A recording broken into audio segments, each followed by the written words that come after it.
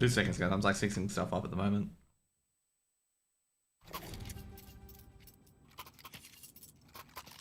Yeah, I've had like rights on this for a while, so yeah, 2 seconds. There you go. Has it Vantage 5-6? I hope they fight, dude. Sebify's average T side half is about 7 rounds, so they're on average at the moment. And their strongest side is T side. 2 seconds. I got a few things I got to fix up as well, by the way. So I literally just went live because there's no stream on it. He's not playing at the moment. Snaz is in Israel. Well, I've been approved, so I don't know what PGL can do, because I've been approved to cast it. Because I was like the person who got everyone involved, basically.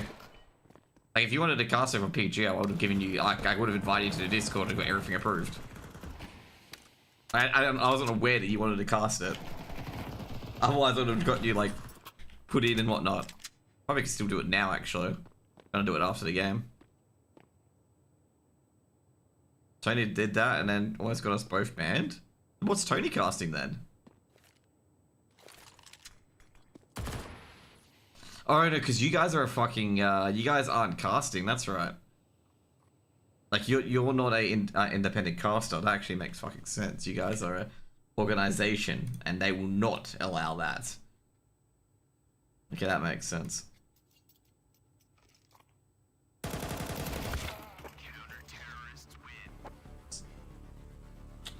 HLTV's ahead, by the way. Oh no, it's 6-6. I just don't know why it hasn't updated yet. So guys, I just literally have dinner as well ready. Oh god. Anyway. Yeah, time out from Vantage. No, because if you guys didn't see, I think Mingovi tweeted that the team's splitting apart. So I assume some people just took it earlier rather than later. So yeah, that's probably what's happened. I am tired because I literally just got home from work. But either way, I'm doing alright. I'll probably be, I'm not sure whether or not I'll do Mythic Pluses today. Depends on my guild if they're still doing them, which I can check later. Or will I just be casting this crap all night? Because there are a few games with no casters on it. So yeah.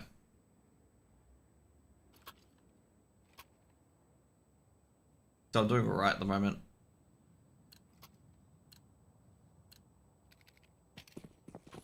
So yeah.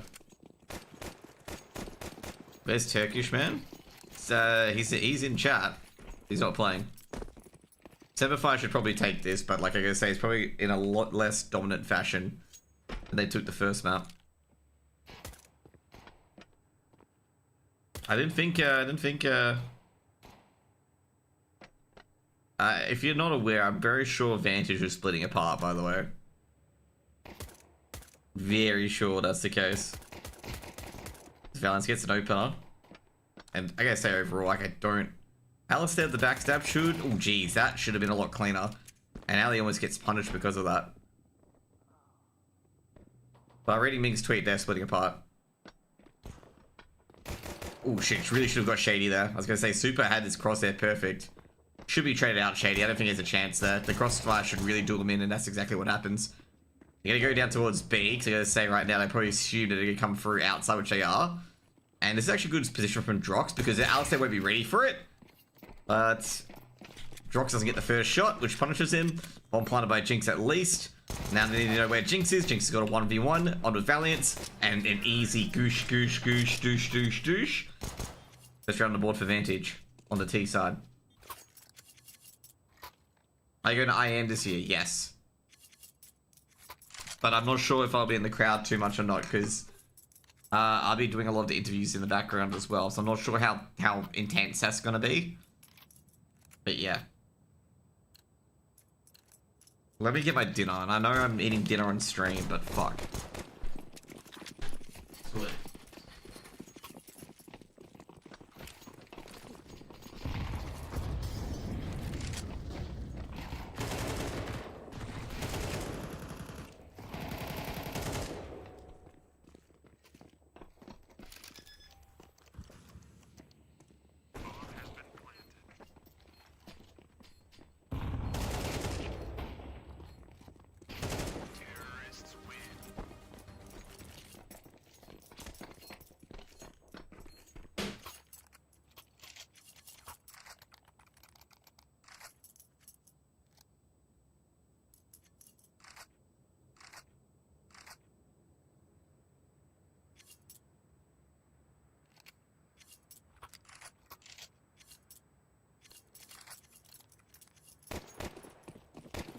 can though.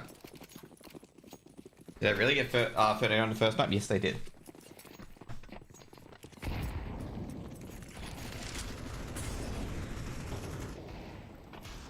Should be an easy entrance to A, and it is.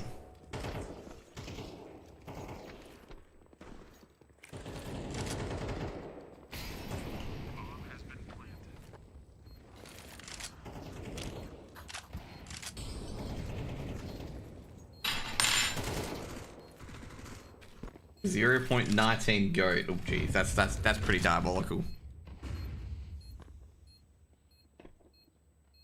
Retake coming through from Semper Fi, but I don't think they're gonna retake with just pistols and nothing else.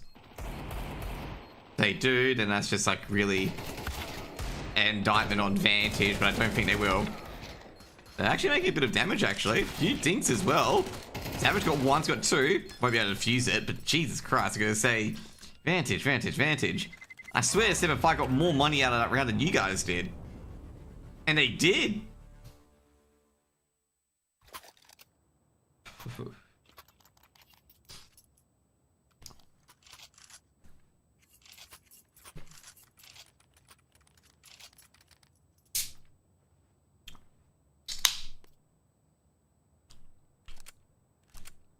Semper Fi looking pretty good.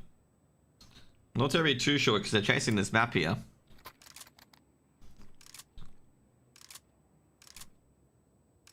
Really probably depends up on these gun rounds and they end up.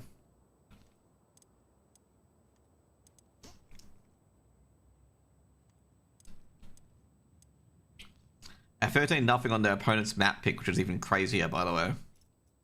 Not really much to hear of.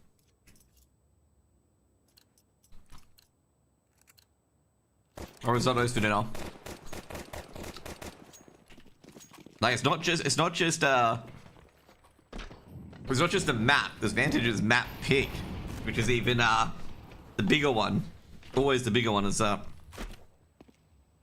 But it's a chicken mushroom risotto for dinner.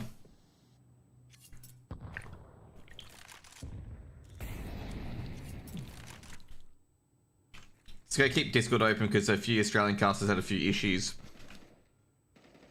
with PGL. So if they've got any issues, they can DM me and I'll be like, yo, I'm a caster. Valiance on the off angle. Saw him last weekend. Matt, I'm not sure if he's Valiant or Matt today. Matt has hats off. Valiance is hat on, okay? So if Valiance has his hat on, he's Valiant, okay? Valiance can be forced back. He could be aggressed upon here, actually. You change info on the top? Oh yeah, that's probably the most important part. I thought I deleted it. I didn't save it. That's what happened, okay? It's in here, okay? Just for a few things, done. What's that Jesse from? It's basically Ken Savage trying to do the 1-2. It's basically game elite and stop. They know the guy's running out ramp now. I mean, Gobi's pretty dead because the bomb's dropped the mini roof. He's heard the thing open, but he has no idea that Keen is like right below him. Yeah, I was gonna say.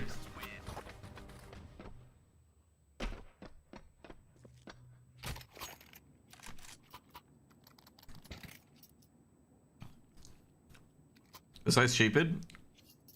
Well, to be fair, like a lot of the games are like, you know, in work hours for most Australians.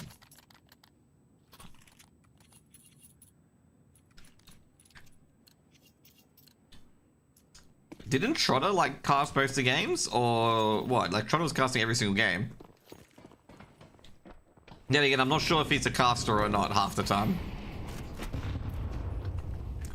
Because like he's like more of a like reactor sort of thing to the game and whatnot.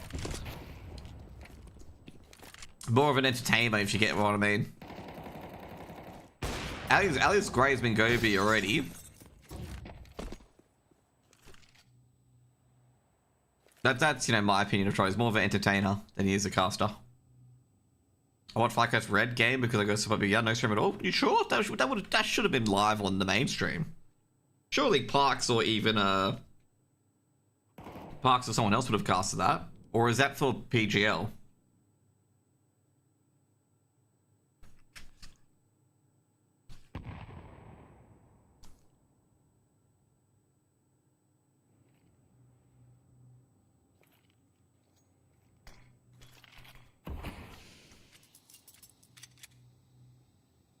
But yeah. Because then I should have got coverage at all, because I know Trotter was casting the entire time. Parks was streaming ESA Impact. Okay. That's probably why.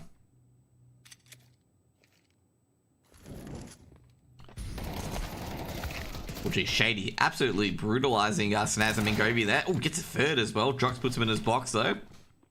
I was going to say, Savage is going to swing around with the MP9, and Drox is not going to have a chance.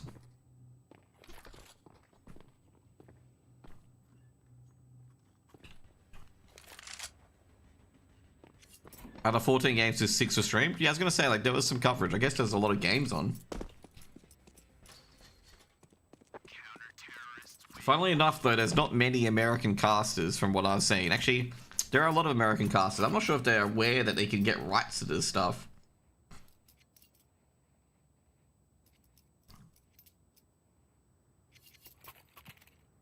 Should be more tomorrow, though.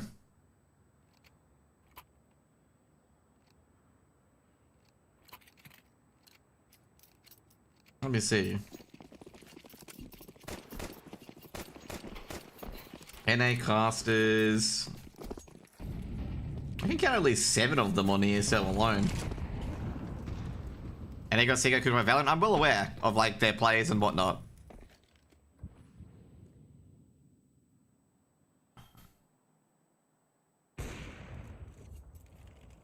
Oh yeah, shit, that's like, that would be sick. That'll be 6 games, 8 games. Yeah, okay, cool. That means there'll be 3 sets of time slots. Or 2 sets of time slots, which, oh yeah, game's gonna get missed.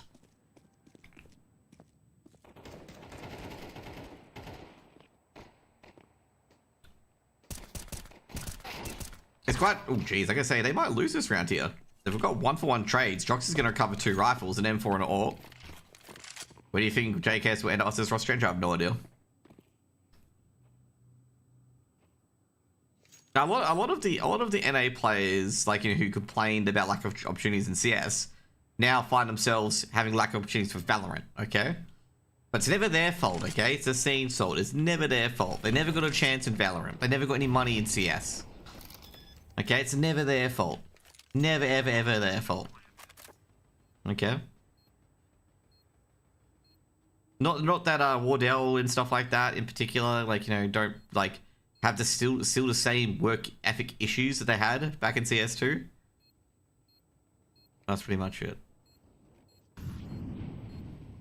Should be, like I say, Semify will be struggling to retake this if Valance doesn't get this kill, because she should be. Oh gee, that's a risky flash, and I'm gonna say that's a risky peek. Ali does win it with a 1.12 punch. Should be safe and is safe. I can do whatever I want. This is my stream, just an FYI. Just be aware of that. And I did want to talk about that because NA players in particular, like some of them, especially the tier 2 players, like when they left CS2, they said some really shit things about it. Saying how Valve didn't care, TOs didn't care and whatnot. And then they go to Valorant and, you know, they're sucking their dick for a bit and whatnot. And pretty much what happened in the end is that the same problems they had in CS2 is they had in Valorant. And, you know, it's always the developer's fault. It's not their fault, it's the dev's fault.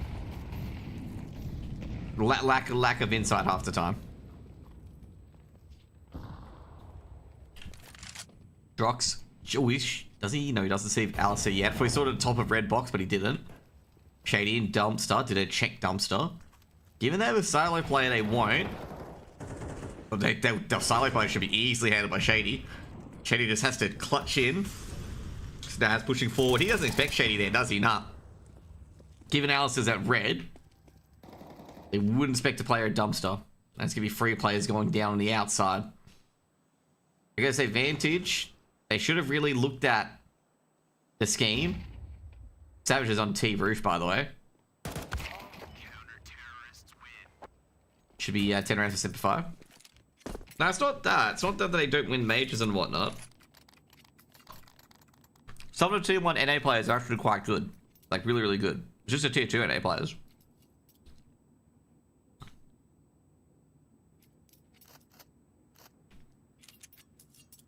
Like, they just can't take responsibility.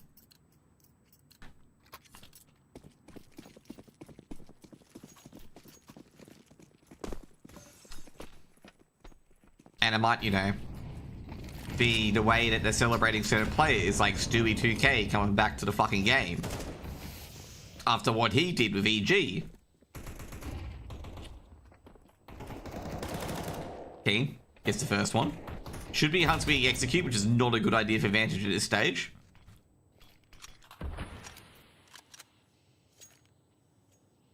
To be fair, China's different compared to, like, China's very, very different for CS compared to every other state or every other, like, region. Like, you can never, ever get a IP for a Chinese game. Like, usually you have one of the big partners doing it. But still, they should have had one for at least EU and NA. Like, if that's the case, because EU and NA get a bit more viewers. Perfect World's doing a stream. Not surprised in the absolute slightest, given that PGL got to do the English broadcast for the major. Wouldn't be surprised if that was in the deal as well.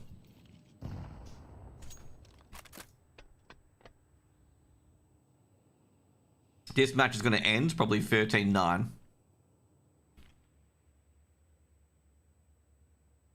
They're doing a delayed squeaky push. Savage should get 1, 2. They pressured a mini player. And they're going to say Snaz needs to get the trade. Mingovi does swing in from mini. Oh, geez. Really should have taken down Ali there. Does take down Ali mid-air. Mingovi most likely can win this. They don't know where Valiant is. And then they're going to discover that now. Or not. Oh, geez. Keen. Drop the bomb. Mingovi's going to swing and beat Keen. Has seen Keen shoulder, but didn't expect Valiant to be up there. It should be 11-9. What map this is? This is Nuke.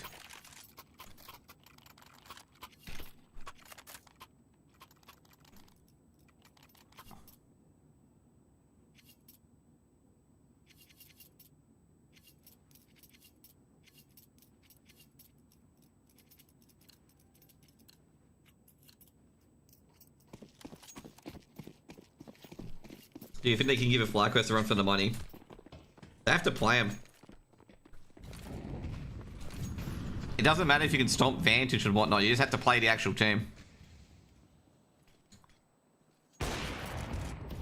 Yeah, this is over. Very over. I could just switch to Ali POV for like a fucking long time and you get like half the game. This is the second map, by the way.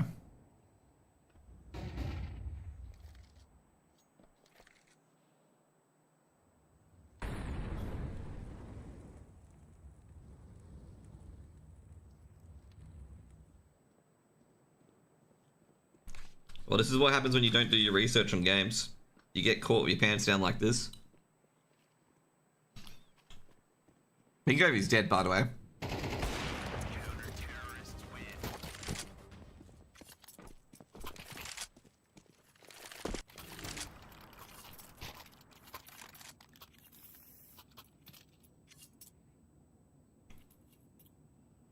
No, like I said, I know like tier 2 NA has been an NA problem for a while. Don't have to convince me on that one. Keen is a very good player. I enjoy Keen's playstyle a lot. Shady, he's getting there. Getting there, like being consistent and whatnot, and being a big part of the team. But some maps he's there, some maps he's like a real non-factor. You know how I said you'd see half the game from Ali's POV? I'm not wrong.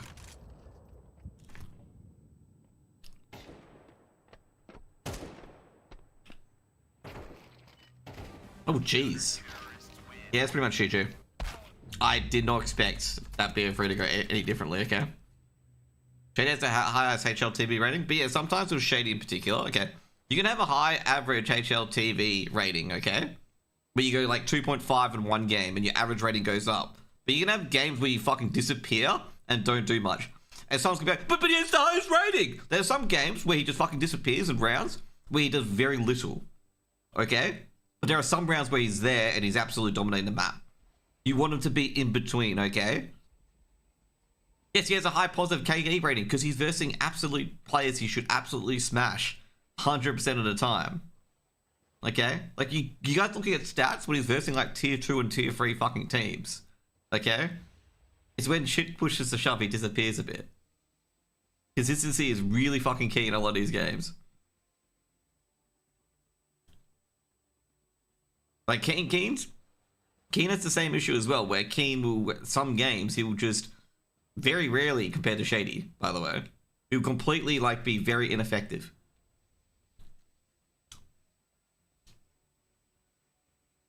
Like, IMF is really, really good, though, okay? Despite his stats in particular, like, he is very, very good. But, like, he's gonna be, like, you know, stuff like that as well. But overall, like, you know, I think overall since Simplify were, you know, made, that consistency level from all these players have, like, definitely gone up. But it's still a bit of a factor. It's still a bit of a factor for both Keen, Shady, even Savage, and even Valiance as well.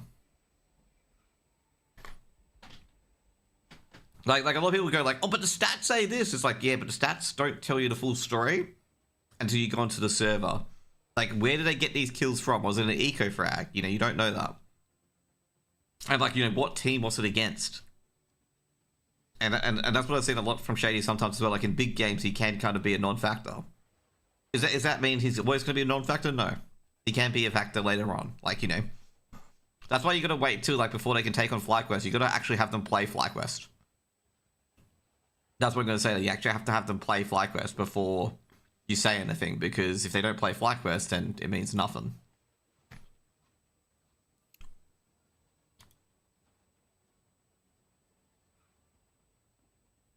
What are we looking at the moment? I'm trying to check the other games at the moment that are on.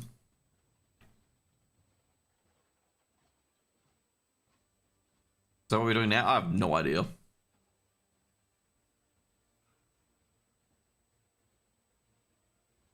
I was actually going to cast BetBoom v OG or one of these games, but, like, everyone's on it.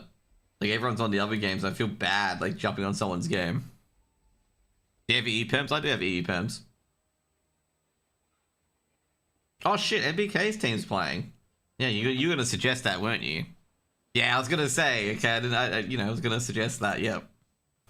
You read my fucking mind, buddy. You can update the title, by the way. Let's go into it now. 2 seconds. But overall, do I like Simplify? Yes, I like Simplify. I do like the trajectory. So if anyone goes to, like, Keen and Savage and be like, oh, Josh talks shit about you, okay? You can be like, yes, I think they're a pretty good team. Like, they're definitely showing good progress, okay? There's obviously, I guess say right now, there's going to be problems and weaknesses of every single team. And their way is to try and figure it out, sort of thing. Just an FYI, okay? I talked to all of them last week, okay? I was at Defrag. I casted most of them, okay? I think they're pretty sick. Like, you know, I think they're pretty good. Awesome. They're on a good trajectory. But I'm not going to, you know, be out there and be like, are they going to beat, you know, FlyQuest now? I don't, you know, it's kind of a... You gotta, you know... You gotta be careful of what you say, okay? Let's just put it that way, okay? 2 seconds, guys. I picked the wrong group. I'm not going to put, like, maps and whatnot in. I don't want to be too prepared for this. Okay, 2 seconds. Where are we? Mercenaries v Novak. Okay, cool. Let's get in there. Oh, yeah, that's right. Well, they're preparing the server, by the way.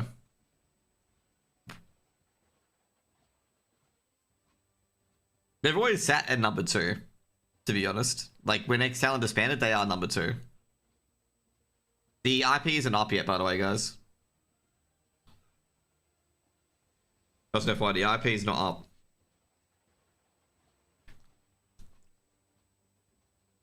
So I'm just going to tell you right now. The game ended, okay? The first map ended, okay? That's obvious enough. Yeah, that's what I meant, you know. So it was 12-8 when I was looking at it, you know, on the HLTV. And I'm like, well, obviously they get the 13th round. So, yeah. I'm not sure when the IP will be ready, guys, by the way. I haven't used the Sportal too often, by the way, so it's going to be a new process for me.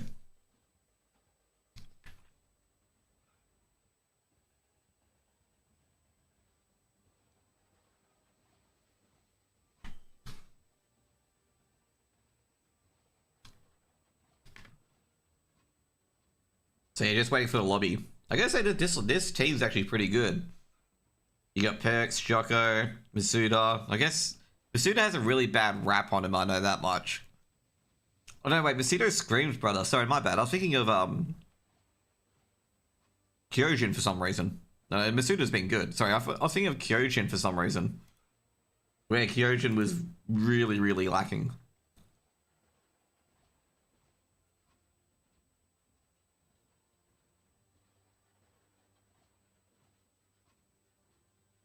Yeah, let's get those maps fixed up as well. Inferno Dust 2 Ancient.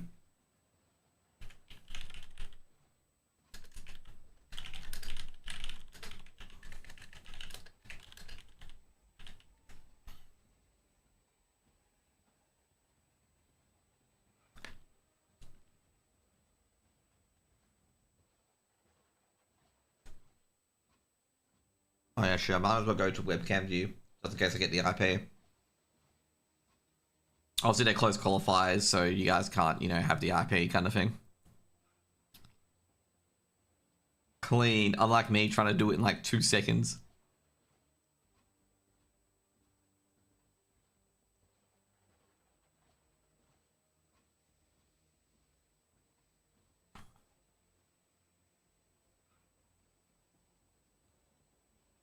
Okay, so waiting for the other guys to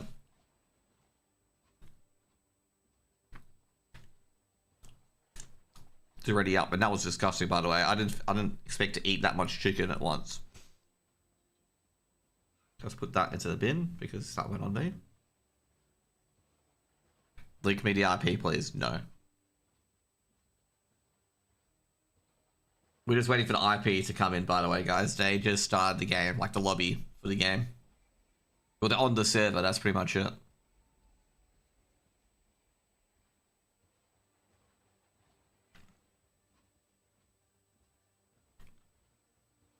I'll be your observer without connecting to my computer. Yep. Sounds good to me.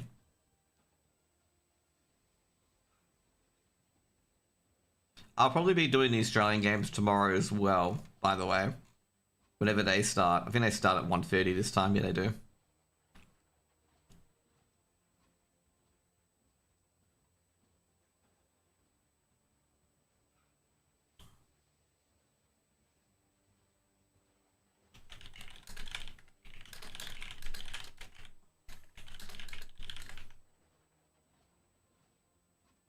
I'll screen share. Dude, to be fair, one of my previous observers did that once. They screen shared their IP in the game for like high quality.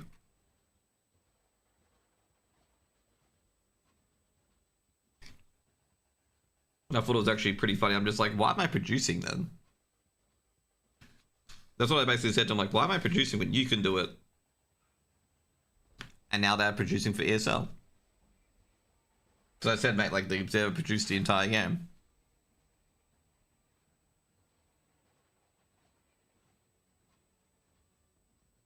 Okay, there we go. I can do it. I'll work for free. No, I'll get MC to do it. Okay, I'll get Chev at MC. Okay, you guys can have the Windows activate Windows watermark in the bottom right corner. I wonder if I could do that where like I could get like a budget Chev, like an observer, with that, you know, with that thing in the bottom right, the watermark, and see if like anyone would, you know, forget Chev. I'm trying to think like how I even do the observing as well. Give someone the observing on my PC as a production. Screen share does work actually for obs and whatnot.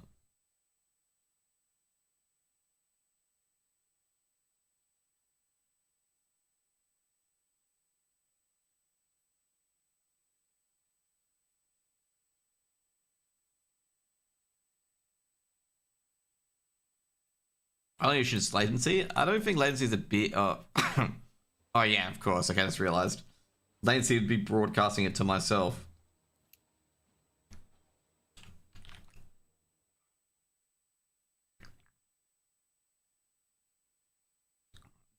Sorry, just trying to get the. We're trying to get into this server, by the way.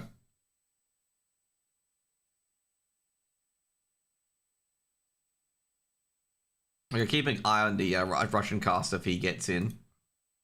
Just in case it could be a me issue, you know? Like, if he's in and I'm not, you know, it's a me issue kind of thing.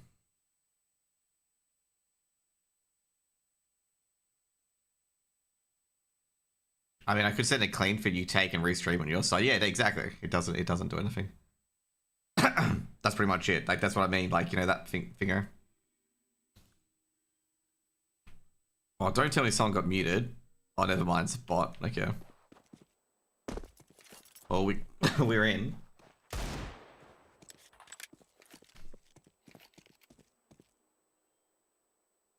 Like, I know how to get it to work. Like, you know, the clean feeds and whatnot. I can, you know, fix those up in particular.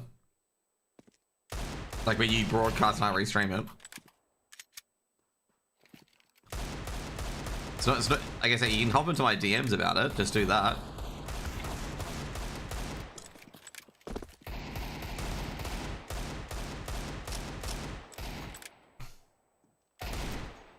Just offer your services to ESL, mate.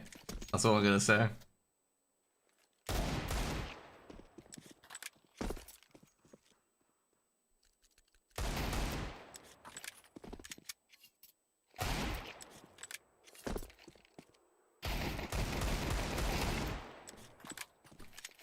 Let's see what Wikipedia says today, okay?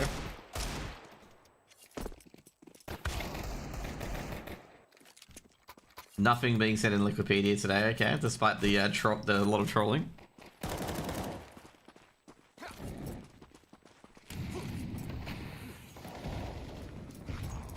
But yeah, just waiting for the rest of the players to join in. I don't think there's any players that have to change their name for.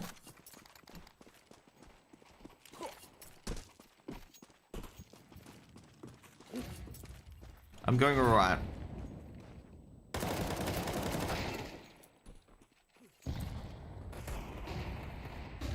Just checking a few things, like making sure I've got the names all right.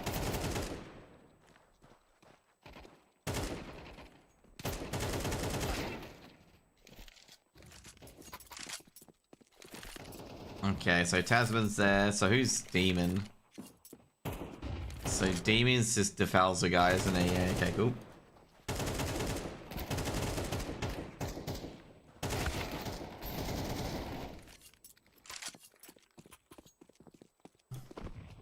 Thank you. 2 seconds, guys. I'm trying to set up the HUD because obviously there's a few people in here. One person in particular in here. That its name is not the same as HLTV.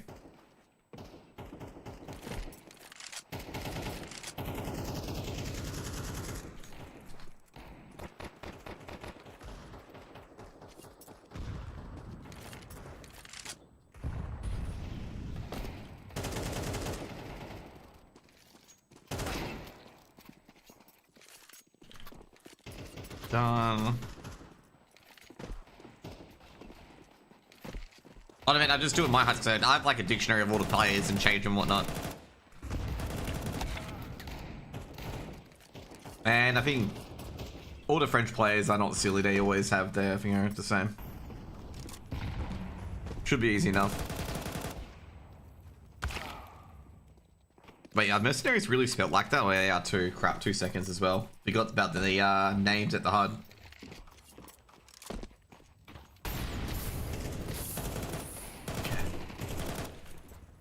This one's Novak, right? Novak's a Russian team, right? And the other team is... We'll just like get MBK on Wikipedia. How's the Steam ID there? No Kazakh? I know my overlays on Bo3. I am a Gamer Legion fan.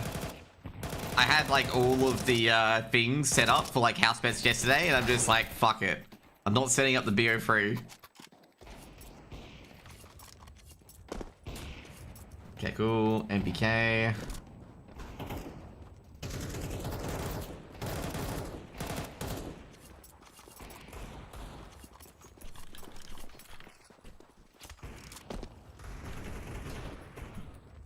What are they called? Mercenaries. How bad is... Okay, mercenaries in French.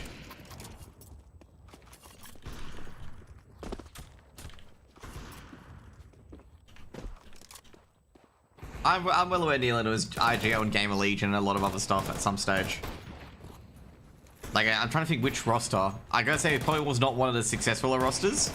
But I do know he was at IGL one stage, picked up that EG. And Nealon has been everywhere at some point.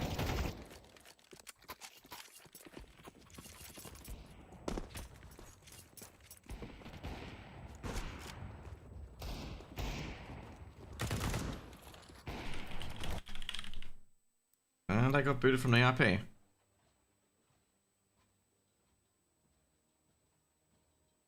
Did they remake the lobby?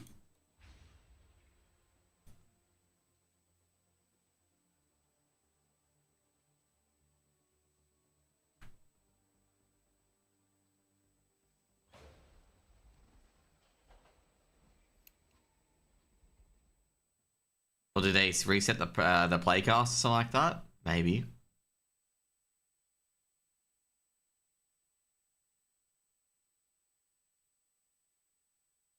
I do remember a lot of the Game Legion teams and whatnot. It's just like a more focus to try to get things set up.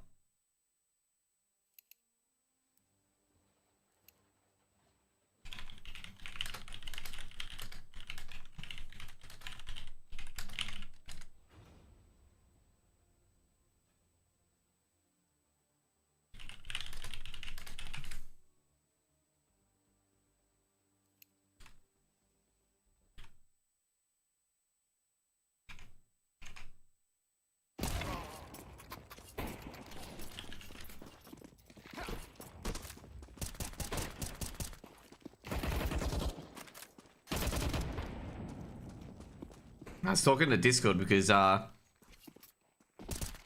not sure how people said before, like they got kicked out of the game, and I'm just like, oh guys, like I'm approved, like yo.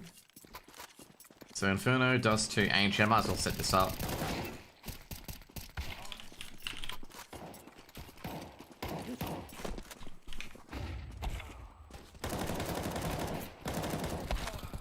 Oh, that's actually Novak pick.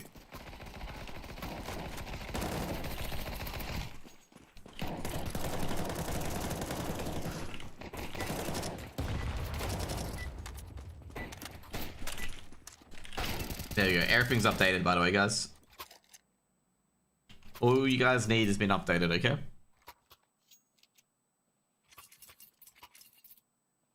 Yeah, I was gonna say, it's a full Kazakh team. They're playing in Serbia at the moment. Because I've seen on their sportal, you can see where they're playing from. So most likely Nealon's IGL. And for Mercenaries, I wouldn't even know. I'm just gonna guess MBK is IGLing, okay? Doesn't call T-side Inferno though, okay? Going up towards upper B. MBK, they're going to snuff out lowers and then probably end up on B potentially. Or end up via short. MBK would have heard the player in middle jumping down. It's you coming in. They see a player at plat. Pushing to the side. Bumpkin gets the opener. Can he get a bit more? Forky's coming in from window. Gets deferred as well. Now the bomb dropped. And that was not a good B execute. Do get the plat player down in the end. Actually, I didn't even get the plat player down. It was actually one of the players going into ECLOT's car. And yeah, I gotta say the Mercenaries didn't really get far into that round. They didn't really do too much at all, to be honest. They literally just got here and literally a round over. Like, they didn't even get to the site.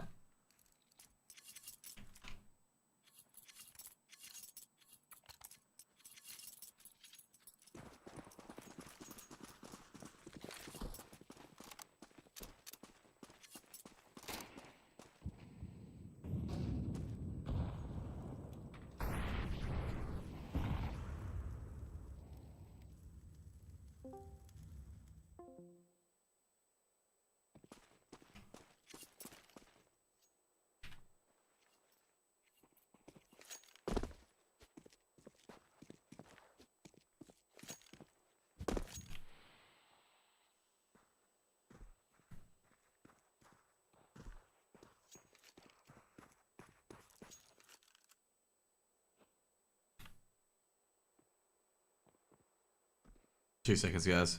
Anti-eco coming in. Sorry, someone else DM'd me something.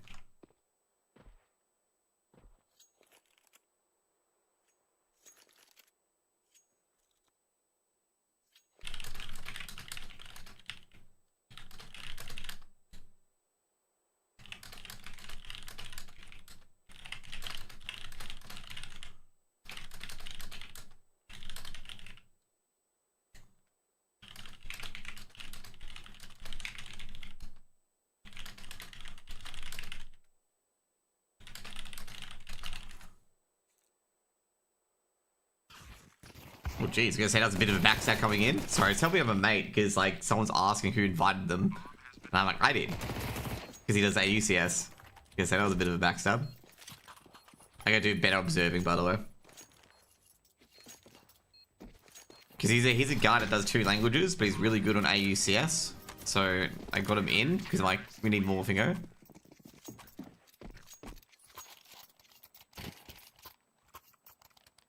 Don't worry. Since I'm not eating dinner anymore, observing will be a bit better.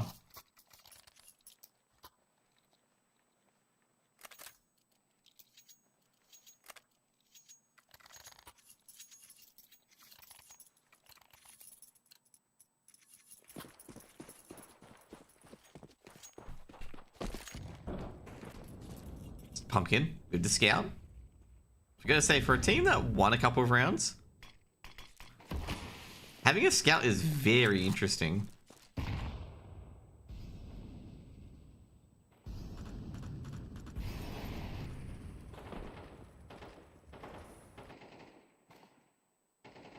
Like, you would expect Pumpkin to get like a FAMAS or an M4 in a buy round, not a scout.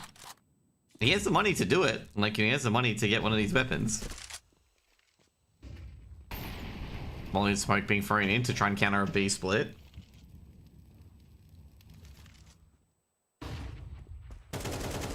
MBK very skeptical of that CT position. He believes someone's still there. In fact, they've got a free A setup, as you can see there. One long, one short. The other backing long being Pumpkin to scout.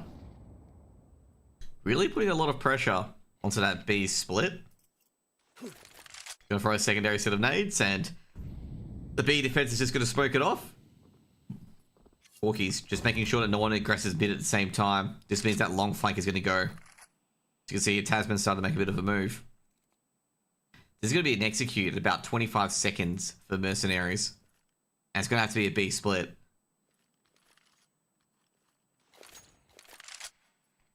And they're gonna throw the lurk smoke out. They have to execute now. They've got no... Well, the big split smoke's coming out now. And Tasman's got the opener as well, taking down a player in mid. He's already flanked already. Now, basically, Mr. Defiance gets another. Gonna hold the site, and I'm gonna say that was a really, really, really lackluster execute for Mercenaries once again. Like, basically what happened, the long player pushed through here, took out the mid player, and then when they went for the mid split, they got no kills here. They got no kills from the MBK push into there. And that was, like, not an ideal execute at all. Like, it felt really, really off balance and off kilter.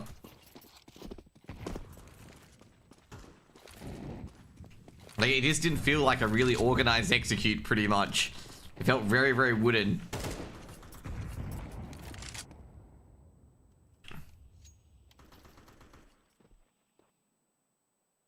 Defies on a very aggressive angle. Flashes are going to completely blind him. I was going to say, he's got just one, two, maybe get a second as well.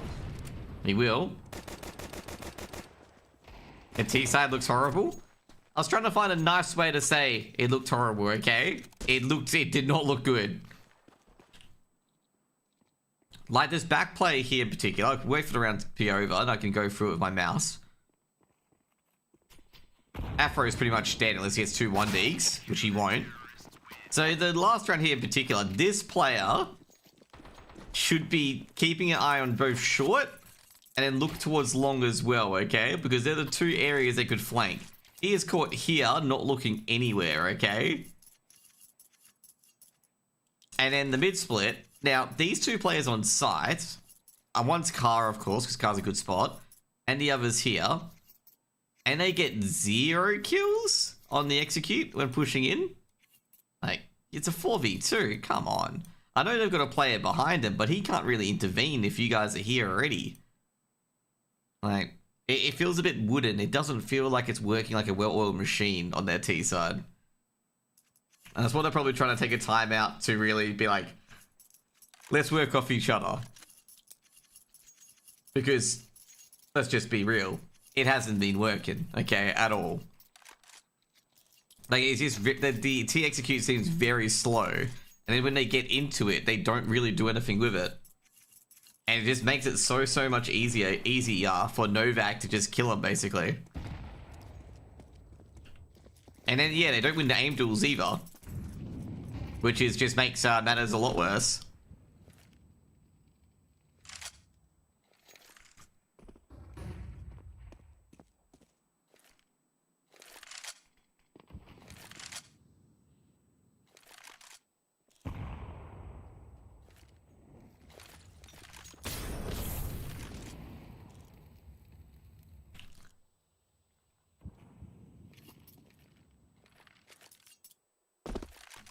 Two kills in 4 rounds for the whole team. Yeah, as I was gonna say, they're struggling on the T side. It just feels like there's no real flow at all.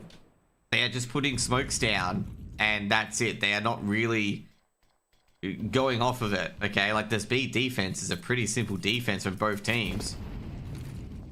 Like there's nothing too much into it, and not to mention as well, these guys down here kneeling and stuff are getting some dividends over it. Like, it's just... You get what I mean? Like, it's very wooden. It's very non-aggressive. Like, it's like, see here, for example. There's no trade, no swing to swing at this player, okay? No trade attempt or whatever. And there's, like, no sort of pressure to make sure these guys don't make any noise either. Like, it's very... There's no pressure whatsoever. Like... You do have to have pressure on short and long to make sure these A players don't have an easy way to rotate across or have any idea of where you're going. That was a better B attempt though that time around. They did kill a player on site, but they lost 4 players for it.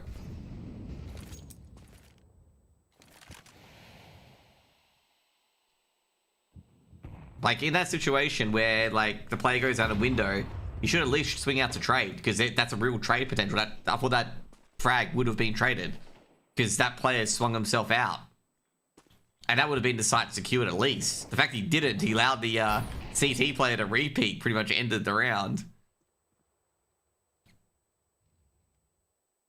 Or at least they're going for some short aggression this time.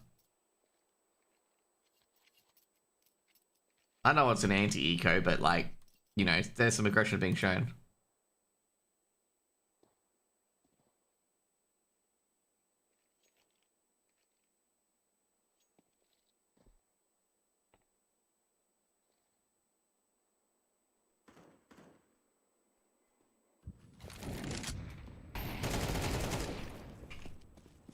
Bo3, good. I gotta say, good short execute this time. Okay. You know, Nealon's holding it ramp. Really good. Much better execute compared to the previous round. Oh, geez, MBK. Bomb's dropped. He's just got to crouch towards it, get the bomb planted. That's actually a lot better. Like, you're not expecting them to get the bomb plant here on a round where they have nothing. But that looked a lot better because the flash came over the top. That was a good flash.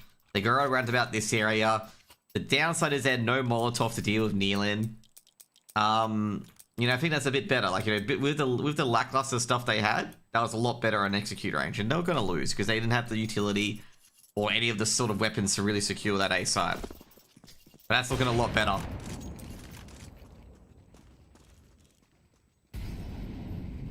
But to be fair, you're in a 6-0 hole now. And you need to be a bit better yesterday. And that's a good long swing by Perks. As he pushes through. Nealon has to rotate back to short.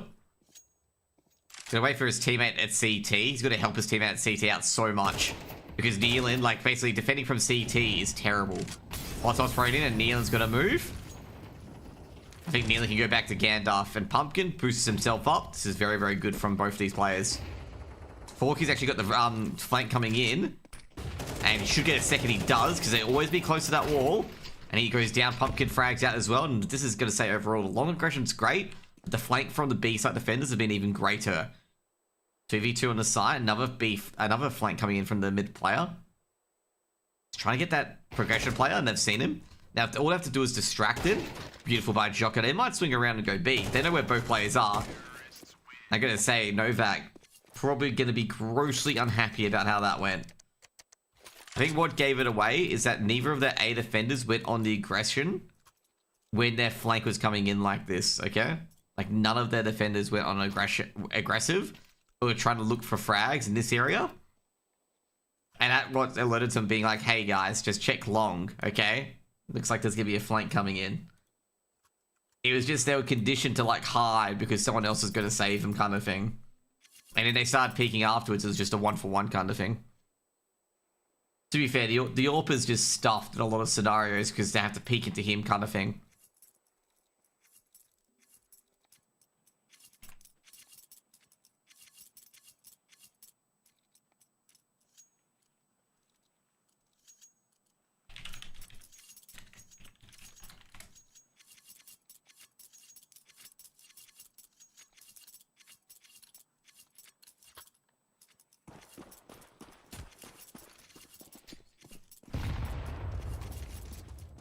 You don't win being scary? You don't.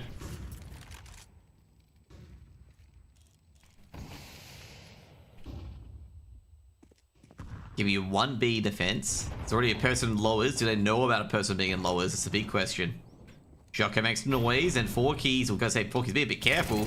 But 4keys is a bit paranoid behind him because it's always very, very odd if someone steps in lower tunnels and they're trying to clear you out. Like, if someone's stepping in lower tunnels, it's generally a sound cue to bait you out kind of thing. So that's why I check behind them as well. Afro catches the fells are behind. That's going to make Pumpkin rotate over to keep controls of upper halls. This should be Mercenaries round at the moment because they can attack A going up short. It's going to be a 1-for-1 trade, and they will attack A going up short. Because they're going to assume that Pumpkin's on B, and they'll be right.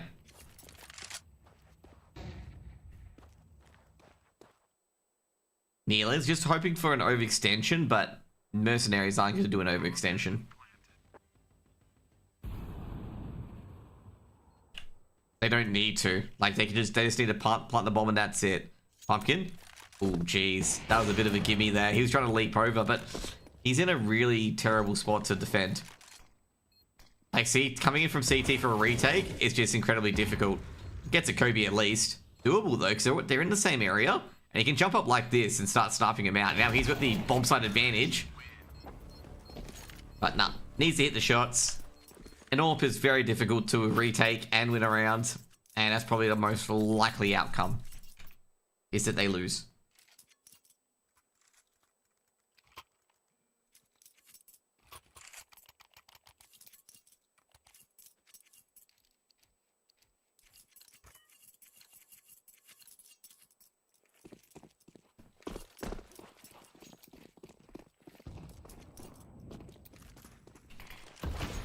Pop flash coming in, and that's going to be Pumpkin for the opener.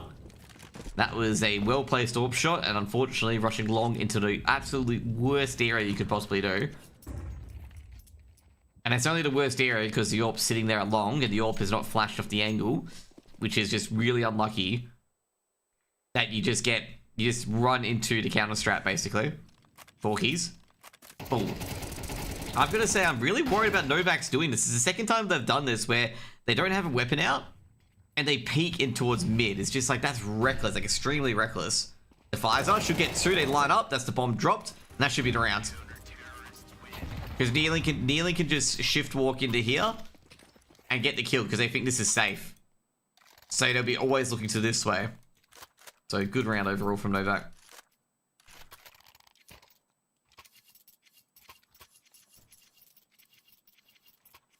This is probably going to Ancient, I'm going to say, at this stage.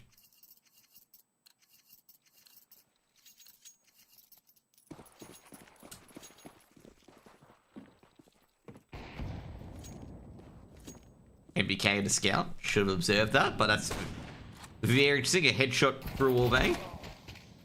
He's kneeling. Great work.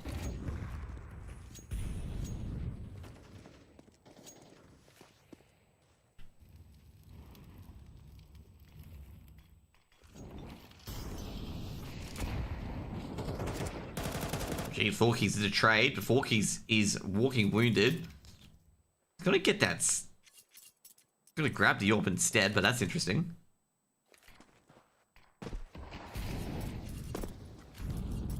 There's gonna be only one player on B. It's gonna be Defizer, and he's doing absolutely nothing at the moment. They're gonna crash short. Neelan gets the opening frag. They're seeing the bomb, and Neelan, he might get the second kill here. Gonna pre-fire, but Afro can't convert the second kill. It's gonna be 8 rounds on Novak, and I've got to say, Yeah, I'm thinking we're edging to that third map at this point. We are edging closer to that third map.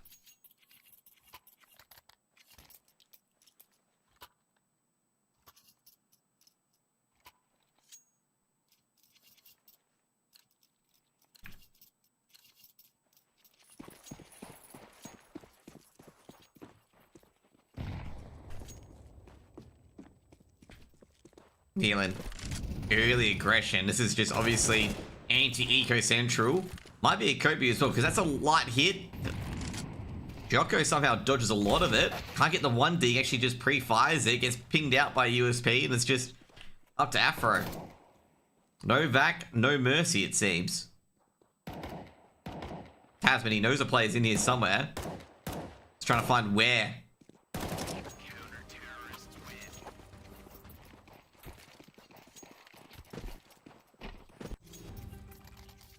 Nine two.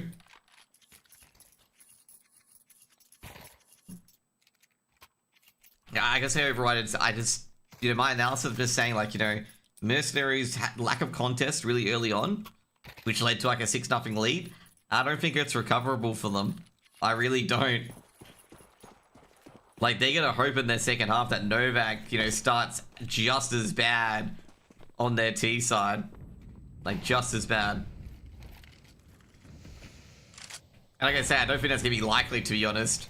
Like, not many T sides start 6-0 down and haven't got many bomb plants either. Forky's luring in, flash goes in, looking towards upper. They grab one, might get a second, do grab a second. That's upper's cleaned out completely. And I've got to say, that's a lack of organization right there. Like, absolutely lack of organization on that one. Like, the player that was flashed, the player that was meant to trade didn't even turn around for a potential aggressive move like that.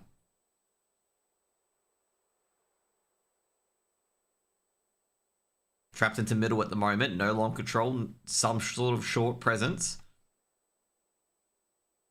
At this point, they don't have to go onto your crosshairs, Mercenaries. You got to take the fight to them. Like, they don't have to roll onto your crosshairs. Maybe just checking long. What's off for long and the AWP for short. Oh, that progression smoke's a bit too far, so Pumpkin does have an angle. They need a second one. Pumpkin goes off the angle. Gonna say that's smoke ends up working quite well. The secondary smoke's there, so they can't hold the angle. Nealon does grab one from behind. It's second as well. Actually being thrown in towards Perks. Perks is in a lot of trouble. Nealon jumps up and down, dodges the smokes, using that stairs. Perks gets the opener, but should be traded out by the Flyzer. Coming in from B. It'll be 10-2 to Novak.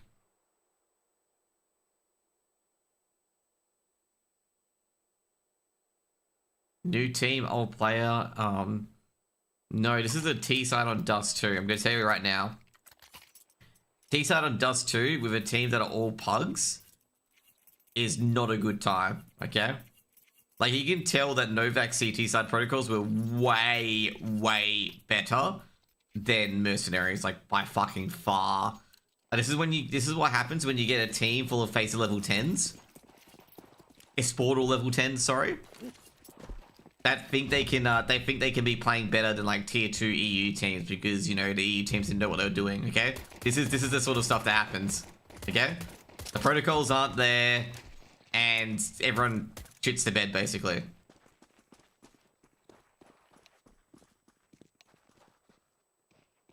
There's some, like I said, there's some probably banter going in about where the bomb is because the bomb's mid.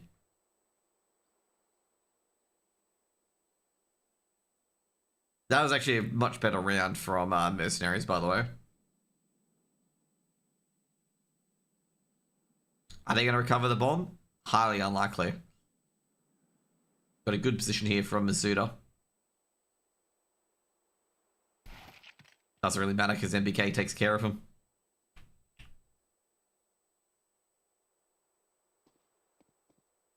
I don't think you can call a person who watches the game because he enjoys it a degen. I call the people who are betting on the game and have no idea about it absolute degens.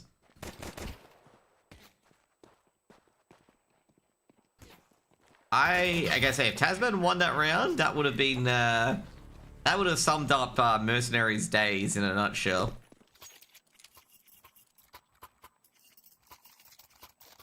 But, you know, I was hoping that they didn't win.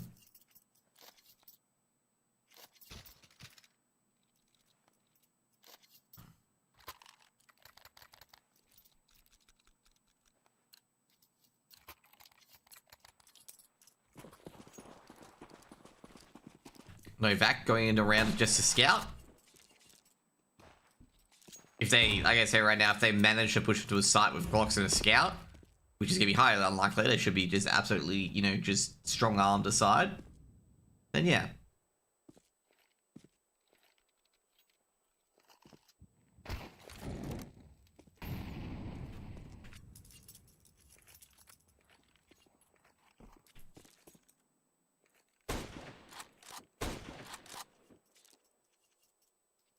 It doesn't matter if you're a majority or not, because you guys be like, betting 90% of the viewers. It doesn't matter if you're a majority or not.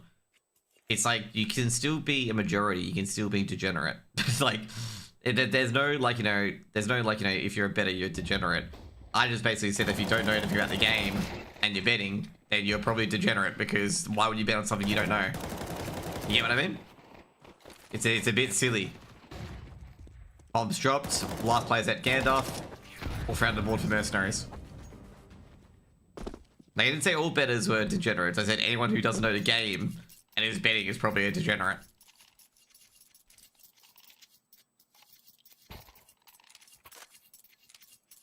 But yes, yeah, I think a lot of people do know my POVs that, like, you know, about like gambling and whatnot, especially with, you know, shit that's come out about Jacob. And I'm like, I reckon that's scratching the surface, to be honest. Wouldn't be surprised if a lot of that stuff is occurring as well. Fight coming in for Novak. Like I say, the first two rounds, Novak just obviously struggled against the mid push. The second round, they did make some headways onto the side, but, you know, it's still an eco, so, you know, you can't really have a full look in yet.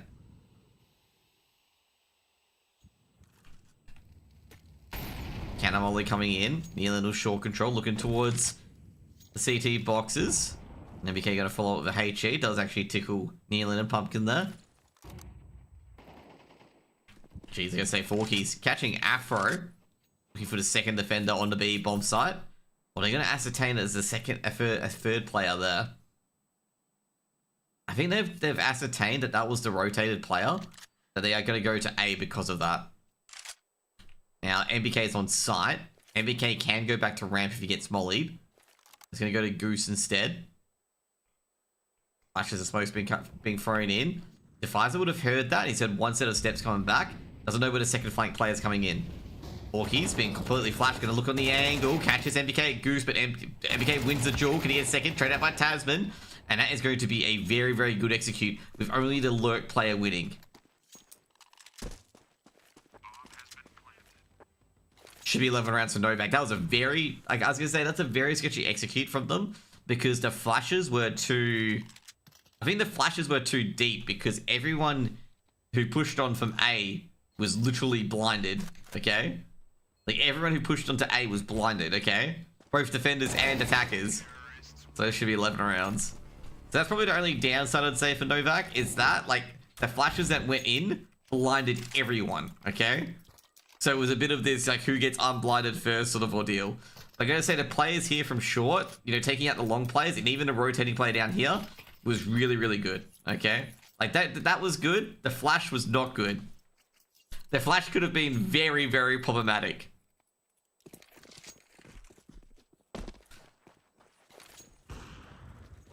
Ooh, basically a slap shot towards Afro.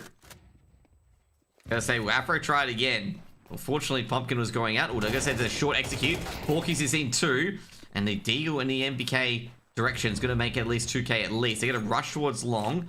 Short players are trying to get back into position, but I think they're gonna be already operating off long by the time they even get there. Counter smokes come in. They're probably trying to stop this long aggression if they can. They haven't got any time to, like, not throw an HE. They could already be at ramp. The Pfizer leads in the charge with the bomb and toe. Spots the top. Now, Defizer gets one. He's got a molly off short. Needs to confirm the plant. Long flank coming in as well. Leading charge to Jocko. Jocko should get at least the AWPer. Can't. Can he get the rest? He's seen the other player at Goose. And Defizer's actually going to drop downwards in towards the B bomb site. And he's going to dash towards B. But Perk should be able to intercept him at the past. Oh, no, he doesn't. Defizer's able to catch him on transition. And he's going to be having a 1v1. Didn't really get a post plant, though. He's going to aggress. Spots Perks. Now he's going to put himself into a part in the site. He's going to go with green box instead. Just needs to buy time. Perks does not have a kit, by the way. And Perks is just letting him try to escape to uppers. Oh no.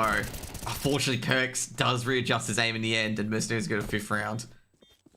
That was so close to being an absolute disaster. Like, and that would have been a massive 1v2.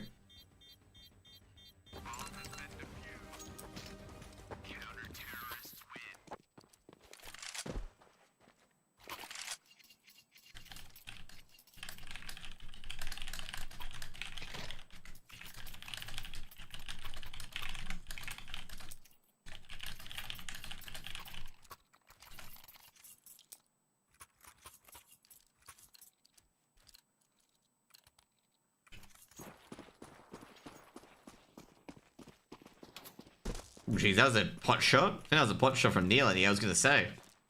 You that scout bullet just whizzed past. No damage in upper tunnels either for that. Well, that landed, but yeah. Where do you think JKS is going? I have no idea. I have no idea where he could go. Going for EB execute. Perks is stuck on side. I think they saw Perks retreating, so Perks should be popped shortly. He isn't. Perks gets a 2k, that's big. Perks still on the side. They've taken care of the rotating player as well. Perks gets a 4k. That's beautiful by Perks. That's a round winner. What a round by Perks. Like that's how good of a round that from Perks that is that his mid player gets killed basically instantly as soon as he tries to chip in. He's holding here basically, trying to swing in, swing out, trying to get any sort of kill he can. Gets a 4k. Buys enough time for his A players to rotate. Basically won the round. Ticks everywhere.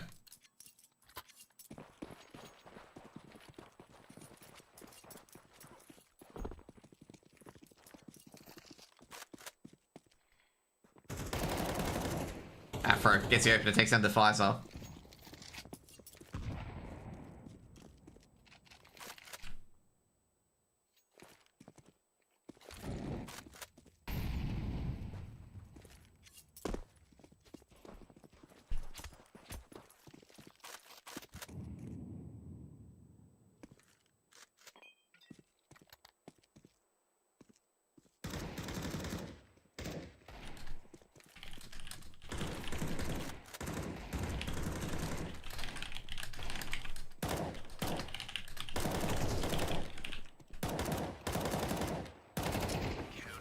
He's not going to go into FlyQuest. They picked up Nedic. They don't need... I guess they'd have Liaz. They have an anchor. They don't need JKS at the moment.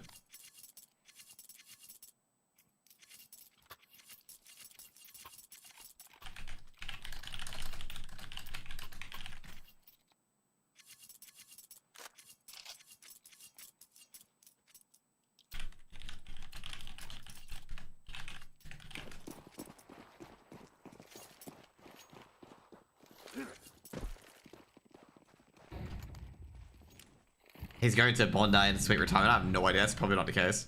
I think he's Novak win this. I guess Mercenaries are getting it together, but it's just more of a anti-eco sort of thing. JKS v Liaz is an easy call. It is until you've like messed around the roster about 3 different moves. And also at the same time, does JKS want to go to FlyQuest? That's another thing as well. I wouldn't be surprised if they've asked him before, to be honest. Should be swing. Oh, geez, that's a beautiful entry, actually. That's both long players and short players down. Should be easy for Forksies there, exactly. The moment he has any movement, they die. JKS will probably be on the rifle, to be honest. I'm gonna say, will he replace Liaz if FlyQuest got the opportunity? Potentially, but I don't think he'll be going to FlyQuest. That was actually such a good round for them, by the way. The guy is 30. I don't see any tier 1 team picking up. And you gotta realize that FlyQuest have tier 1 aspirations as well, so they probably wouldn't pick him up either. But would he be a good pickup? Maybe. But like I say right now, like, it depends on the team, really.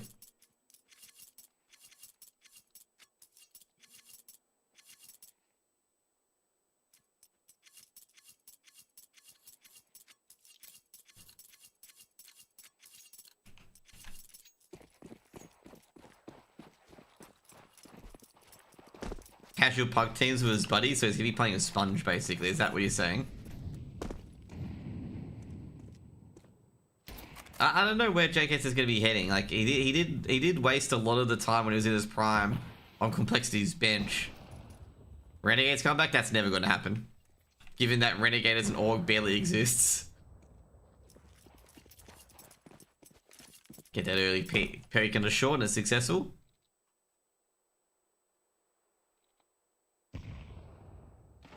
Oh, Dexter's thinking of a different game, by the way. Dexter's thinking about the AU game where I did not show the maps.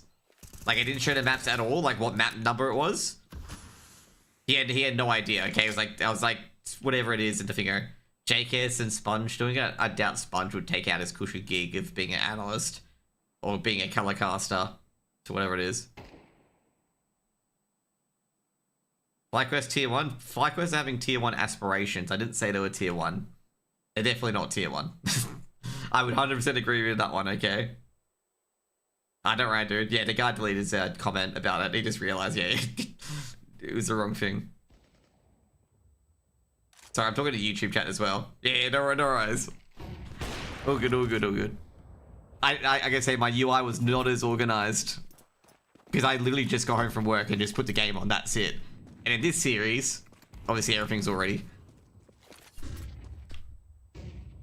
But yeah, like, FlyQuest definitely not tier 1.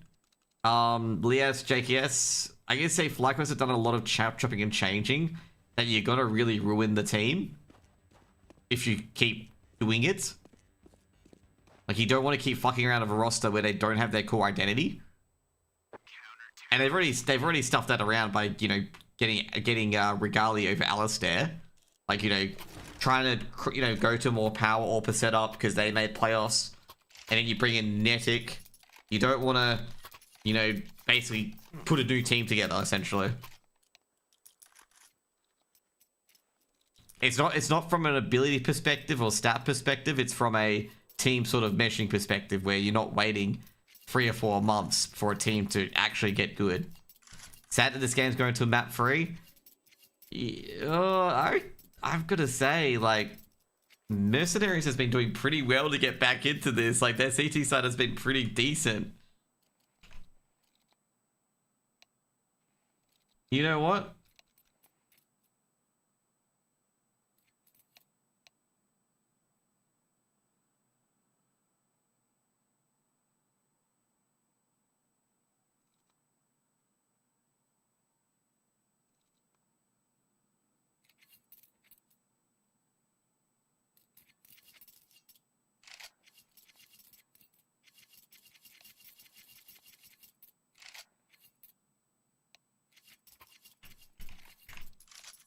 A tech pause, come on. And MBK spilled his champagne onto his keyboard, okay? That's what I'm gonna say. That's what happened. He's like, oh no, really, champagne on my keyboard? Bad French accent, I know. Very bad French accent. Do you reckon it's actually a 5 upgrade considering inside GL? Ince can support very well, okay? Ince is actually a very decent support player. Like a really, really good support player. And he does fit in that role quite well. So I reckon that's pretty decent actually. Like obviously Ince doesn't need to be like the big fragger anymore, but he can like throw the flashes and the mollies and the smokes and whatnot to a very effective degree. That's a good HE. Beautiful HE by MBK. It's not really for the damage. It's the fact that it will land here and players will be along this wall around here like that and it'll do damage. That's why it's a good HE. And that's a really good counter nade by the middle player as well to punish the CT mid player. And that's a good nade for the T's to punish the short player, which is exactly what they did. So that nade here is to open up that smoke wall, and anyone behind it gets damaged, so they have to tuck in so they get damage regardless. The secondary nade from short that lands here is to make sure that anyone who tries to be in the CT area gets damaged. But either way, oh geez, Novak. They leaked a lot of noise. They've got to be on here and go well. Flashbang goes in, Perks obliterated. Oh, Jesus Christ. That is absolute carnage. Nothing went right for the CTs whatsoever. They got absolutely obliterated. Masuda's dead. Oh no, he missed it. He missed the absolute sitter. The retake could be on, but Neelan's in a good position. He gets one, should be traded out, but no, he gets second. Oh, jeez, that is over. Tasman, good trade. 15 rounds for Novak, and Novak just, you know, put the ball in. That's it, all done. Tech pause equal GG? Nah, not really. Like, I don't think, like, you know, trying to get 4 rounds to secure OT, even though it seems, you know, minimal and easy, on the CT side, you're fighting at least 3 gun rounds. Like, it's not fairly easy, okay? Like, it is quite difficult. So, yeah. I wouldn't even go for it, you know? Like, it's just like, Mercenaries were chasing a 10-2 deficit in the second half, which is fucking difficult. Because all the T's have to do is that they get you to, like, you know, 1v1s or 2 players alive. Then you buy for Masters. Then you buy, like, you know, not many nades and buy an M4. And you get to this part where you just have nothing. Not that I did get to that, but it's just like, you know, that's the sort of things you could consider essentially as well. That, like, you know, your buy is getting worse and worse every round unless you keep 5 alive.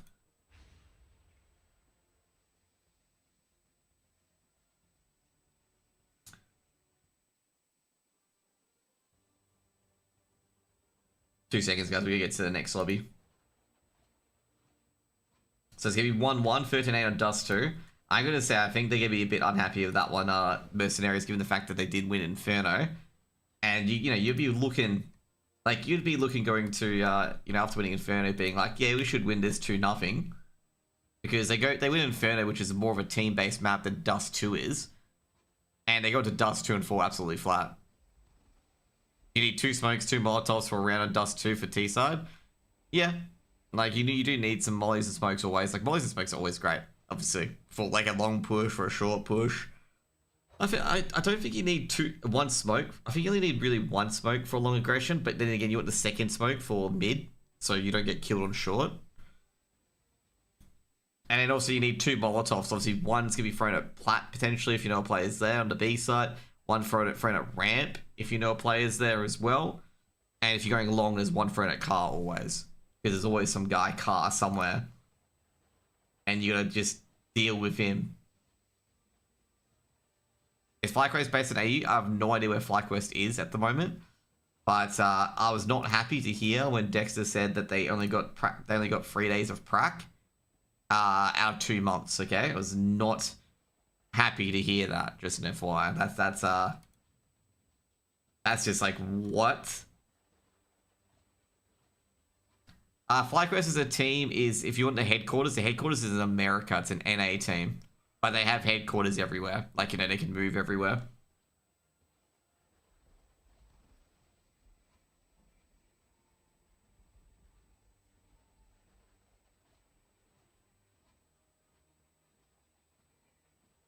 Medical emergency and wedding. Wait, what? The wedding's the funny part. What?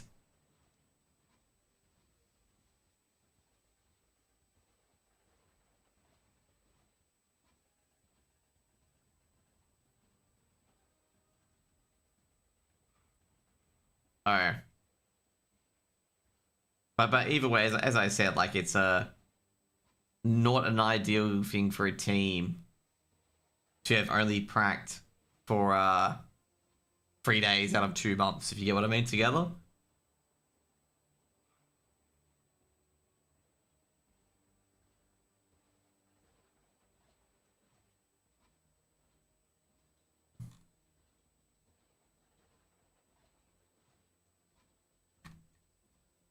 So yeah.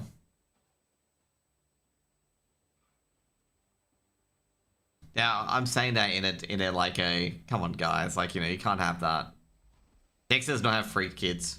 That's a lie. He doesn't have any kids yet. That's the meme, okay? That meme cost him a job at Liquid, by the way. Liquid were looking at him for an IGL, and then they heard he had kids and a CPA, and they didn't pick him up.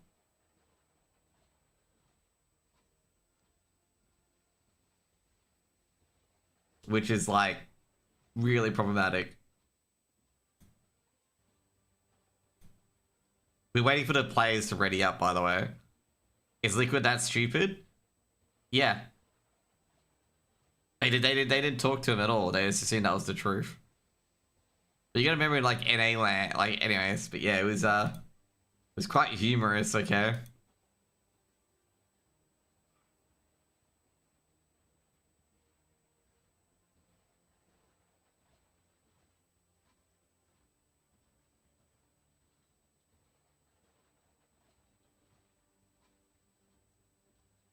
They did accept the Asian invite for Blast, so maybe a little.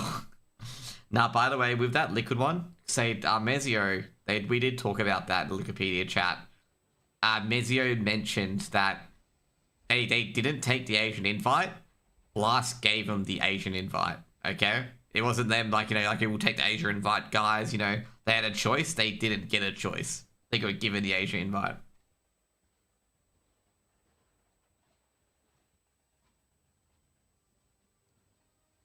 So just remember that, okay?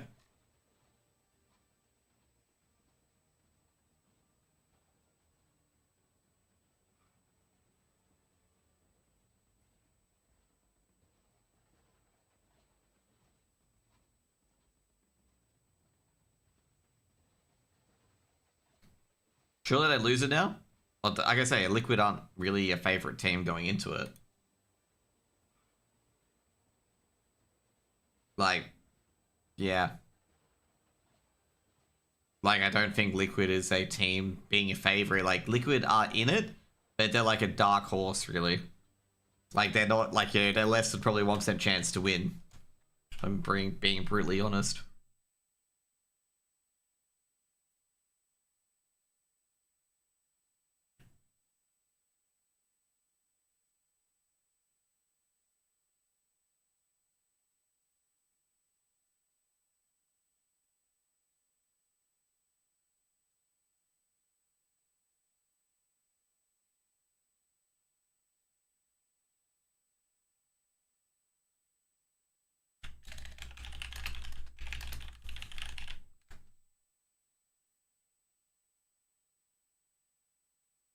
We wait. By the way, I'm waiting for us to get to the server at the moment. Also, by the way, someone said like you know, first time watching you cast, you're amazing. Thank you, by the way. When Liquid pick up ultimate, can anyone explain? He's been pretty good in Facer as far as I know from the Polish CS scene. Like he had been showing some promise and potential that he could get up there. So that's what they went for in particular. Like they would, like overall, like they were trying to really break out of the mold in the NA scene where they just recycle the same experienced players over and over again who have the same issues. This is also an issue in the NA scene still at the moment. But I thought it was actually a good thing to try out Ultimate, to be honest, for Liquid, to be honest. Because he did show a lot of potential. Like before he joined Liquid, he showed a lot of potential that he could have been a Star AWPer. Like I don't think you can really criticize him on that. But has he shown that he's not a tier 1 AWPer? Sometimes, yeah, he's a bit inconsistent. But like he's had a few good events. I wouldn't be like, you know, yo, this one's a bust like Jay-Z walking Z. You'd be like, this guy didn't turn out to as we planned, but he's still fairly alright. Also, you gotta remember as well, Aurora speak Russian. Liquid don't speak Russian. It's also language as well. I try to think of who was available at the time for Liquid to go after as well, because you gotta remember sometimes these AWPers are locked away in contracts during that time where Liquid's looking for an AWPer. So that's another thing you gotta realize as well. Like, you know, they may be looking for a AWPer, but those AWPers aren't available. And they're available, like, after the finger.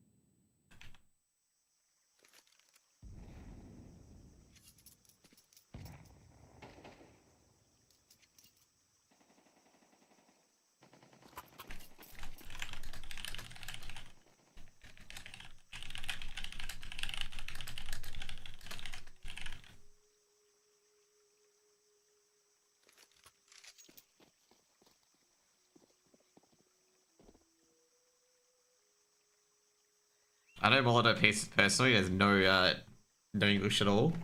That's not ideal.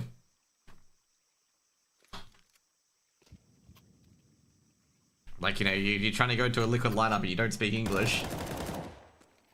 Doesn't help.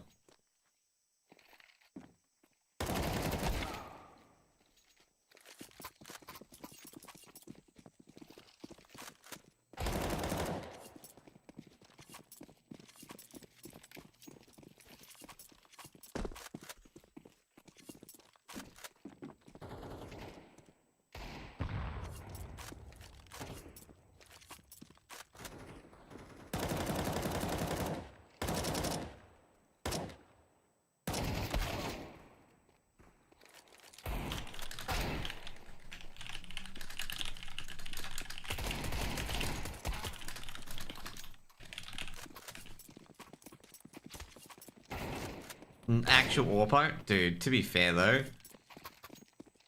9, the only tournament 9 did okay in was the recent Blast Lisbon tournament, okay? Like, I'm being very, very harsh, but like, mate, the only tournament he did well in was that Lisbon tournament, okay?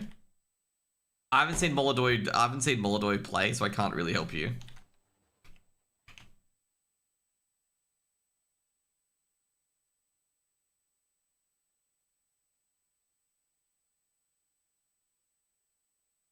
So yeah.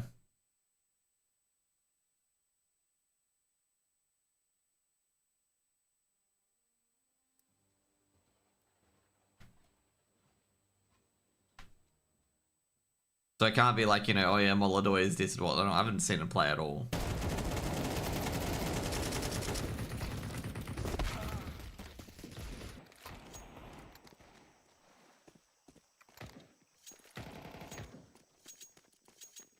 Kyosuke, I was gonna say, Spirit can't really have Kyosuke on the Spirit roster.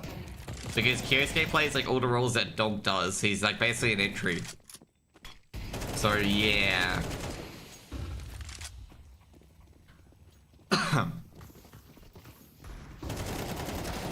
I don't think he's a guaranteed top 10 player. He's a great player, but he's not guaranteed top 10. Like, with a lot of these player people who say, oh, he's a top 10 player. He's like Smurf in the tier 2 scene. You just gotta wait for a bit later on kind of thing. I know he's a good player, but like, you gotta wait for him to actually be tested in tier 1. And if he's good in tier 1, then you can really like say at this point. It's like not something you can really say very blasé, as per se.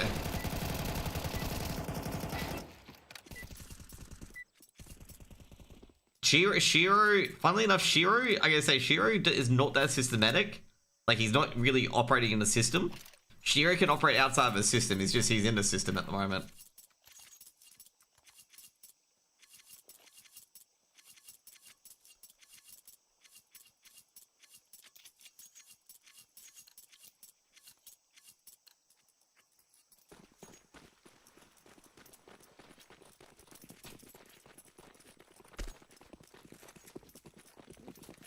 I've seen Shiro play for Gambit Youngsters and Cloud9, and he can be flashy and aggro as well.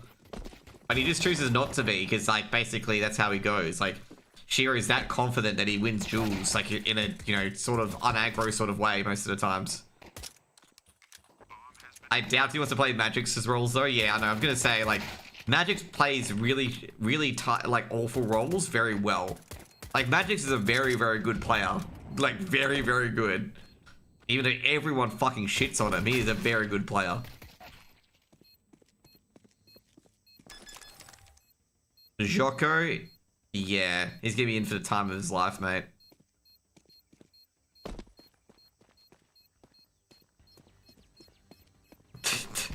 Joko's just outplaying himself, man. Nealon didn't have to do anything.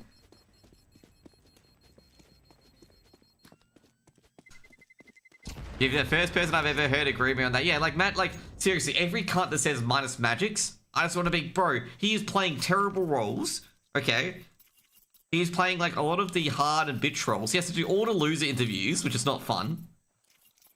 And he just doesn't give a shit. Like, he still just does it for the team. He's like a big team effort sort of person. And he puts on, like, fucking amazing performances in the major where none of his team is playing well. Donker's getting neutralized. Shiro's getting fucked.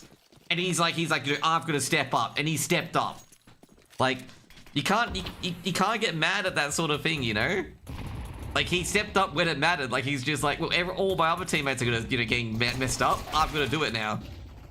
Like, that's what you need in a team where a player can step up. Like, obviously, like I say right now, Magix is a support player, okay? Shiro and Donk are the stars.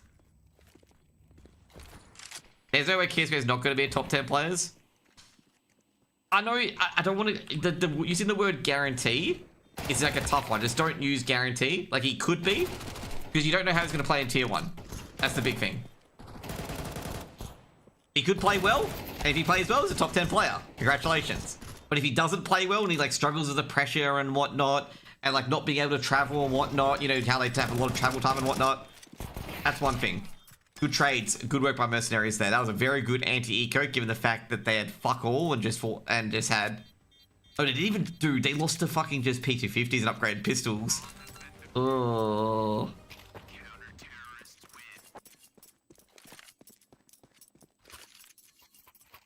It's just no IGL, Nico, and free AWPers.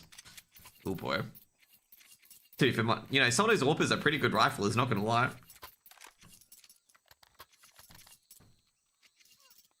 No, I think Apex is going to be... Apex or Karrigan has to be IGL. Probably Apex. And then you can't go past Rops. Like, Rops is probably one of the better riflers. You got Donk as the entry. Shit, best supports then. This is the hard one. Best fucking supports. So you get, like, you get your entry. You get, you know, you also got... I've also got to get fucking Anchor.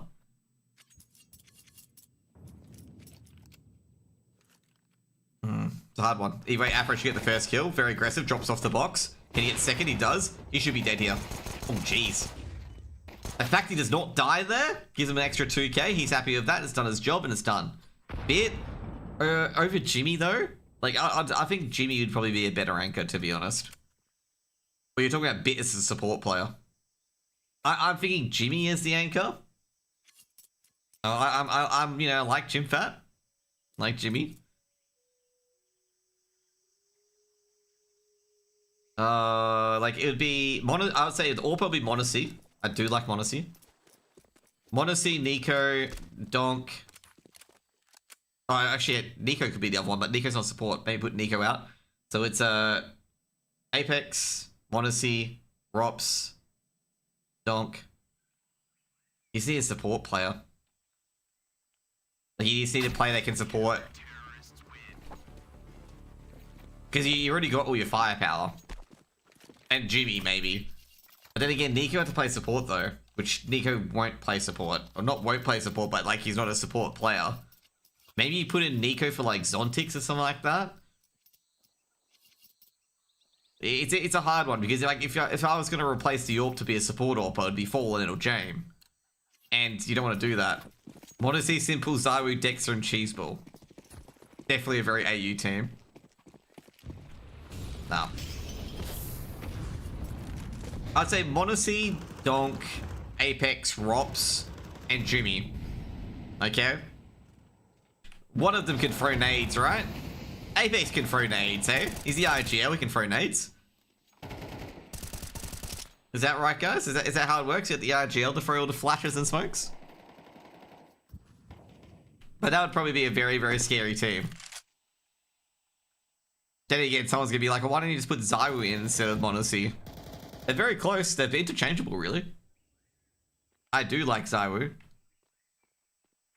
Zywoo can rifle very well as well. Main thing to add. Because sometimes you can't get the big green out. But anyways, I'm talking a lot of rubbish. MBK. Ooh, I guess say that crosshair placement. Not ideal. Tasman can just withdraw. Doesn't really have to aggress with it.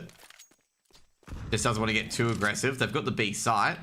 They've committed players to middle. And Jocko's going to realize that, oh crap. Let's talk about Falcons.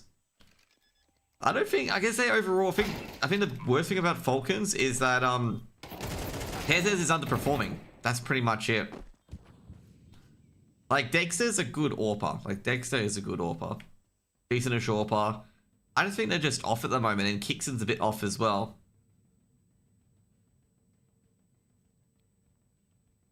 Like, I don't think it's an issue with the actual team. I think it's just the issue of the actual individual performances of those players on those teams.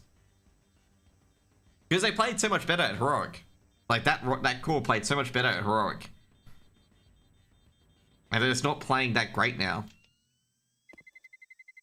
And they've got, like, it's not like they haven't got suitable replacements. They've got good replacements. You know, they've got Nico. You know, they've got the players that they want. Maybe they can't really get Magisk. And I'm going to keep saying this. I do not know why they think Magisk is a lot more than, like, Dupree and the other players they had. I don't think Magisk needs to be there. You can do better as Falcons.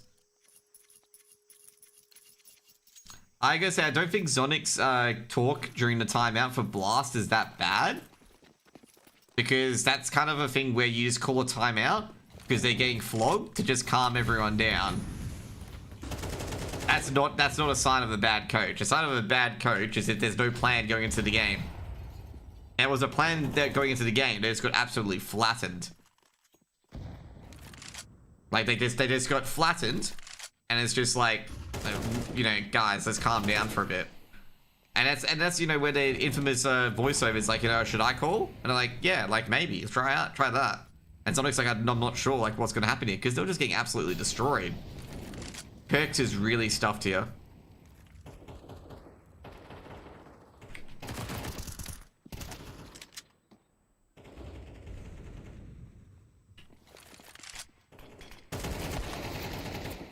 Jeez, that's actually a good CT side hold. Split coming in. Tasman should catch the AWP player. Oh no, he isn't. He's ready. Afro.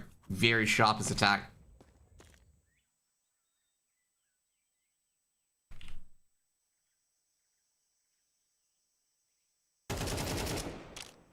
I love Sunpice, but she stayed. Well, I don't know why the Falcons kicked Sunpice in the first place.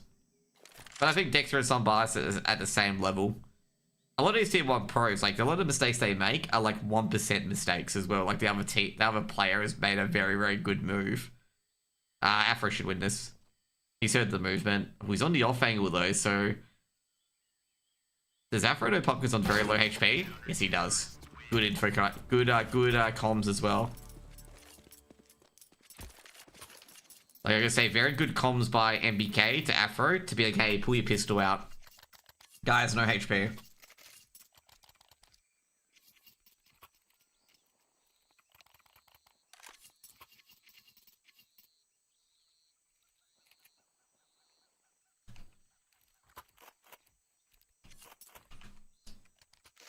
Sunpice is good because pressure doesn't affect him. Okay? That's why it's very, very good. Pressure does not affect Sunpice. Like, you know, he doesn't really have an off game because you can't put him off his mental game.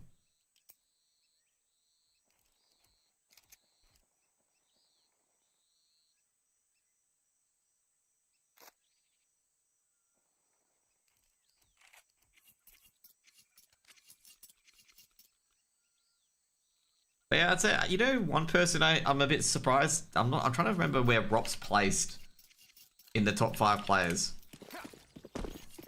Or top 20 players. Where did Rop's place?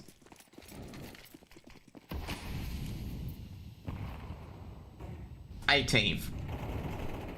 I think Rops is criminally underrated. Okay. Criminally underrated. Okay. Of how good of a player Rops is. Like, I feel like he's criminally underrated.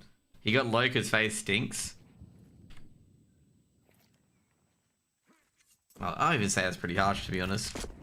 But yeah. Ooh, that's aggression. Perks, good work. Good angle by Perks, and great work by Perks as well. Didn't get the second kill though, rolled by at all. They know that Afro's dead on site now. Masuda got a lot of work to do. No second players on the side. Pumpkin to trade. It's gonna be a 1v1, which is not ideal in an anti-eco. Oh no. Oh no, he might get the kill with the Molotov. Oh no, didn't even get a single tick. Didn't even get a single tick of the Molotov. Oh, that's just... Oh, man. FaZe won nothing in 2024, so that's why he didn't play Sire. Yeah, they didn't. FaZe were pretty consistent, and FaZe are not looking good anytime, you know? FaZe have been really fading off, to be honest. Oh yeah, FaZe won Chengdu, that's right. But FaZe have been falling a bit off lately. It's a bit sad, to be honest. Pumpkin should win this. Oh no, he will lose this because he's not spraying. Oh my god, Jocko. He did that so casually. So casually. Oh no. Dude. I feel like Jocko is playing. I'm not sure if Jocko like is playing with his food or just, you know, what is he doing?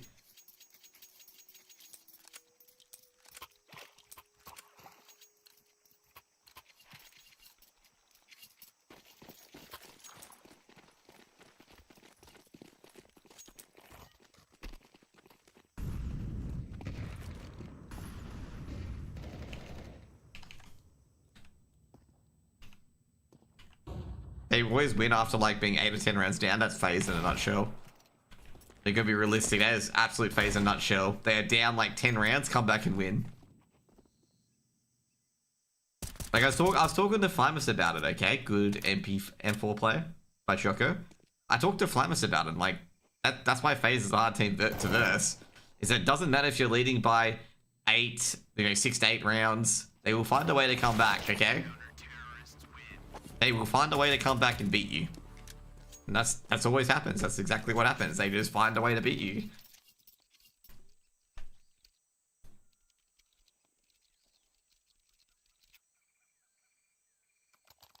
It's always it's promise it's always the way to win. Exactly.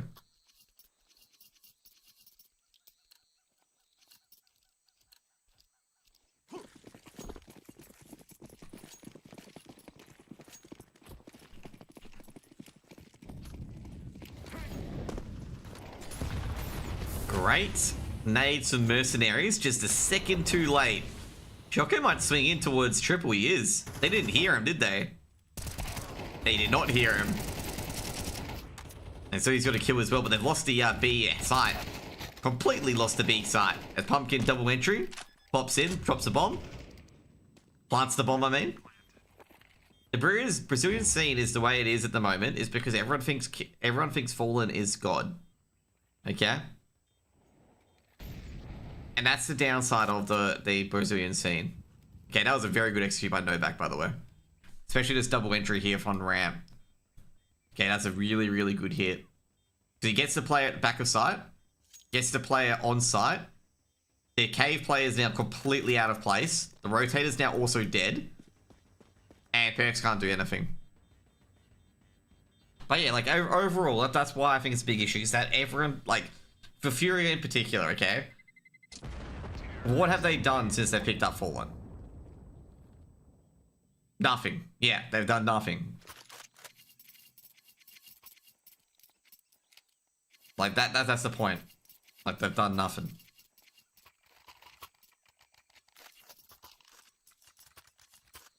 And Brazilian players have insane buyouts, so they're waiting till the contract expires before they can pick up any new players.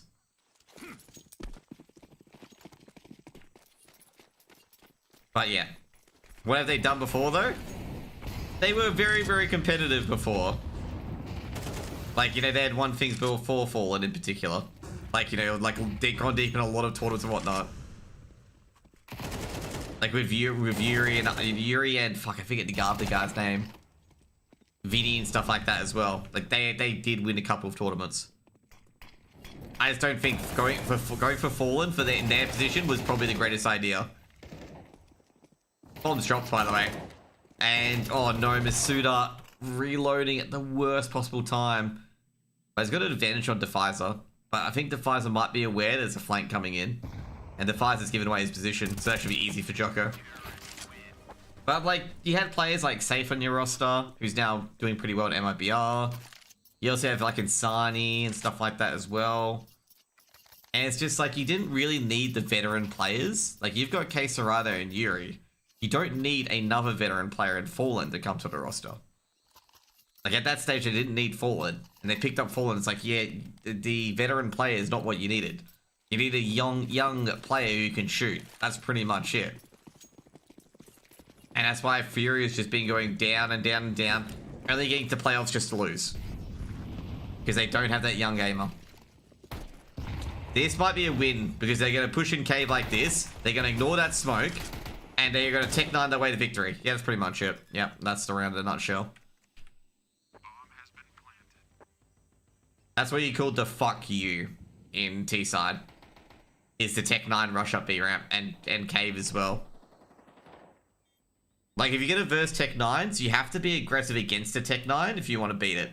Because the Tech 9 is the ultimate aggression weapon. Like, where you can aggressively peek into someone's crosshair, and, like, you tap them once in the head, they're most likely dead.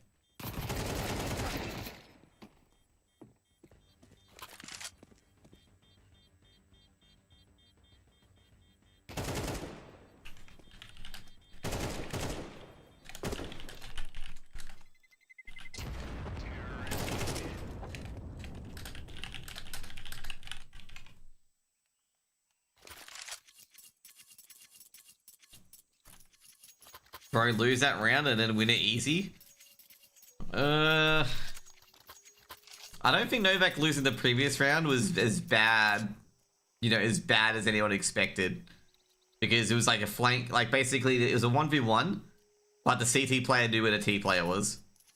Last round was a 3v5. I'll say right now, 3v5s are often losses. Like really, really often to be losses, even from either side. It just takes one good hold and that's it. But that round in particular, the Tech 9 round, I just knew was going to happen.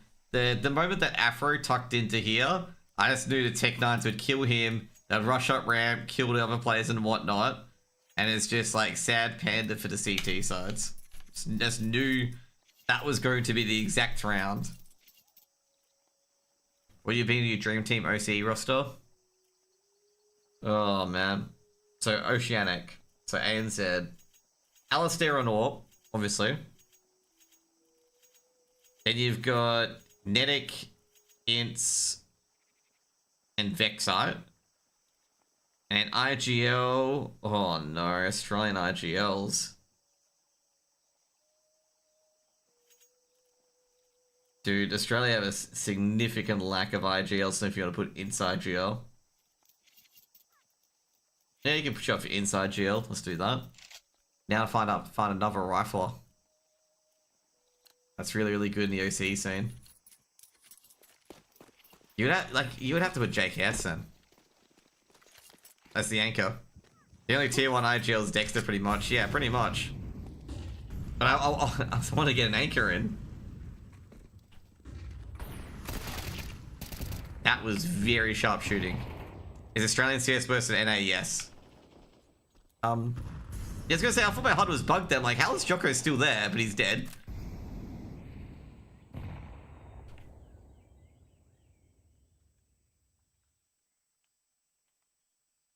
Like, AECS is definitely worse than NA. Afro's dead, I was gonna say. You've had bullets fired at you, my boy. You are not long for this world. Should be a 5th round for Novak. Because Perks is gonna have his head on a swivel now.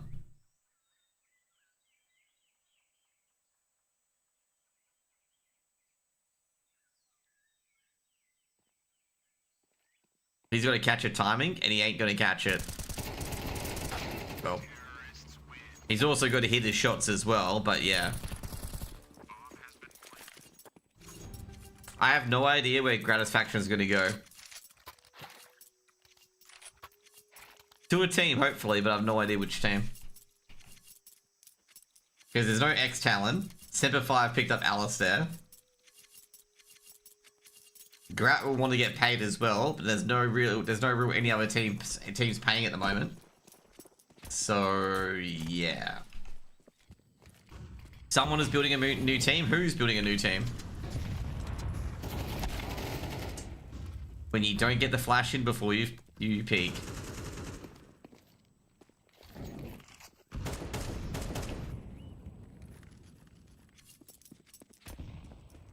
Like I said, there's been no whispers on a new AU team happening, by the way.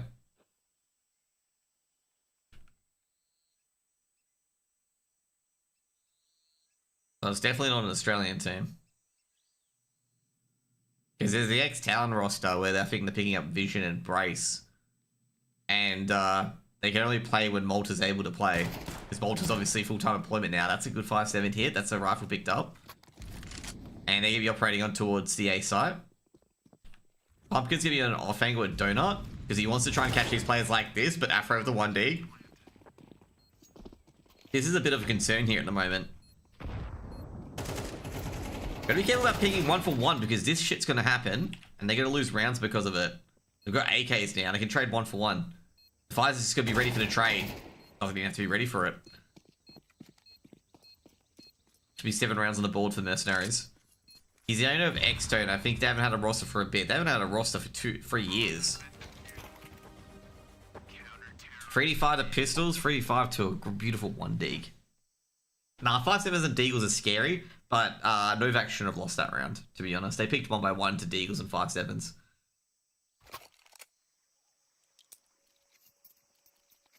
Who's taking this map? I have no idea. These teams are very inconsistent. Like, incredibly inconsistent.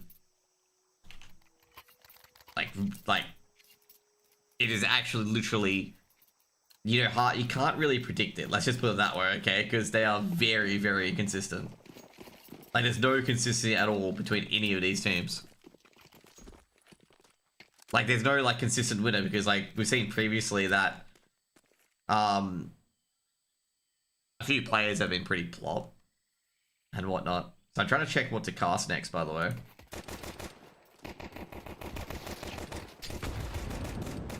That was actually a really, really good nade from, Novak. Did a lot of damage to, Perks.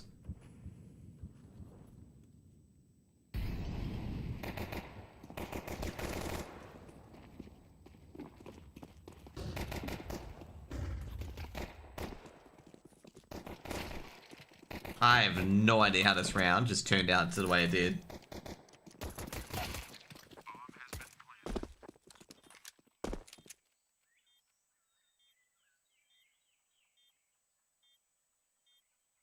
I don't even know how this round turned out. I thought Novak had that one in the bag.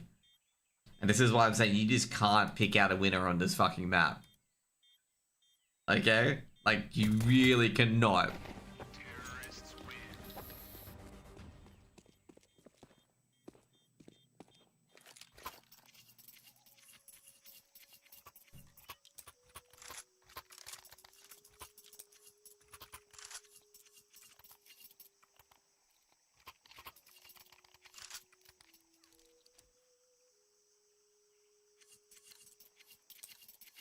I don't know what to say, okay? I honestly don't know what to say. When a team, like, you know, they hold off ramp so beautifully, okay?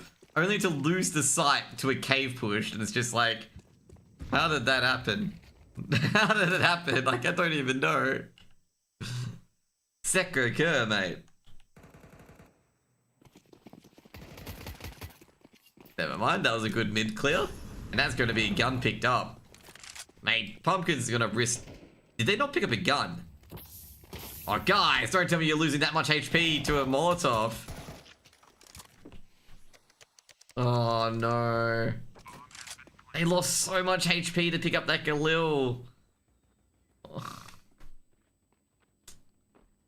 To be fair though, I will probably agree with them to go for that Galil. And they were great work by Forkies. I thought the Galil was a lot closer, so I'm actually feeling bad for them. Like I thought the Galil, you know how they went in here? I'm like, oh, surely they got the Galil here. The Galil was actually right here. Yeah, that's unlucky. They just went deeper into that Molotov, and they took more damage because they went more into that Molotov.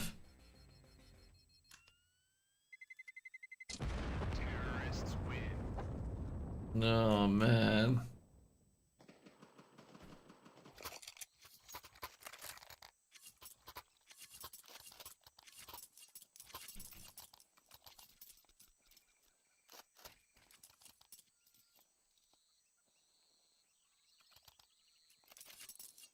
I'm interested to see what Exto are doing, but I don't expect anything too big from them, to be honest.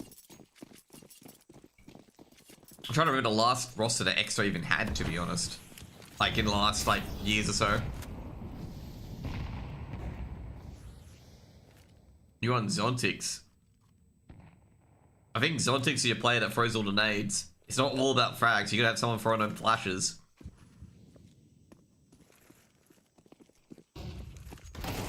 Oh, that's a brutal crossfire. Masuda's killed everyone so far.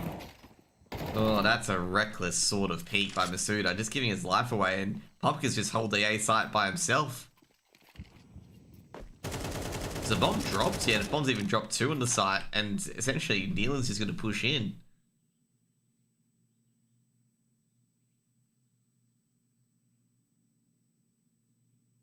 That's just diabolical, man.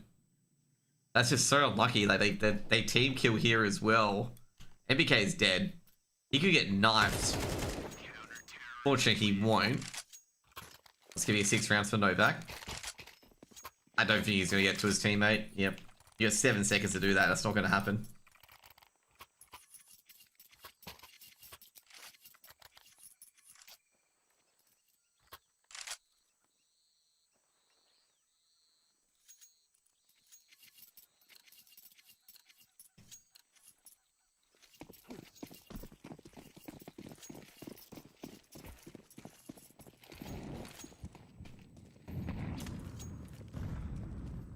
But this game's been very, very odd. But like, you need someone throwing the flashes, throwing the smokes in particular. Like, you need a Zontigs. You do need your support players. They actually are very selfless in what they do in particular. You can't have all fraggers, otherwise you end up with a team like G2. Where like they have to depend so much on their top fraggers, like, you know, to win anything. I've got to say they could potentially win around here, Mercenaries. There are way better support players than Sontics. Yeah. There are. He just likes the haircut.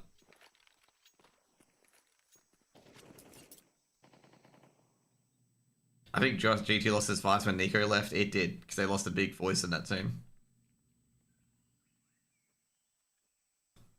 I love it how G2 made the playoffs and they put snacks on the desk. Pumpkin should get free kills here. Exactly free. Great trade. Afro will get 2 here because he would kill the 1 player and might get a 2nd. They're letting him plant this, which is fine. He got a swing, he's gonna get 1. Oh no, he didn't get any. Wasn't ready.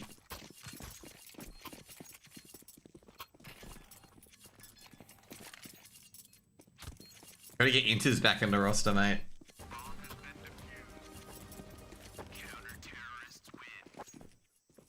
But I think overall, basically big round winners, Pumpkin. 3 kills as what was needed.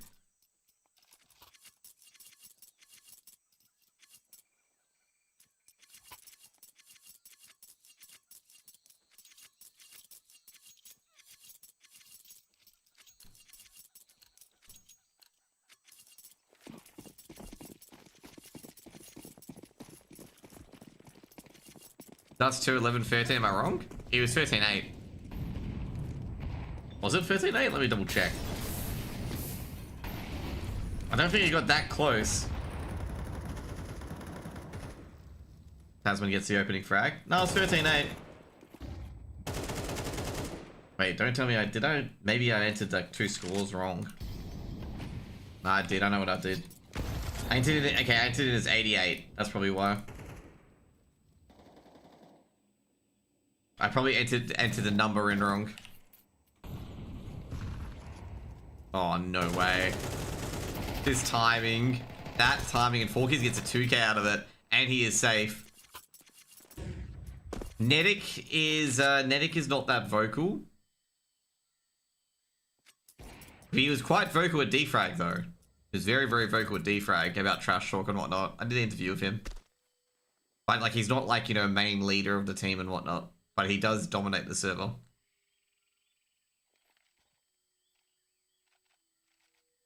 Because I went to defrag to cast, observe, and do interviews. My interview with him was really bad, to be honest. I kind of didn't do that justice. Mainly because it was like almost 11 o'clock.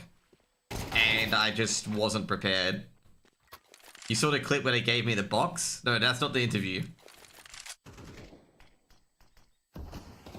To be fair, I got that fucking Malta clip right. That was such a good fucking call on Malta, okay? Perk should get that plant and he'll die. That's pretty much it. Perks will get the plant and he's dead. Ooh, Sasman, he could get... There he goes. Like, who was it? Malta 1v3, okay? That is probably the greatest call in the history of tournaments, okay? Clearly by me, okay? The only great call I ever have.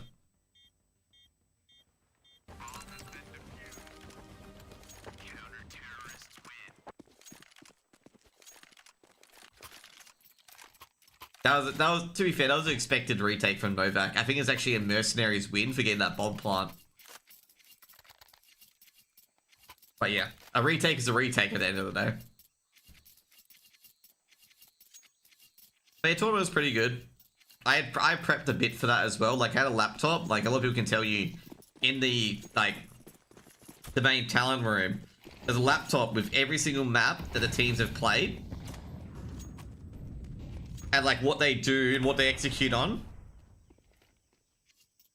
those maps. Because I really wanted to make a good effort in color casting in particular. And like little facts and stuff like that I caught out. I think FlyQuest will really struggle if they don't have the vibes.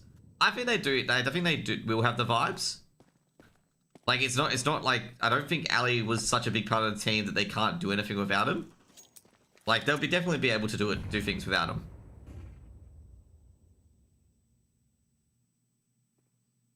Like, just because Netic is a quiet person doesn't mean he's a bad, you know, influence to the team.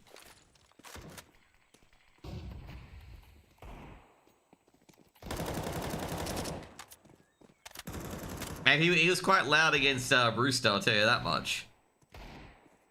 Against the Rooster boys. Man, the worst part is, like, out of all of this, the bomb's stuck in fucking cave and they can't get it out. Then they've got to get it out, but they can't. 9 rounds for Novak. It's like one of those chess positions. Like, where you're like this, like, you got your queen here. And you've got, like, you know, so many other pieces that can, like, snipe your queen if you try to move it out. That is literally that situation. They're trying to get the queen somewhere. And it's, like, trapped. It's, like, boxed in here.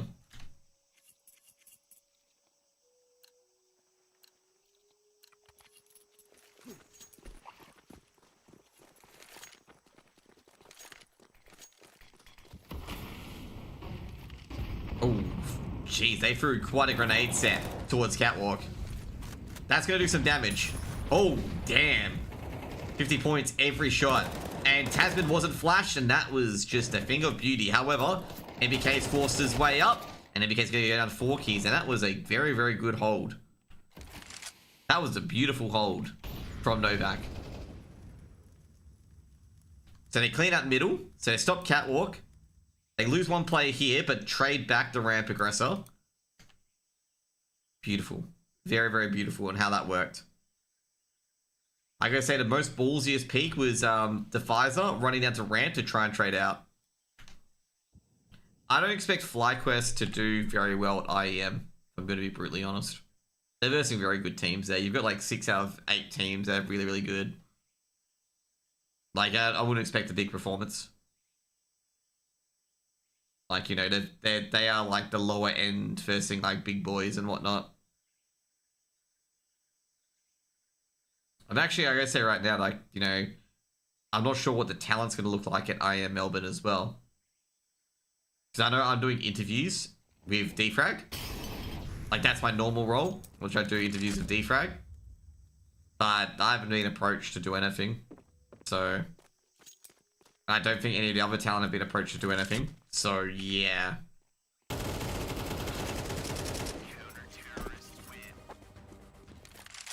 As far as I know, none of the other talent have been approached to do, like, anything with ESL. Or what's national then? I have no idea. Maybe.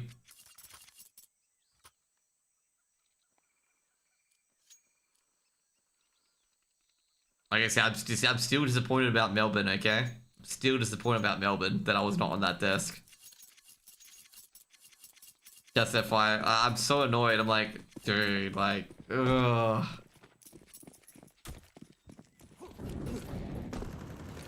I am perf? Oh, dude. Even if they have an I am perf, I'll still not get onto the desk, okay? I don't know if it's my luck or like I've done something, but I will not be on that desk. This is a Tech 9 vibe that will not work. Great work. Great. Like I say, Novak's CT side on Ancient has been really fucking good. Like, they can hold B very well. Like, they can hold B. They can trap these people in here and whatnot and hold it really, really well. They can also do a good middle rush as well. And also, the B players are very alert to, like, certain situations. And they will, like, single-handedly just go out and clear certain angles and trade out their teammates. Like, they're actually playing this very, very well. Now, the reason why I say that is I just, you know... I've been saying I'm ready for a desk gig for a while. But I'm just not getting any, so, like... And I've been trying to do as many, I'm trying to do as many things as I can to get, you know, some time in front of the camera and whatnot. Because that's, you know, a thing in general that people want or need. Is that you can get in front of a camera and talk and do things and whatnot. And I just don't get many opportunities. The first opportunity at LAN that I got to do a lot of these things in particular was the Sparks Cup in Sydney, where I casted like one game, which was an absolute drubbing. Novak's nodes have been crazy good as well. They have been, especially at Catwalk and especially at Cave as well.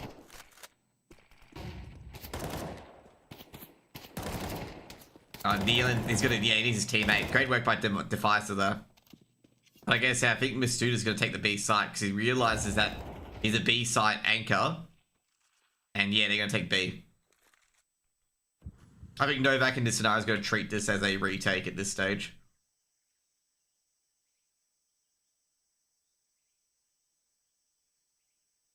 Because, like, they have no information on what any of the other players are, and they have no one on B side.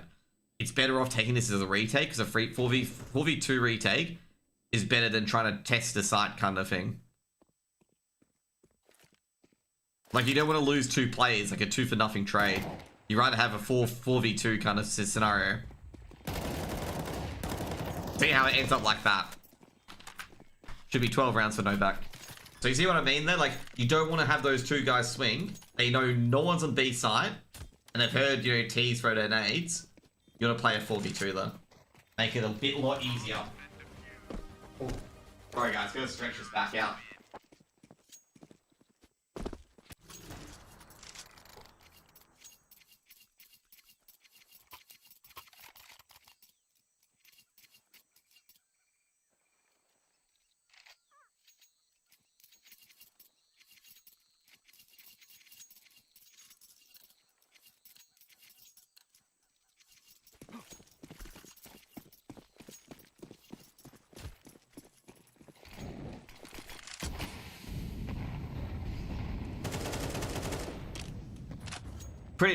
Back injury? Nah, it's just, I feel like I've pulled a muscle here.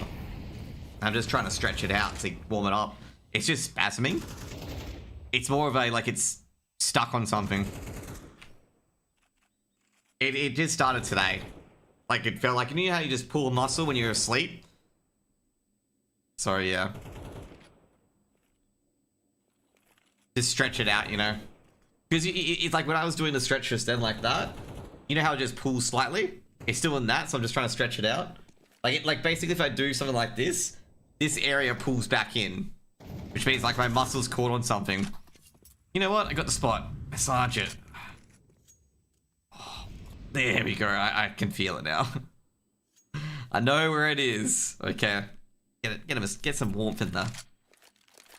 At least I found it now, because something's pulling, okay? And I don't know where it is, but I found it now. Okay, it's here. That's why I get off weird at the moment on my back off the chair, because this muscle's caught on something. Oh, by the way, I did my hammy, you know, the weekend before defrag. Okay? In my sleep, because I move around a lot in my sleep, and I pulled my fucking hamstring. Like, I woke up the next morning, and I could barely fucking, I could barely walk. I think this is gonna be the first hold from Mercenaries. Never mind, 4 keys for a 1v1 trade. I reckon Mercenaries gonna hold this. Oh, no, pumpkin. He fought too much, man. Should be a save here, but Neelan's still going for it. They do have the money, so I can understand if they want to go for it, but I think you should have saved that.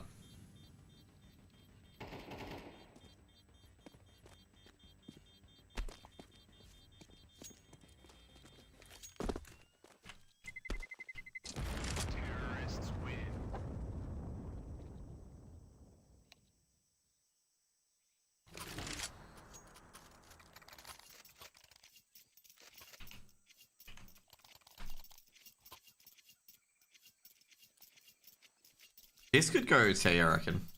This could go OT.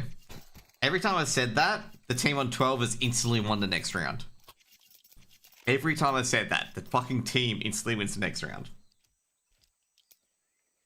So what we've got next? You got Amcal v Nexus, Ecstatic v Ents, ECLOT v Iberian Soul, Leo v Sangal. Probably one of the big EU streamers will probably be on that game. Yep. Of course.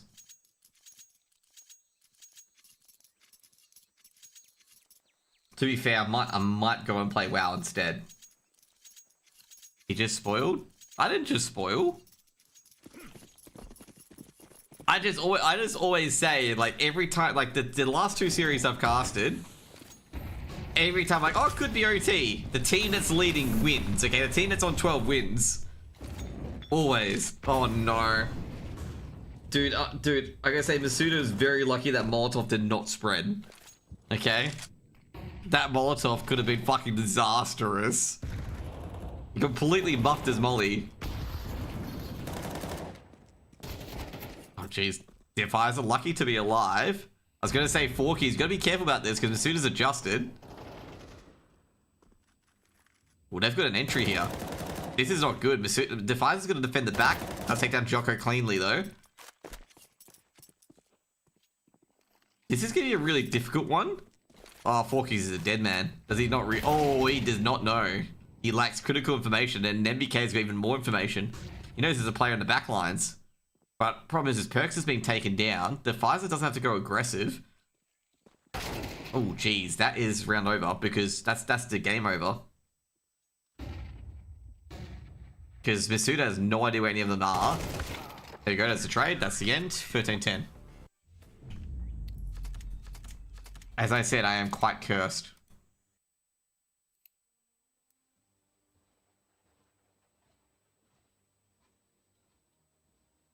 They didn't shit the bed, let's go. Well, like I said, Novak probably deserved that.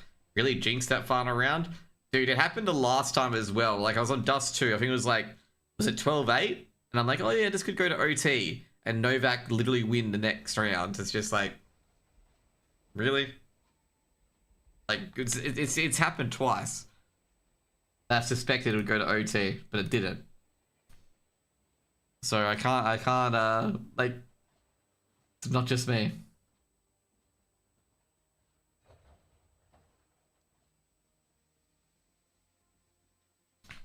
Do I stream another game? I At the same time, I don't really feel into streaming more European games. There's a few people I like on this ECLOT roster, though. Let's do that. Fuck it. Do it. I've been good at getting like the amount of kills a player will get, but never enough on everything else. What's the team? It's ECLOT versus Iberian Soul. This will be the last game I cast. It's almost it's 8 o'clock at the moment in sorry, fuck, camera's here. It's 8 o'clock in Perth. And yeah. Let's just put it that way, okay? I go to bed at like roughly 11 or 10. And I also got the Aussie games up tomorrow as well.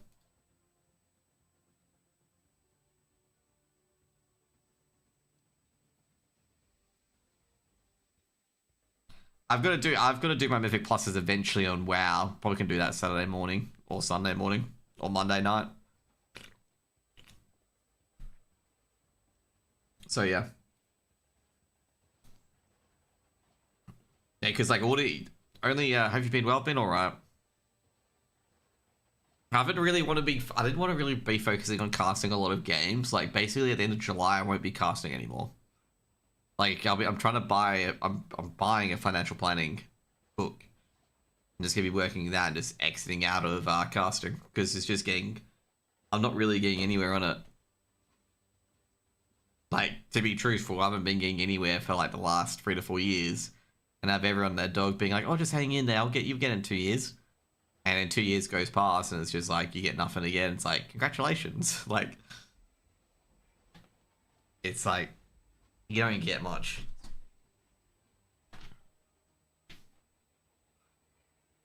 Like I say, it's overall, like a lot of casting in particular is like a lot of passion project and whatnot. Alright, I know what happened last time. Okay, so what happened? So someone said like, wasn't it 13.8 on map 2?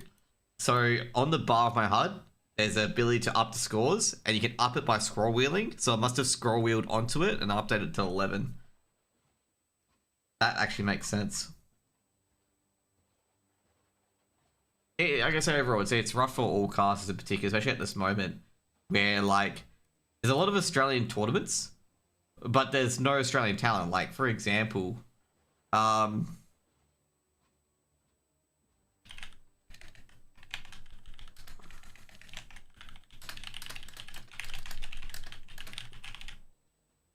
there's been a lot of tournaments in AU, okay?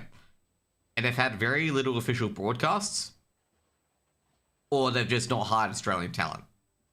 That's been the thing, okay? So with the European Pro League, they got like an English caster, an American caster, another American caster who said he betted on games, which is not ideal, and they didn't hire any Australian talent.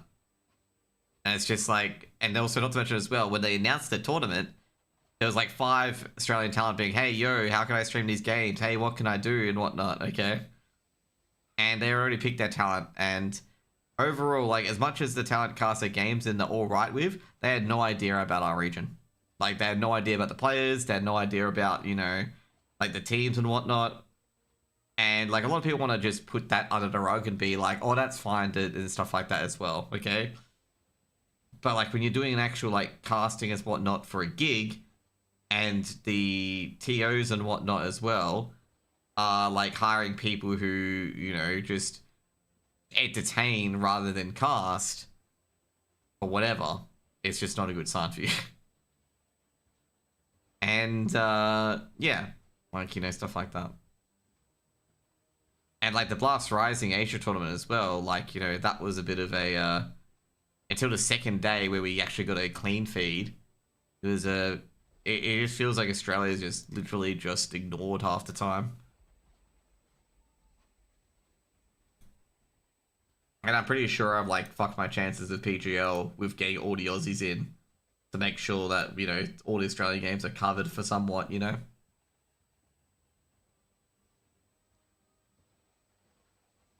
So yeah. And like we like basically with ESL not giving Melbourne a challenger anymore due to the new VRS system. So yeah. Defrag is good though. Like defrag is good. Like really, really good. Sorry, I'm just trying to find this game. Because I just realized that I've actually got to find the game. I was like sitting there going, shouldn't the next map come up? Then I'm like, oh yeah, shit. I've actually got to go to the game instead. Defrag looked so much fun. It was pretty fun. It was really, really good.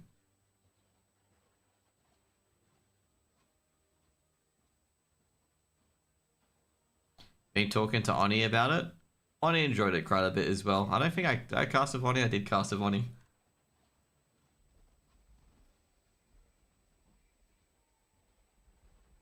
Who's done with ECLOT playing today? Iberian Soul, there we go.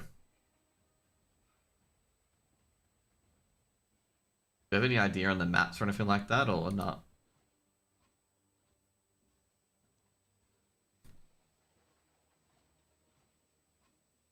Yeah, you did when the server went down day 2, I believe it was. Oh, okay. Should have seen the server at the end of the thing. What the server was at the end of the tournament. Because I was observing, and Andrew was like, mate, don't hit that fucking server because that's the server for the game. To be fair with Defrag, I wrote an article at Defrag, I interviewed at Defrag, I obsed at Defrag, I casted at Defrag. I did a lot of Defrag in particular. Was I on the grand final? Grand final I wasn't. It was Monitor and Viridian. Oni was meant to be obsing the grand final, but we had Viridian in, so they put him in. And also, I think I did one observing with Monitor and one observing with Viridian.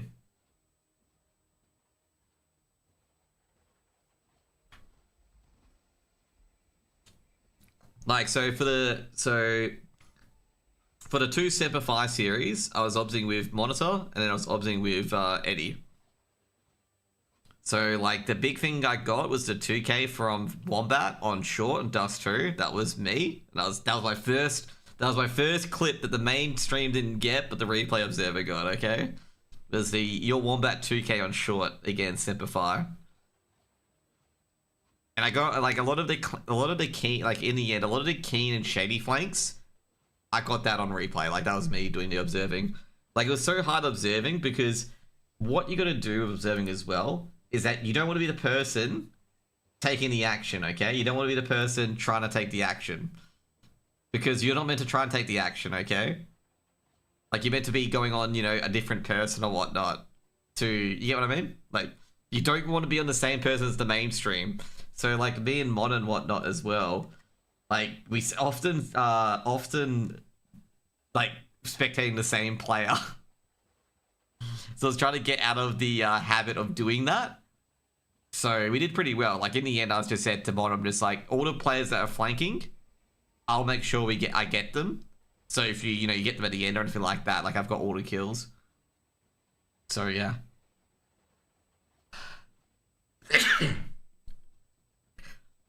JKS, Azza, and Dexter start a new lineup. No, that'll be a bad idea. That'll be a terrible, terrible idea.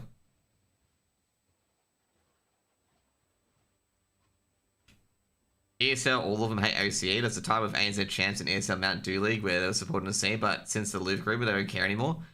They still had the ESL, they still had the MDL and ANZ Champs during the Louvre agreement. So I wouldn't say that's an issue. Like, I did voice my concerns about it when they changed it to like a conference league. And I was like, guys, we're getting extra spots in a conference league, a tier below bingo. That's not a good sign. It's saying that they don't value or rate your CS, which Australia was not performing very well at the time. And they said that to Mac. And back then it was all like, no, this is great for AU, blah, blah, blah. I'm like, that's not great for AU. That's saying our quality of CS is a bit down after giving us more spots in the lower area. We don't want to be down there. Which is obvious. Because I think we used to have 2 ESL Pro League spots. Then we got an ESL Pro League spot and 2 conference spots. So, yeah, I have disagreements from time to time. I'm really, like, on the opposite end. Where can you find a Tyloo Vision game? I'm not terribly too sure. We got the vetoes, by the way. It's Mirage, Train, and Ancient.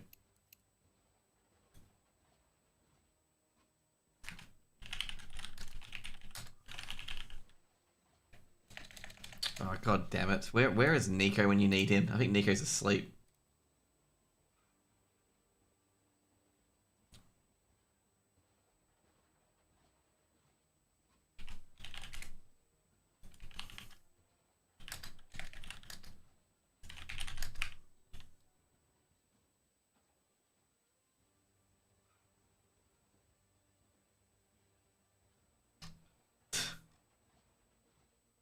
Okay.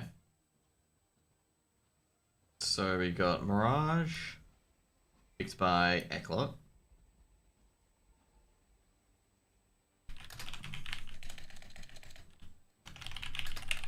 By the way, I'll get back to you guys later.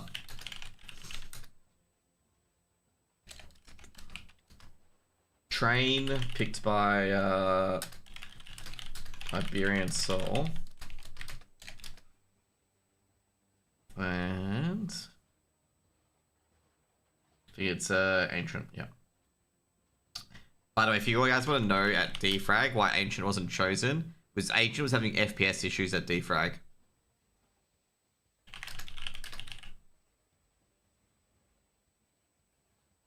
There we go.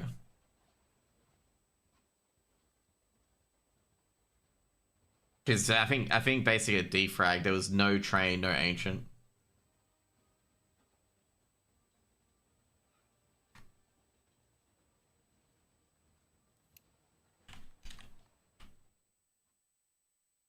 But yeah, like overall, like with this round scene overall, I don't know what went on. So when I started casting, it was an MDL and like there's a few casters, there was a lot of casters at the start. And then when it got to like 2018, 2019, 2020, it was just like me and Josh A picking games and just hoping it stuck. And I think Josh A like crashed out in like 2019. And then it was just me casting games, like, you know, consistently, that is. Like, obviously there was like, you know, casters who came in from time to time to cast games like Konki Komodo and whatnot. But most of the time they weren't casting games. Like, they would cast playoffs and that's it. And then basically daylight savings happened and I couldn't cast any of the games because they started like 4 o'clock my time. And I got like a few Americans in and whatnot. And I'm like, basically said to Americans, like, mate, you'll get no viewership, but you'll cover the AU scene. And I don't care. Like, you know, I'm happy if you do that. So, yeah.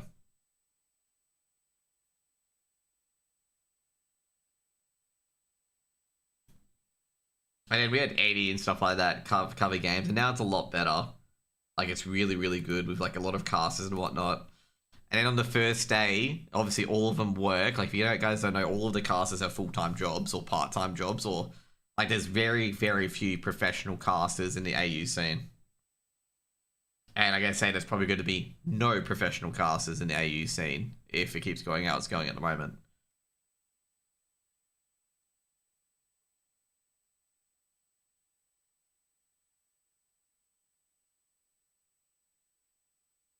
Oh, there we go. It's Mirage, finally.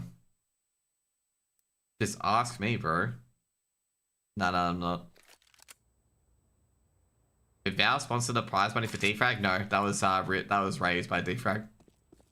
It just means it's a VRS event. Okay, 2 seconds. I've got to fix the HUD as well.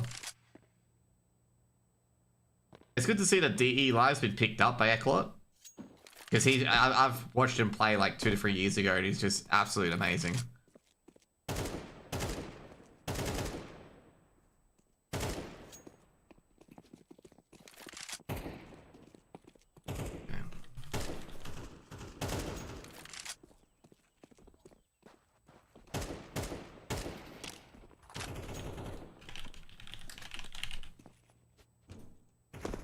What, Valve chip in? Nah, Valve don't chip in unless it's for the major.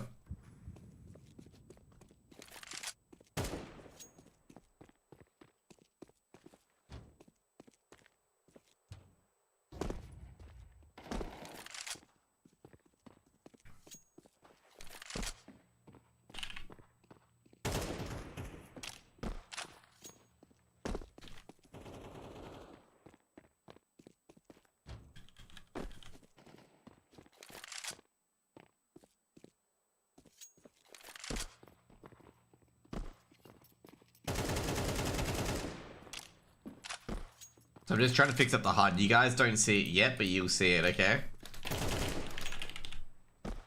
There we go. All fixed up. Let's go in.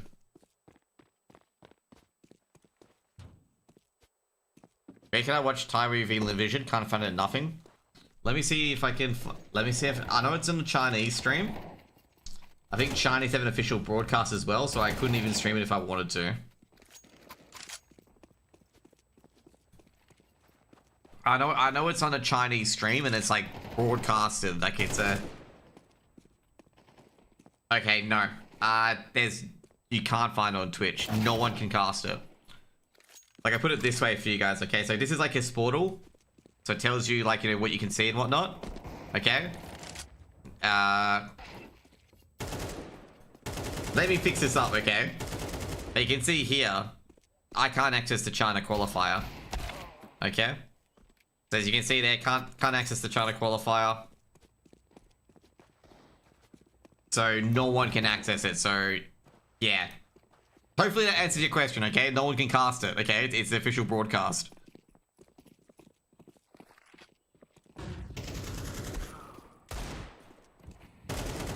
So yeah.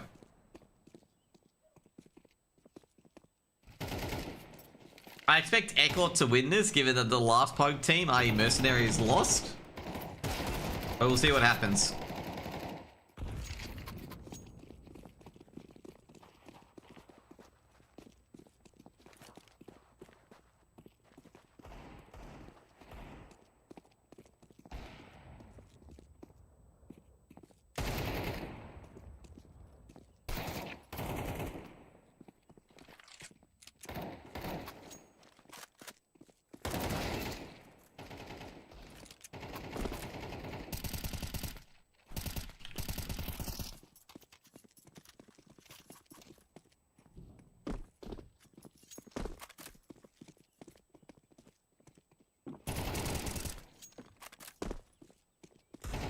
Look at my football tipping, by the way.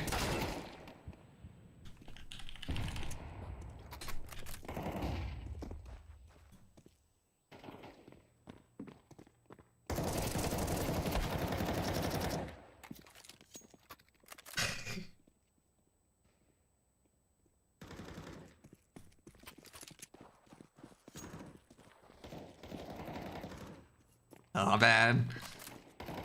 I'm just happy because obviously I tipped in AFL and I picked the Bulldogs to win and they won. Okay. Not just watching, just fan of Tyler. Okay. Oh shit, Gomer's actually asking me for shit. Yeah, Gomer, no one on Twitch can stream the stuff, okay? I wanted to double check before I said anything, but yeah, no one can stream the stuff, unfortunately. I think Perfect World bought the rights. And they are, having an official organized broadcast on it. So, like, no one can touch it.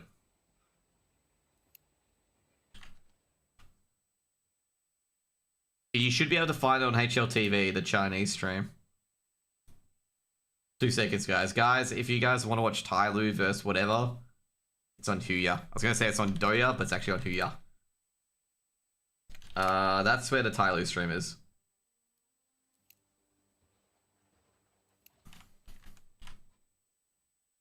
You can find out on HLTV. Also, I tell you guys right now, it's obviously a Chinese stream. So yeah, don't expect it to be in English. That's where the Tyloo game is.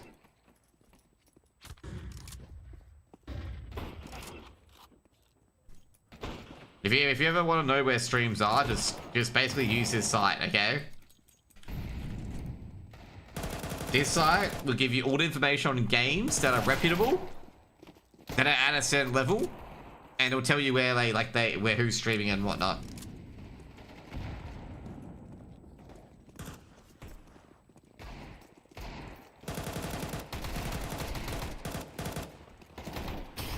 Oh crap, Godbrain's playing the Huns. Okay, never mind.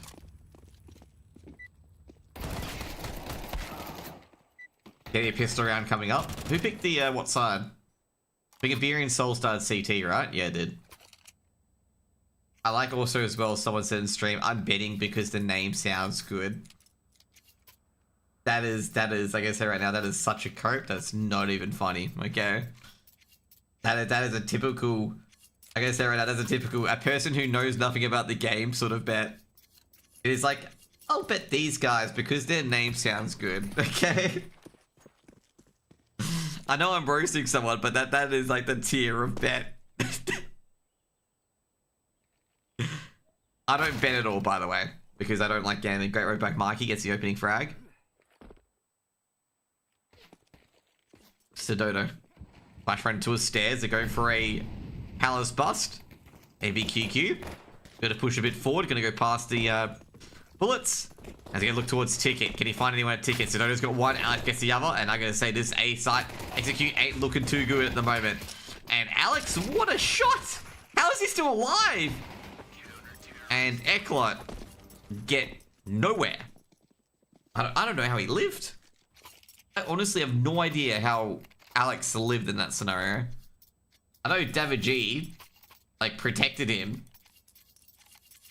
But, like, he really should have been gone for that world.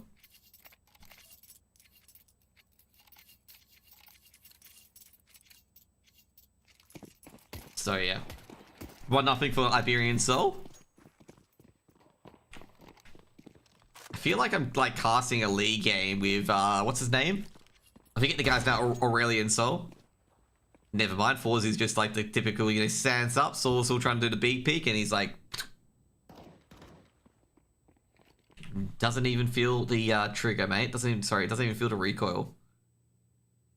Nice shot. Nah, lucky, mate. You know, no, actually, no, not nice shot. He does that all week, mate. It's a regular Monday night for Forzy. OCE to say they need to bring back $15 Steam Group 20s. They need to bring back those sort of things. I think Haxa does run a few of those. A few different tournaments and whatnot. But I'm just going to say, I think basically the scene grew up way too quickly. Where like the scene went from like, you know, running, you know, playing for like, you know, a computer part to like playing for like 20 grand. It gets to the expectation where everyone wants like 20 grand for every single tournament. Or just, you know, there's so many computer games now that CSGO isn't the... Sorry, not CSGO. CS2 isn't the only computer game. A lot of factors, actually. Or the fact that you can go work on the mine site and get, like, 150k for like, doing a lot of physical labor. Will they get a bomb plant? I have a feeling they'll get a bomb... Oh, never mind. They won't get a bomb plant.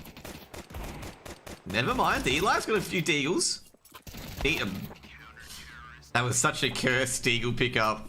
Crossfire from here and here, and the deagle is like right here, and it's just like, this is bait, mate. This is bait. You can't get a demo. And also, I can't give out IPs. It's a closed broadcast. You have to be partnered with PGL to do anything.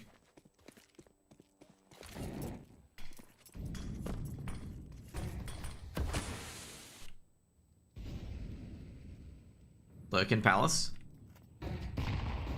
You know what, I gotta stop the yibby yabba and keep focusing. Do the observing. Mikey, checking down middle, they've got the window smoke. They landed the window smoke, by the way. Very important, they've got the window smoke right. I love it when a window smoke fails and like, you know, people re-throw the smoke and it's also a big fail of window smoke. Throws the smoke towards connector. Is he going to throw a Molotov? He might catch Alex here if he did. Molotov's going to be for short, however. I'm going to say, I think Alex revealed his position. Still there. Oh, he hasn't revealed his position yet, fortunately. Davey G somehow not on fire, despite the fire all around him. Like it. Great shot by Sorcel as well from unders, poking out. And I think Iberian Soul's got a third round here. Because they know someone else is mid, but they have no idea where Mikey is. Mikey taken out by Alex, and this is going to be a round if they don't get anything going here. MBQQ going ahead of that Molotov, smart move. Alex going to check from stairs, catches a play of a nade. MBQQ only good for one, and the bomb is going to B. There's only one player on site, and that is Sorcel. And Sorcel's heard all of this. He's checking short, because if he gets a play, will go from there. And Sorcel doesn't have to peek this. He just has to just intervene at a crucial moment like this and end the round. And that's exactly what he does. He doesn't have to reveal himself. It's 20 seconds on the clock. And he's just ended a round with Forzy just chilling at top mid. Like, there's certain scenarios and rounds where you don't really have to act. The title says Oceanic closed qualifier. This is Oceanic, okay? They're now Oceanic teams in LIC, mate. They're Oceanic teams now, okay?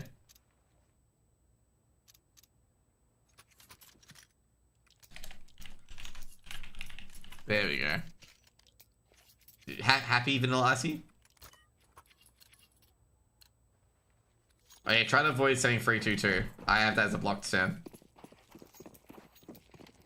Not happy? Okay. European teams. Okay, I'll put Europe. There you go, done. Why? Because like it's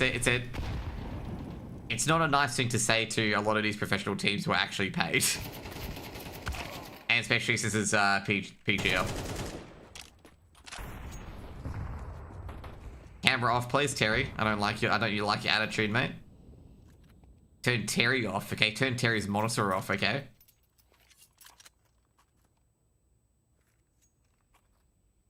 I gotta say right now, ECLOT will win this round because of Tech 9s, okay? So also we get 1 kill and it'll be boinked by Tech 9.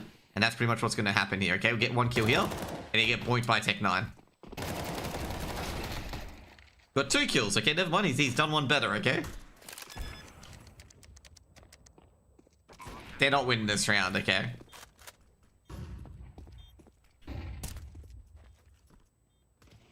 My HUD's having a bit of an issue, like as you saw just then. It's kind of weird. Mopos should get the flank. Yep, there he goes. And the Alive thinks Mopos hasn't seen him. Very generous.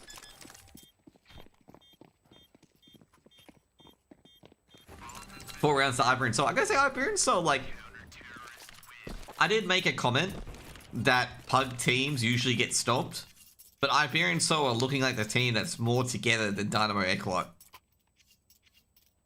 Like, not even kidding, okay? They look more together and look more gelled. And look like they've got some sort of, like, cohesion together. And ECLOT just look like a Pug team. Which is,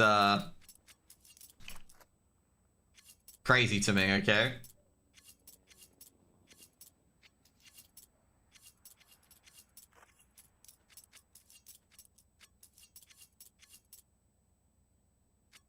Did Eddie raid me?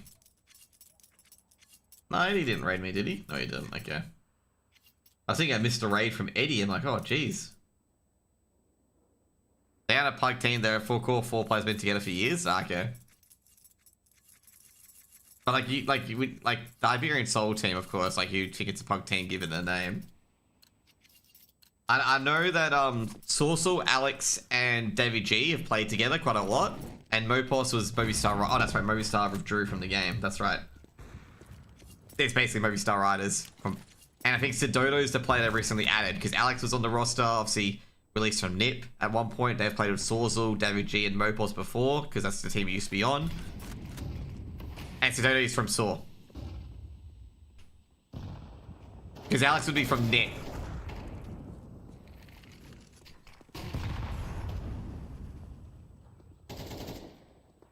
But I guess say overall, Iberian Soul are just basically flattening them at the moment.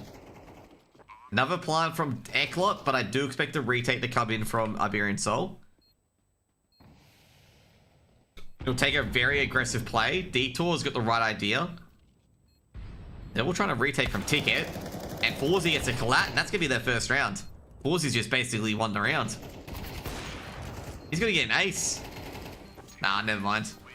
It's a 4K at least. I gotta say, I'm not a fan of what Iberian Soul try to do here, like try to line up a Ticket. Like, you just gotta have 2 vectors of attack that are not from the same direction. Like, I feel like they really need to get this connector control and really force it in like that. If you're attacking from jungle and Ticket, it just feels like you're just gonna get boxed in at certain angles. I just didn't like that call there. Just didn't like that call to go for a Ticket. Because Ticket just feels boxed in. You just get boxed in very easily. Like, you can be utilitied out.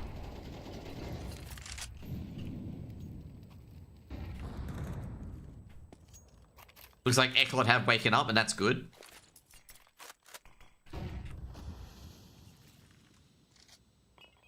Getting that early aggression. Short to volley to short, not short to Molotov.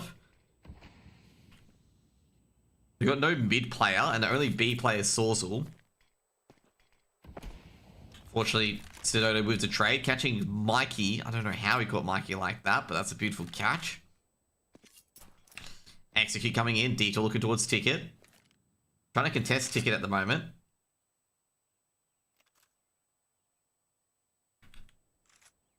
Quiet on the A site. Early Molotov trying to dislodge his shadow player. Secondary Molotov as well towards Triple. I'm not too sure where everyone is. He will probably check Shadow. Opening pick by Sidodo. Another one. The alive looking towards on the Shadow. Feels like someone's here. Molotov towards Shadow. David G's going to start moving. He does start moving. First pick. David G gets one. Should be Kobe'd out. Is Kobe'd out. Spots the Ticket player. The alive going to throw a flash towards us. Sidodo's got him on an angle. And Sorzel drops at jungle. And they know Sidodo's here. Bomb chucked over. And that should be a plant either at triple or either at default.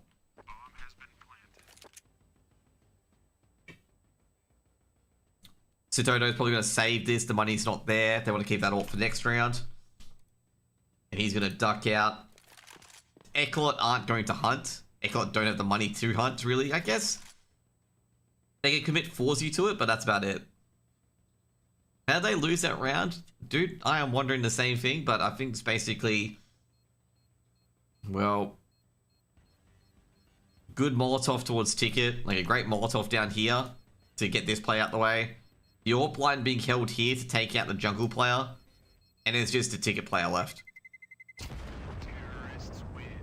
I feel like Iberian still had a good opportunity to win that round, but yeah. It's just a systematic takeout by Dynamo there.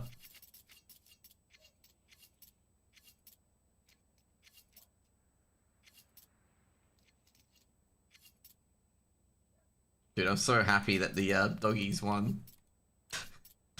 The Bulldogs won.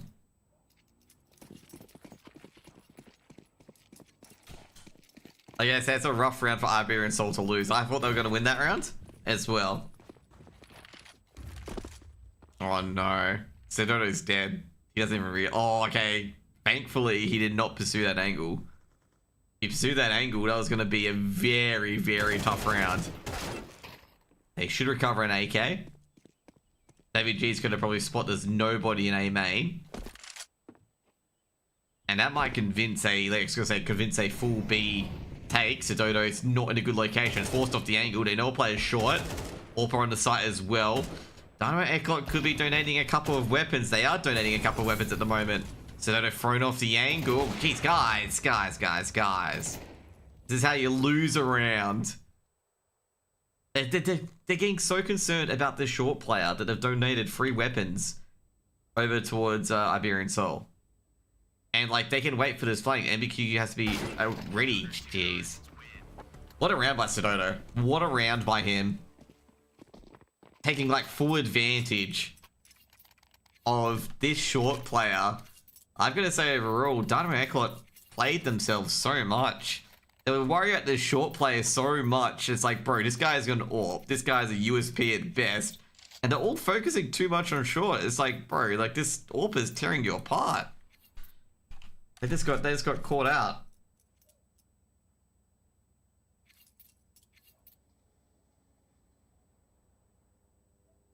Oh man. That's one of those rounds. I think that was last round for Iberian Soul. Like, how did they lose that round? That was one of those rounds with ECLOT just there. It's like, how did we lose this?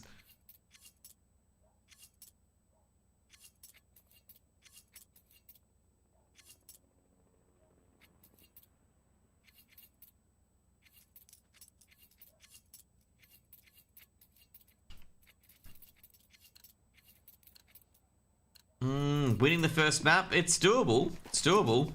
Just got to convert this round in particular. Oh, no, actually, maybe not. Got to convert a lot of these rounds. Aggression to Palace, and MBQQ doesn't have a fucking chance. The guy realizes David G's in Palace, And by the time he's realized it, he has an absolute hail of bullets going to his face.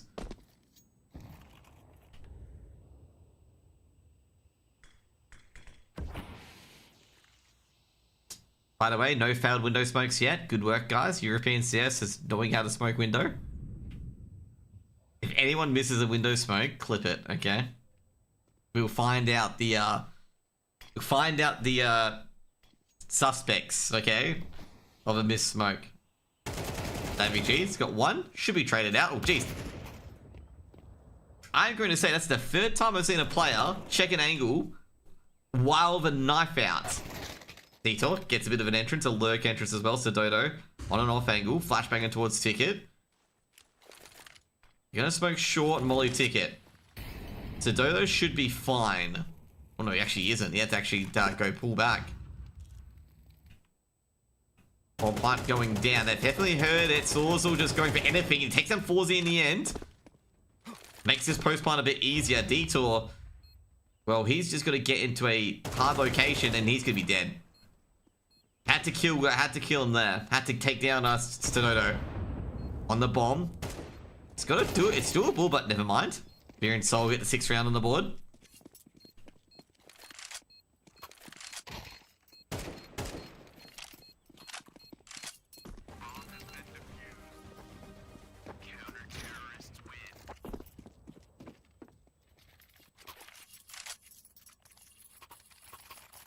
Let's see how the other games are going at the moment. Tyloo, Ecstatic versus Ents. That's going to be a close game. MKL v Nexus. Can't wait for MKL v Nip though. Okay, that's everyone's favorite game. MKL v Nip. That's the game everyone's actually looking forward to, okay? When MKL play Nip. I don't think they could ever play each other, but we'll make them play each other. No, they can. They're in the same area. They're in the same bracket. If Nip lose to Jano and MKL win, the matchup of the season could be back, okay? Everyone's favorite matchup. All the betters are sitting here being like, no, we don't want fucking MKL Nip. But everyone else who are the sickos like me, more MKL Nip, okay? We live for those games, okay? We live for those, like, brain stew type games where you're just like, oh, God. Can both teams lose, please?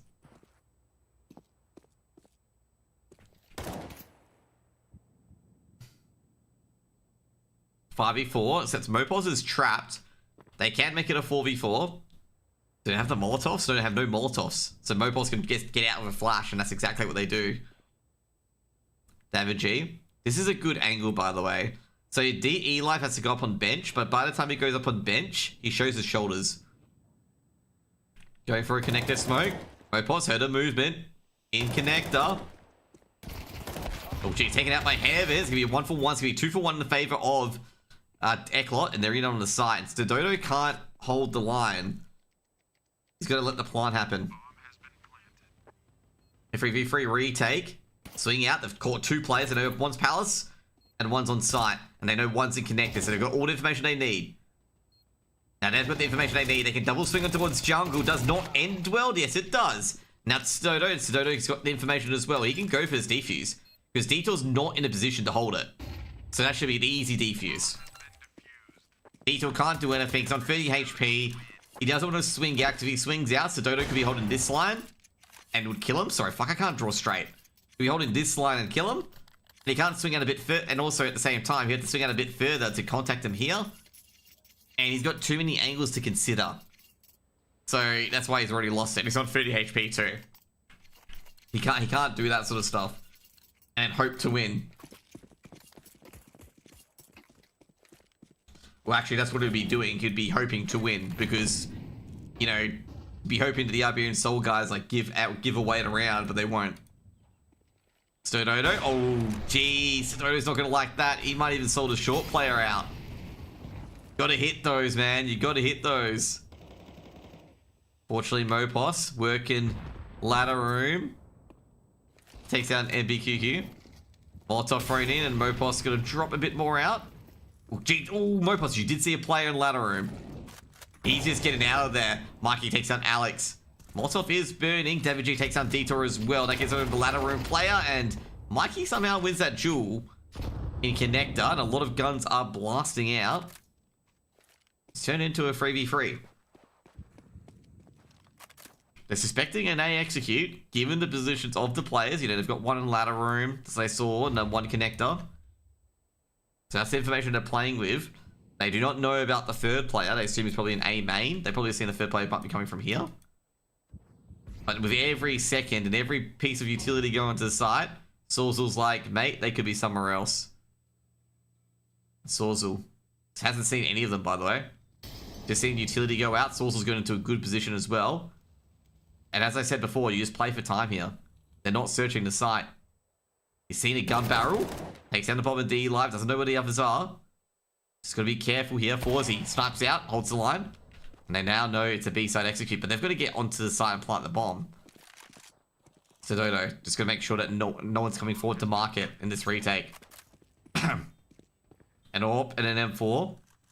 Pretty even Stevens, actually, on the retake. Surely they got to know they're coming both from market now, unless they believe the AWP through the smoke. Fawzi, got a good angle. I like this angle. Oh no, caught out by Davy G before he enters the smoke. Looking towards Van. And now it's just Mikey left. Mikey, all he has to do is just play time. So you go for defuse to Dodo. He's hidden. He thinks he's got the diffuser, but he doesn't.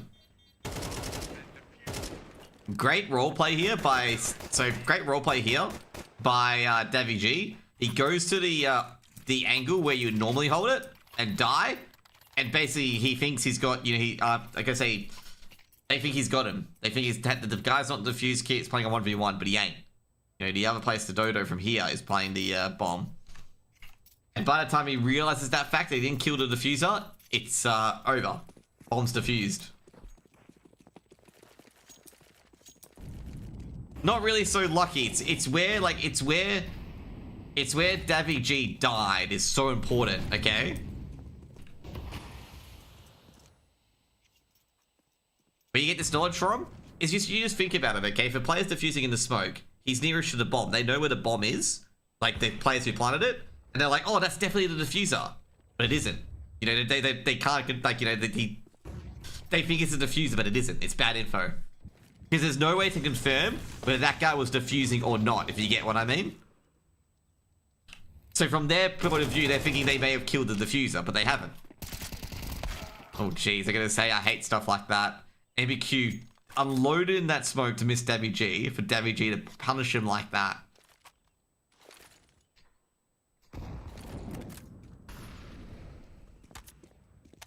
Oh, jeez, that's...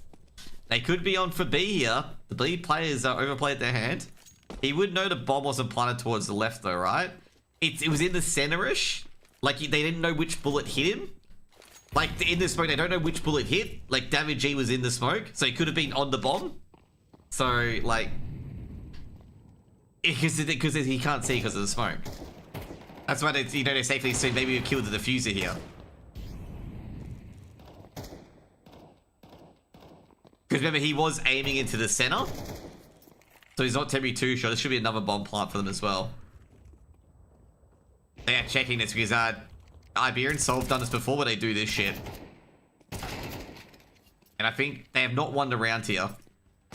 Oh no, they have won the rounds. Never mind, Mopos can hide. He's thinking the last player is flanking him. Oh, don't walk into that. Holy shit. He almost lost the round there. Oh! Damn! Got him on the hip.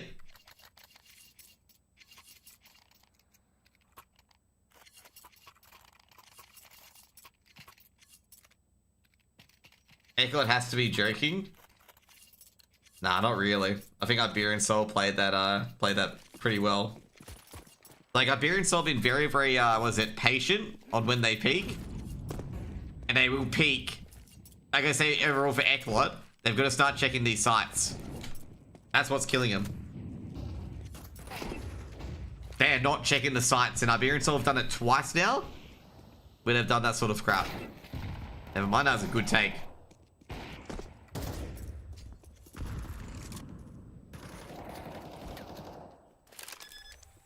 They've lost a lot of players, but they've got the bomb plant down. That helps. I think Iberian Soul have been really good on their CT side. Their CT side procedures for Iberian Soul have been very, very good. On like how they operate and whatnot on the retake. Other than the time they put 4 in ticket. That was a really, really bad take. Great. What the fuck was that? That trade from Sedona was insane.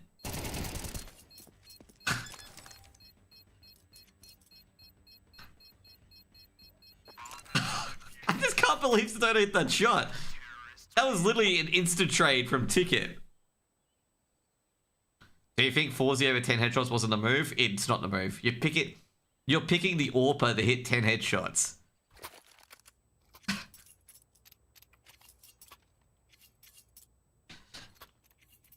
Why peek? Huh? I guess I think Iberian Soul would have pushed onto the site, to be honest. I gotta say, Sedona's trade was pretty good, not gonna lie. That trade was really good. You guys are just hating, man. Like, you see that trade from Sedona? That was like excellence. Like, that's like insanity for an AWPer to trade that well.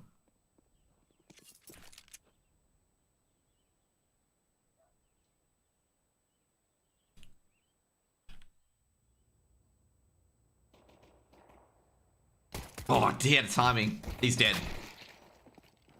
He had an absolute timing. Great work by Detour there. Might get another. Oh, Detour, you're snatching at these shots. Dude, jeez. Sedona's going for blood, mate.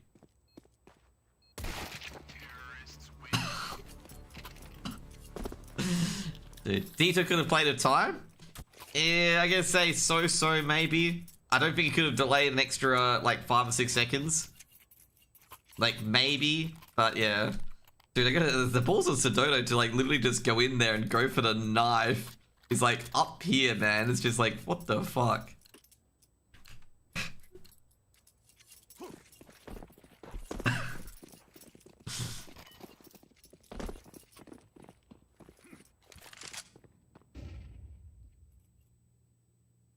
ECLOT's T side was pretty abysmal, to be honest. There's 2 times they got caught not checking the site.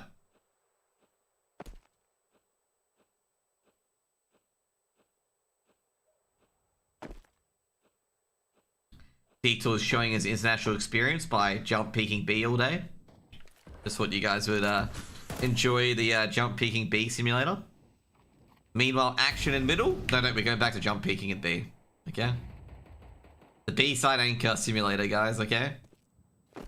Look how exciting his role is. Look at all the action that's happening, okay? So much action. So epic. There we go. Let's go back to the A sides.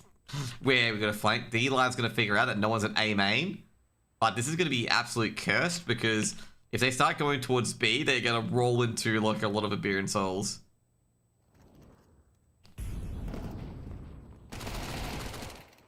How did losing to this team? This team's just, I was gonna say overall, Iberian Soul just well drilled. But I have no idea how they beat OG 2-0. If this is what they're showing. I can't help you, dude. Ooh, D-Light's gonna pick up an AK. Is he gonna be a winner? That's the main thing. Ooh, that was a good shot to WG. I'm just gonna say tier 2 is wacky and unpredictable. And I'm gonna say ECLOT is playing arse at the moment. That's simply put. They are playing absolute arse. They are getting out-aimed and out-maneuvered on fucking their own map pick. And they are deserving it as well. Like, they are not playing well.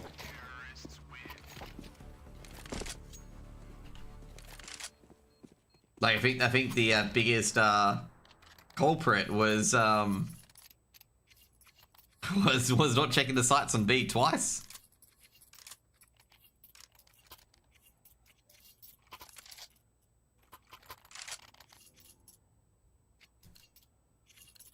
That's just like unforgivable, to be honest.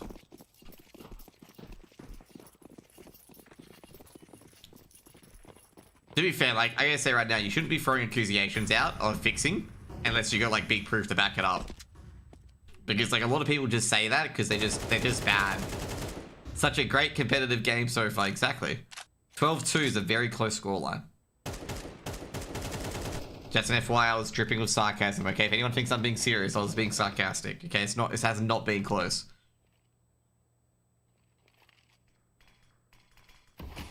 Like, ECLOT have been getting slapped.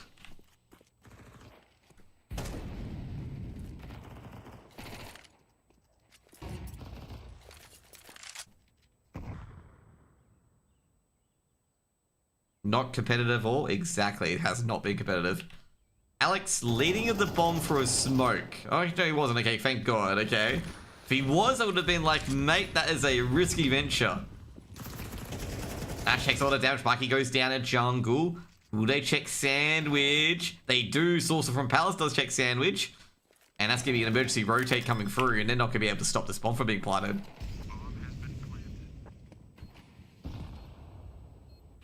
Oh, Detour's in a really horrible scenario because he knows Sidodo's there. And Sidodo can play with his food for the end of time. But fortunately, NBQQ has got out of ticket. He knows where a couple of players are. But the MP9's not good for these jewels. Can he get... Oh, beautiful shot. He might be able to retake the site here. Because the player in Connector can't re-peek. But he's lost his teammate. It's doable for NBQQ. He can get an ace to win this. Because the MAC-10's really terrible for these angles. Never mind. Sidodo somehow makes a MAC-10 work from Connector. It'll be a 13-2 dropping. I've got to say, ECLOT looked really fucking bad. Like, their CT side was very, very... Sorry, their T side was very dreadful. Like, very, very dreadful. They just... It just seemed like, you know, for Iberian Soul, who are unorged, I believe... And, like, a lot of players have played with each other. It's like, you know, don't mind that. But they seem to have better CT protocols than a team like ECLOT. And that's not good, okay? That's not good at all on the CT side of Mirage. Like, Iberian Soul had a lot better, like, protocols. Also, not to mention as well, like, the players on the site didn't immediately contest to the site sometimes as well. Like, they had really, really good trigger discipline. And ECLOT did not protect their planters very well. Like, that's what probably frustrates them the most, is that there's 2 rounds that they could have had a bomb plant and could have won, but the last seconds, you know, obviously Soulsal just peeks in, gets a frag, and then ducks out. It's just like, it's tilting. It's tilting. They do have a crazy good record on Mirage. That's why I'm like, what the hell? Like, they played that so badly. Like, it was an it just felt like they'd been read. Like, someone had really studied their game. I don't think they lost protocols overnight. I think they could have been anti-stratted. Like, that could be the crazy part, that they were straight up anti-stratted.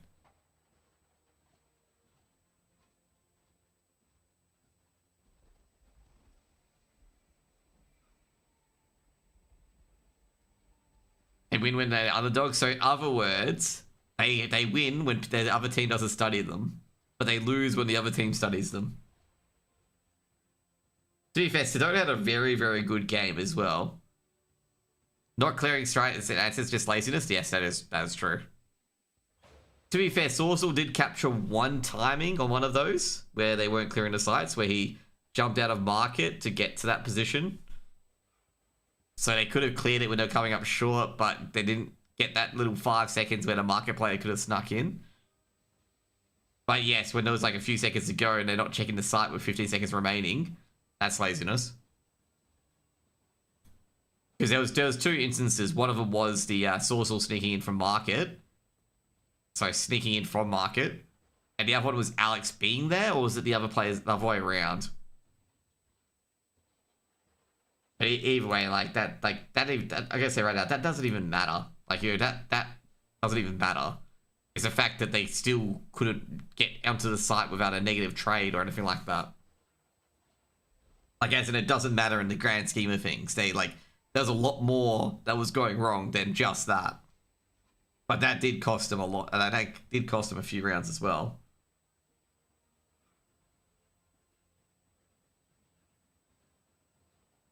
We're just waiting for the other players to get in.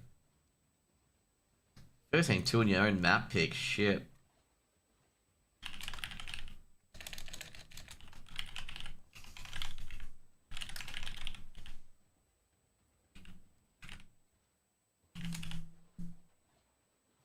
Sorry guys, I'm trying to get the next map.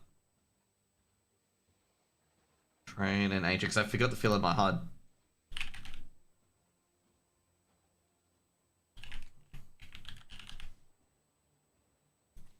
Like I say, it just felt like Mikey and the live didn't really get into it either. Which was pretty disappointing actually, because those guys are really, really usually reliable.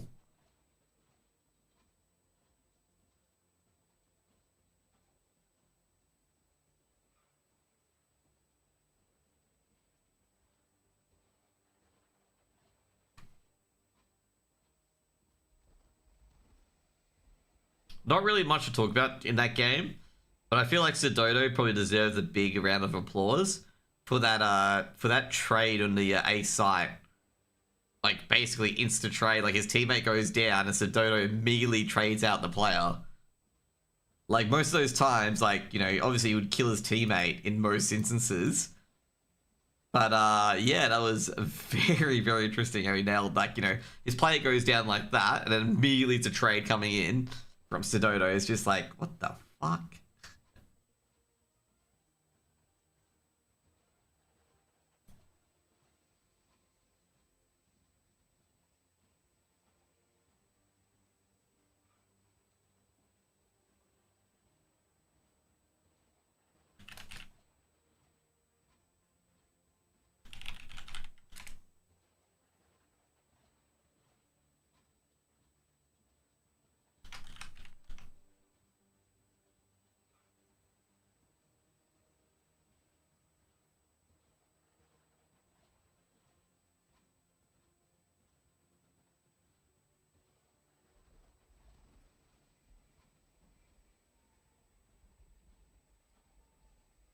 I don't know. I don't have really any more, like, you know, discussion about that game. Like, what is there to discuss? Like, that T side was just abysmal. That's pretty much it. What else? What else? What else can we talk about? Let's see the other games at the moment. Maybe the other games are a bit more competitive. You know, it'd be funny if the other games were like 13-1s and this was like the most competitive game out of the lot. No. In fact, I was completely wrong. This game was the least competitive out of all the lot. Amcal Nexus is 7-4. Leon Sungal was 8-5 to Sungal. Ents and Ecstatic is 9-5 to Ecstatic, I believe.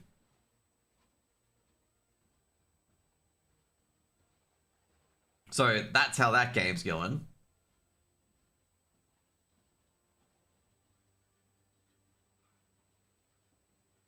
Wait, where the fuck's Trotter?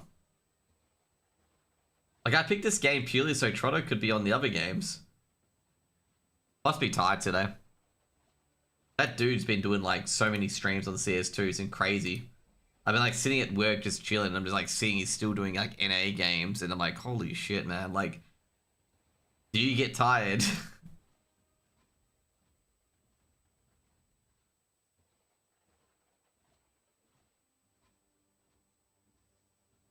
Okay.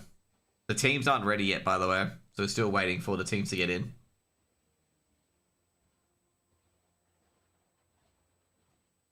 Bunch of NA games later, so maybe resting for those. Yeah, most likely. I know there was a few complaints from some of the NA fans, the viewers I talked to, that, like, not all the games were casted. Hopefully that can get, like, you know, done for today. I think it was like, I think 6 out of 14 games were casted. And I think 2 of them were forfeits anyway, so that doesn't matter too much. But it's just like, yeah, you want to get them all casted. I know the OC games weren't fully covered. Because, what was it? Starting at 3:30, or no, 4:30, Eastern States time is not exactly ideal to get a caster on it. It's 1:30 my time, so yeah.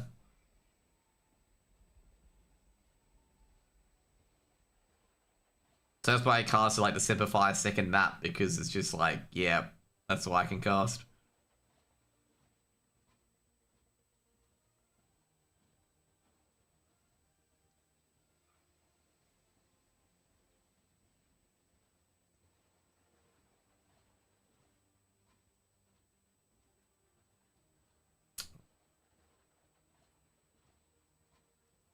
At the moment, Iberian Soul are all ready to go, and ECLOT haven't readied up yet.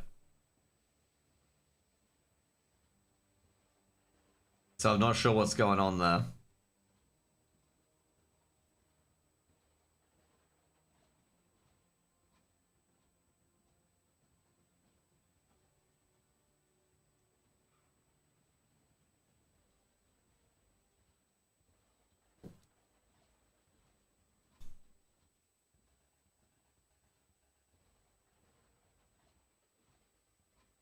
I think they were still asleep. Let them have that coffee. 8 a.m. games, man. Dude, I gotta say overall, I think I'm a bit of a hater on this, but I don't understand the hype of Stewie 2K being on wildcard. Okay? I do not understand the hype.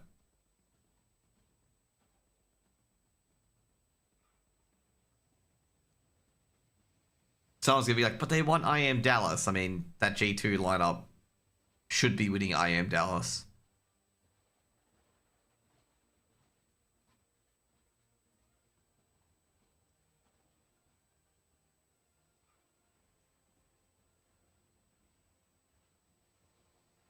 Yeah, we got the map, by the way. They already up for Train.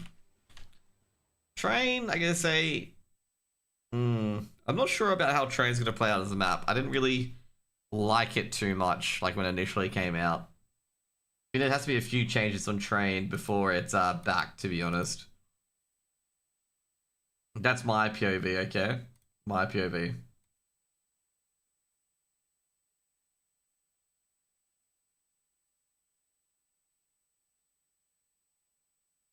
As long as there's not a top open car, there are no top open cars in Train. There are actually Train, by the way. Thought hype comes from like the personality or angles of competitiveness. No, there are people thinking that, you know, that he's gonna be a good player, and I'm like, no, he ain't.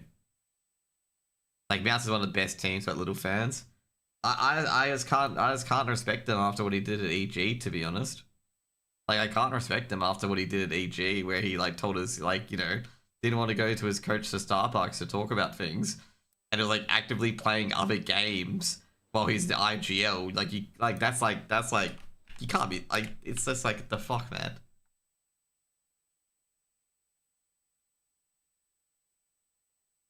Like that's not like that's not respectable at all. Like that's just like you're dogging your team. And then act like he's reformed when someone points that out. I'm like, bro, like you're still the same person. Like you've got the ego still.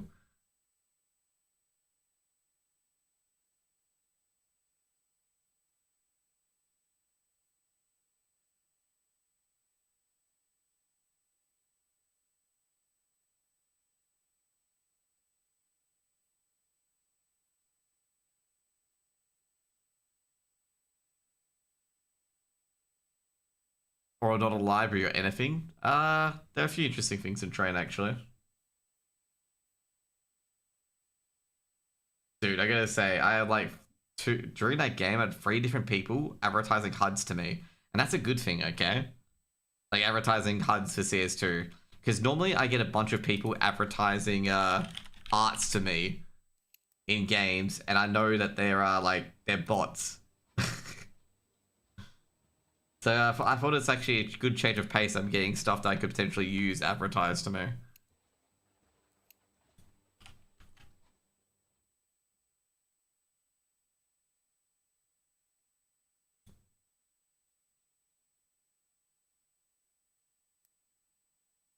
Lib right? Oh, I know.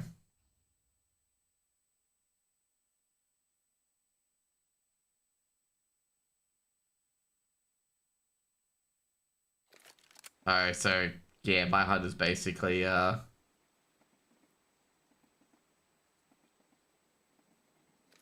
was basically Lex screen.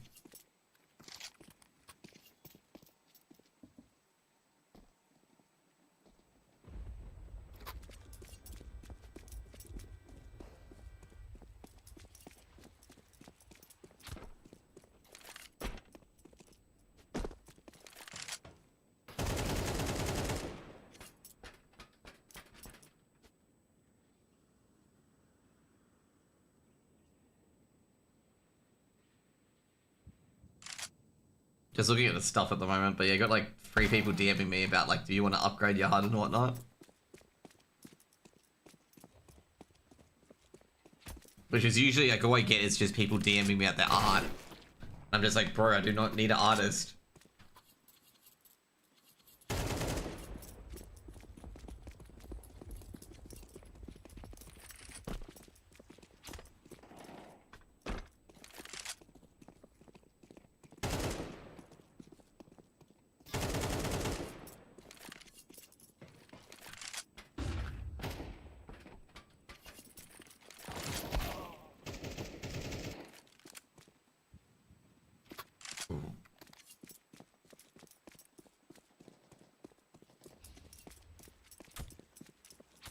Just waiting for Alex to get to the server.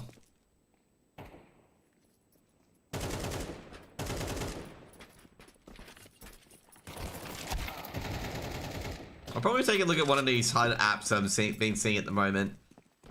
But I'm also gonna make sure as well, like with these HUD apps as well, like once I'm done casting, to make sure I unsubscribe from them. Because some of them do look pretty good. I really dislike this so much. I get scammed on this so many times.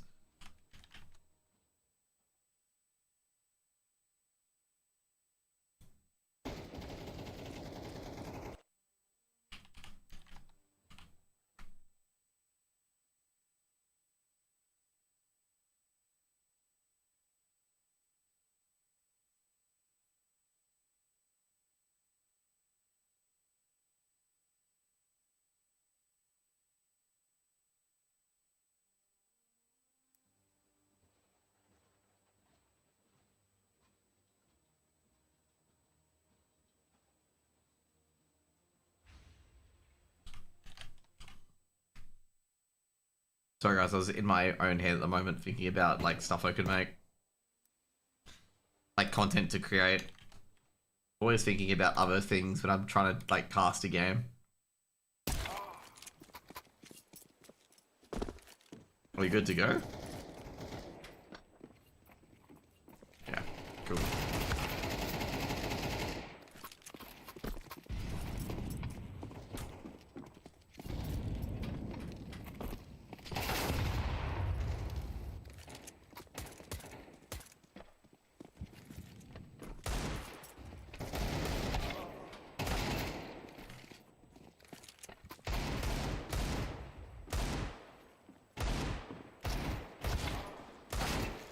Not hitting them 1Ds, mate. Gotta hit the DMs. Hit them DMs, you know?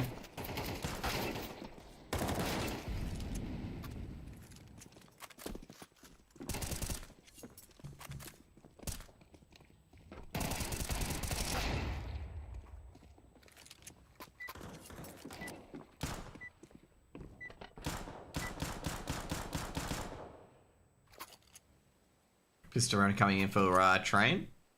ECLOT on the CT side. Iberian installed on the T side. Train's a really weird one now, so it's not obviously super CT sided. Bit changed from what it was previously.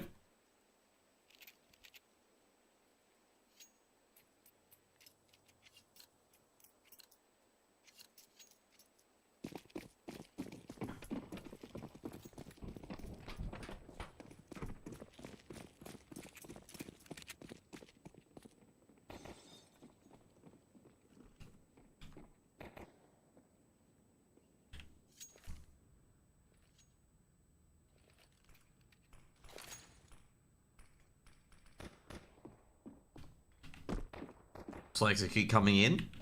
MBQ up in heaven. Ready to go on the B-bomb site. So not up in heaven, sorry.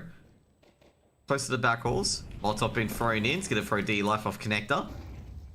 On the B side. Sododo going around the long dog force. He's got the opening at Ivy.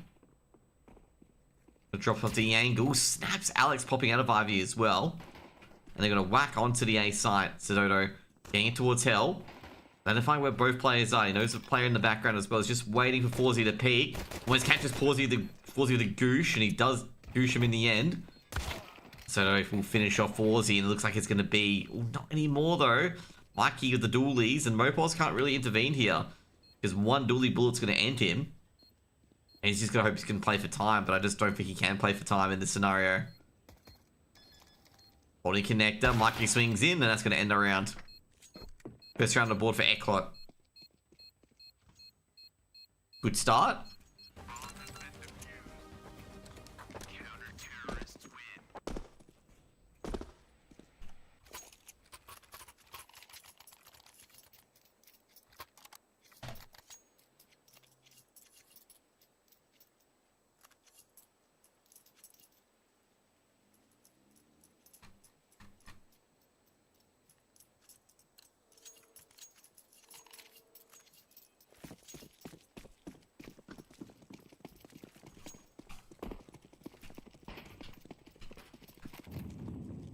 Double HE towards A main. No one there. I've got to get train call outs a lot better here. Like a lot better for train in particular because all the positions have changed. Looking towards the long dog or pop dog. I want to get surprised there.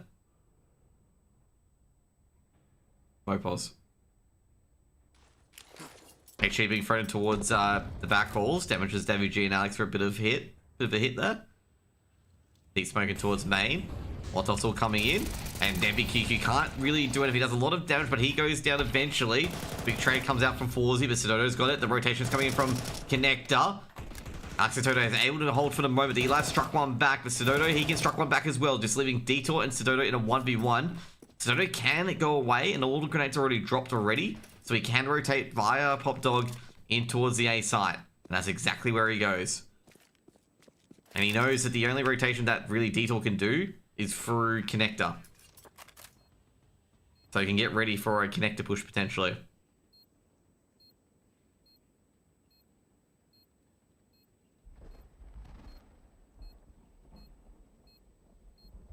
Detour. He's gone past D box. He's got the advantage here, Detour's checking in hell. No one's there. Bomb's not planted for him. He's going to check Ivy as well. Sidoto just playing him like a fiddle. And I gotta say Dieter at this stage can't really fight too much. Has no information. Probably annoyed that they lost a anti-eco round. He's just gonna live at CT. And Iberian Soul can start really running away with it with on the T side of train.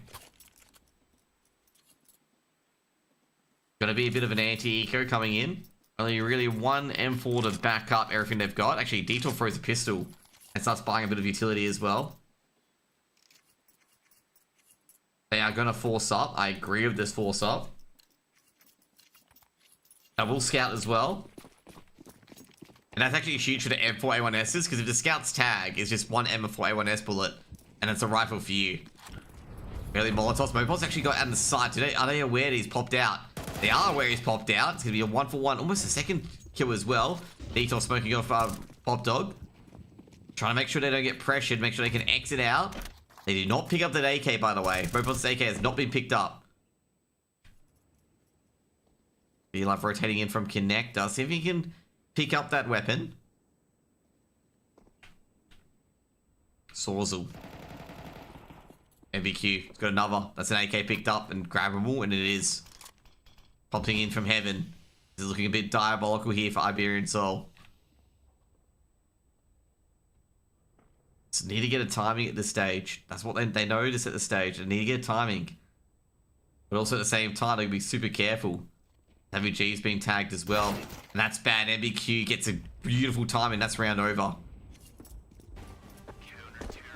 Second round for Dynamo ECLOT, and that's against the Force Buy as well. Iberian Soul not going to be happy with that. No bomb plant either.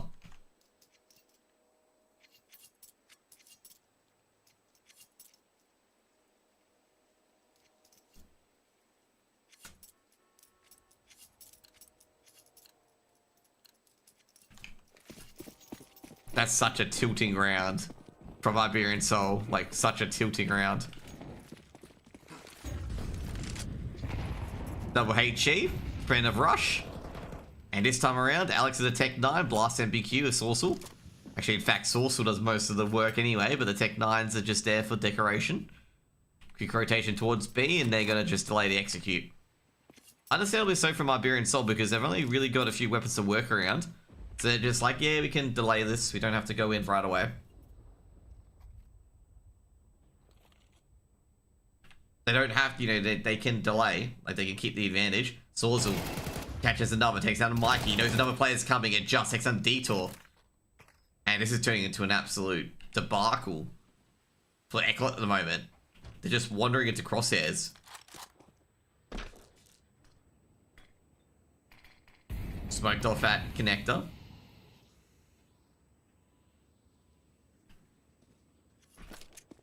Don't think he's going to be able to do anything at the moment.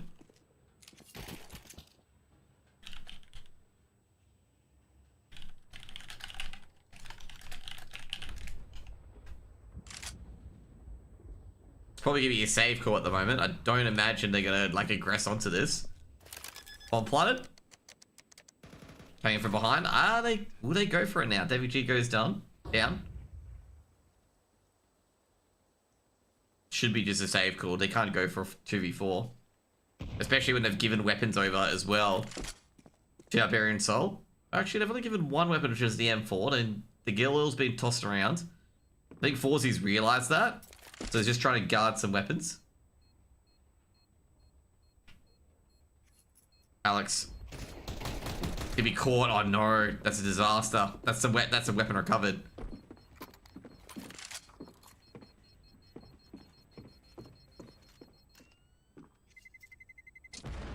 Second round for Iberian Soul.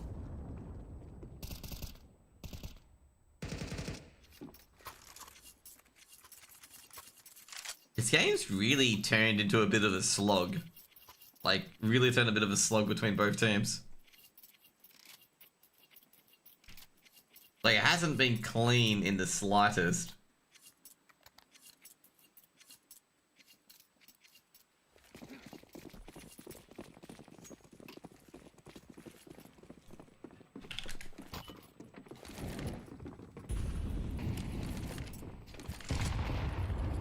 A lot of utility being thrown in towards B again. I'm gonna say ECLOT have a lot of razzle dazzle at the start, where they will throw the utility early on, and then do really nothing with it.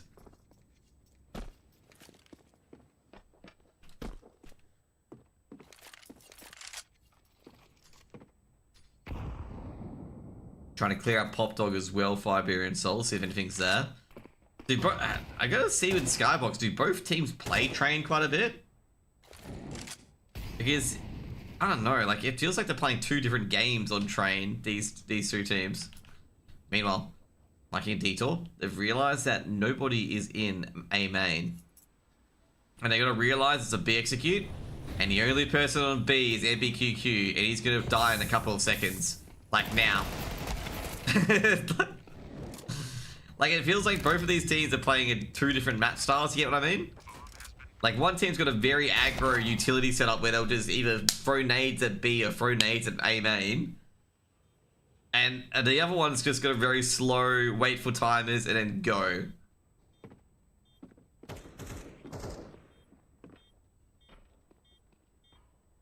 This is actually the first consecutive round that a team has won on it, by the way.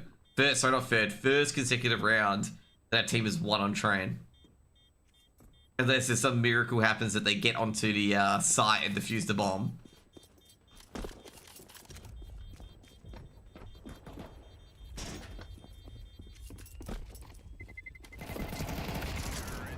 Trying to grab some weapons. Mikey's going to go down as well, and D-Line's going to escape with a Galil. That's all they need, really. Damage the economy slightly, but yeah.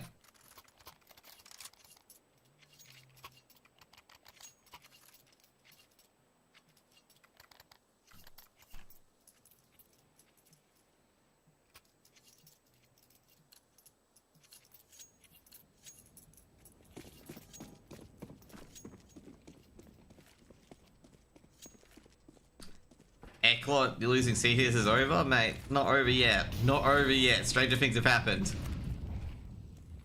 But also, Train is not a CT side of the map. Oh, Detour caught on the ladder. Could have been problematic. But I gotta say, they're getting straight up body. Like, what's going on? You think so? I don't think it's super CT-sided. I don't think it's super CT-sided as it used to be. Because, like, there's no... The big things in particular that's changed on Train is that the A-site players can't stop a B-site crunch. If it ever comes down to it. Like, what I'm talking about is here. Like, if you get Ivy control, like, the players on A-site can't defend B-site. Like, you can utility this off. Like, you can get around and start crunching on the B side. So it's not as CT heavy as it used to be. Because previously, like, you couldn't really go behind the sites. Because obviously this was all, like, one line. And the A side defender could look to the right, look to the left, and that's it, you know? Like, they could look to, like, the back of side, protect it. So you can't crunch on B.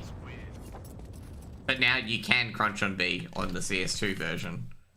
I know we missed 2 players dying. But I don't think we missed anything too important.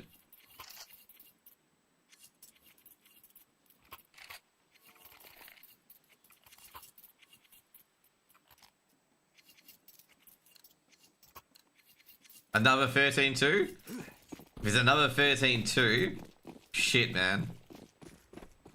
A-side's so spaced out. Oh, it feels like a compact nuke. Ooh. Is that B-side is hittable now? Which makes it a bit more open, I reckon. Like I said, I reckon it's maybe 7-5 to the CT side. But I don't think it's like back to the OG days of Train. Whereas like, you know, 11-4 was a normal half on CSGO. But I gotta say, like, fuck, ECLOT are not looking good. They didn't look good on Mirage. And that's starting to pour over onto Train.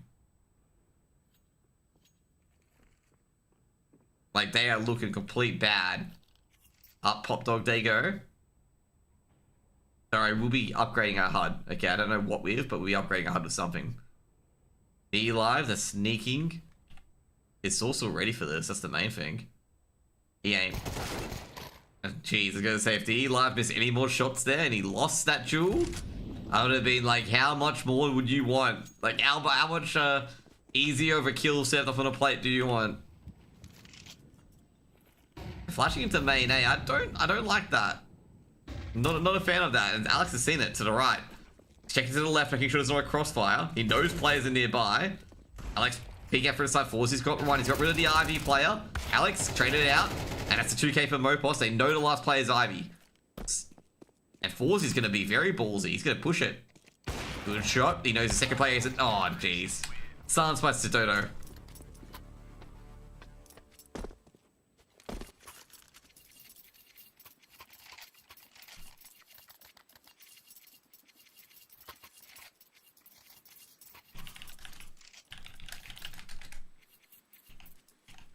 Give me a timeout from ECLOT. I'm just gonna say, I'm not sure what's wrong with the ECLOT side at the moment. I have no idea. They are, like, I'm looking at yesterday's games that they had and whatnot. Like, it's just things not clicking. Is someone sick? Because they are getting absolutely fucking bullied. Like, literally fucking bullied.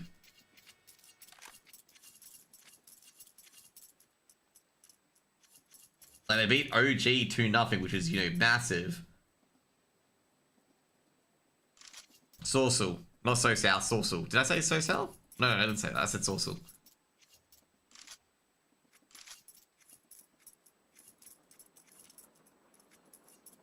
Like, they just don't look there. Like, they just don't look there. It's really a bummer.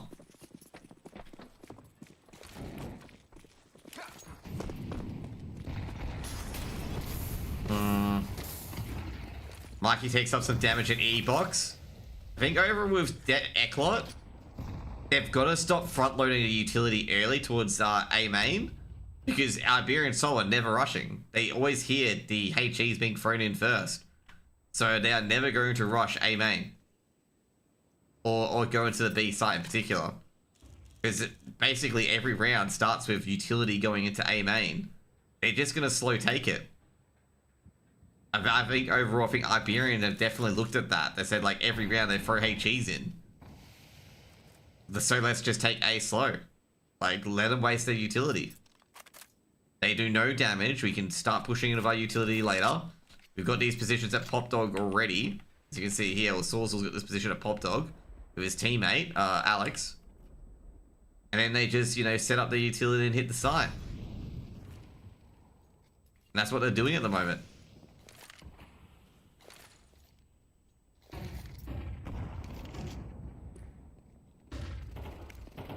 Mikey gets it first. Mopos heavily tagged up. Should be traded out. Oh, that Molotov didn't hit. Mopos going in between the trains. Alex takes on Detour as well. Looking to the back of the site. Great work by D-Light, but traded out by Sorcel.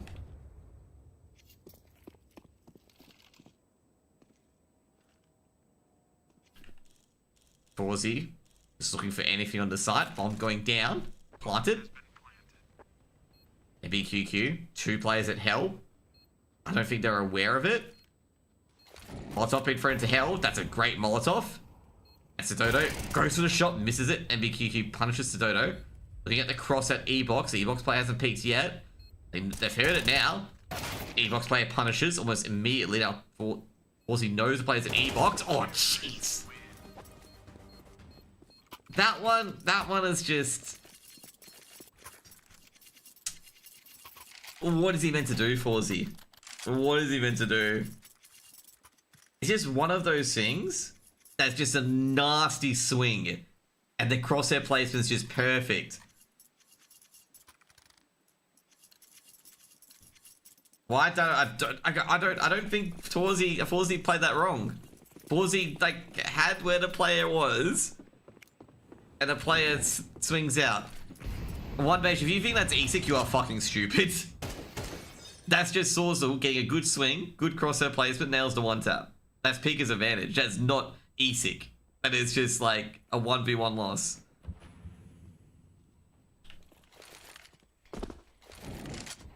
Like, Forzy had everything right. You know, player was at E-Box. He knew he was there and whatnot. And Sorzel goes for a swing, which is like, you know, a Hail Mary swing, and nails the one tap. Because he's in a very disadvantageous situation. Because he misses a single shot, he's dead. Because Forzy knows he's swinging. There's been... That last round was a lot better from ECLOT. A lot better. But yes, they do go down a player, and they can never recover from going down a player. Whether it's good from Iberian Soul or good from ECLOT. Oh no, that's reckless. Forzy. That is reckless, pushing down Ivy like that. Especially when you haven't discovered the AWP yet, where the AWP is.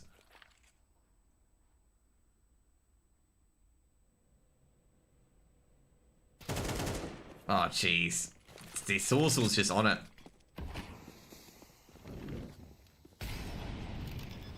It's possible to carry from every side, exactly.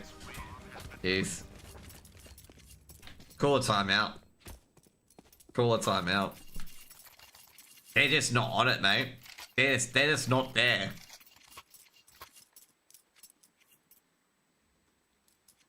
I'm not sure even a timeout will fix it. They're just not looking there, mate. Like, Iberian Soul have come to play. But ECLOT have definitely not come to play.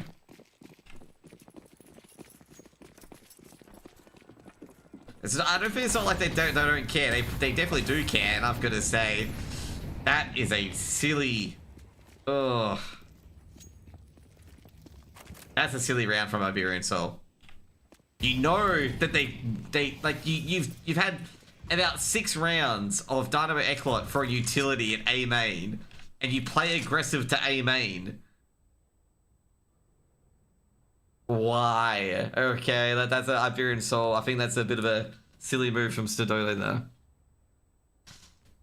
Like, 6 rounds out of 9, they're throwing utility at A main. I think that's a bit of a brain fade. Someone will be like, they won't do it this time. I'm like, they've done it so often that you may assume it's a default for Dynamo ECLOT is to throw nades to A main.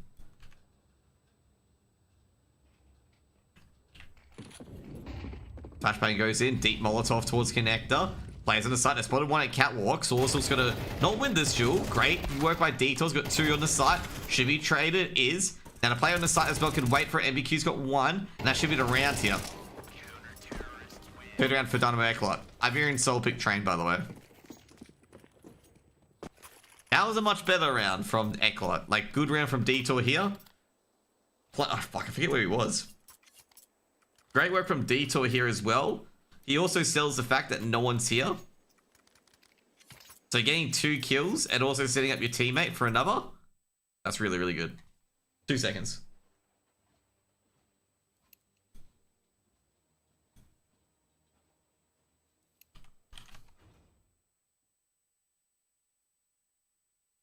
To be fair, given the other rounds where ECLOT have lost rounds, especially that Saucer 1v1 against Pawsy, I think they deserve a round at least, okay? They deserve a round at least.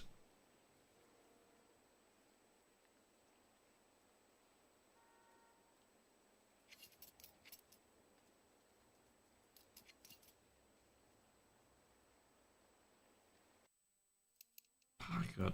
What's going on? Sorry guys, the playcast is being a bit finicky.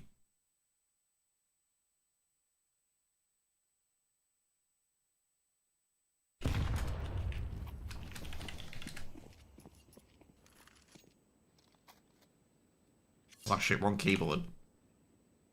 That's embarrassing.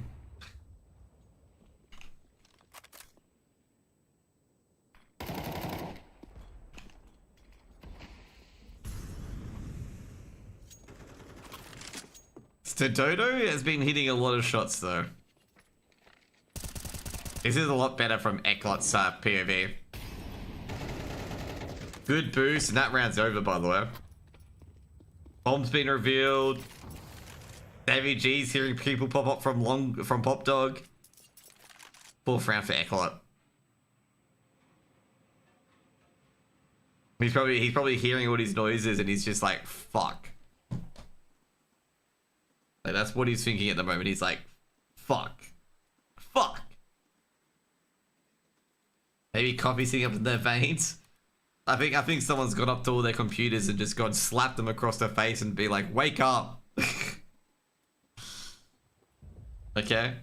I feel like at this stage it's probably happened, okay?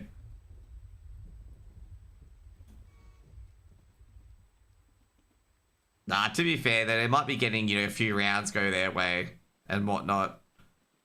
Because you gotta remember at the same time, ECLOT, some of the rounds have just been not going their way. I mean, that swing from Saucer to take out Forzy was fucking disgusting. Like, that swing.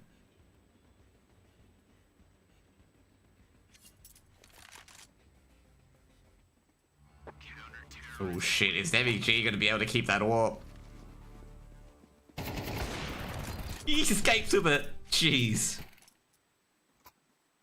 I was getting nervous. Whether he escapes with that or not. Because I saw them coming around. I'm like, they're gonna swing on 2 seconds. Oh no.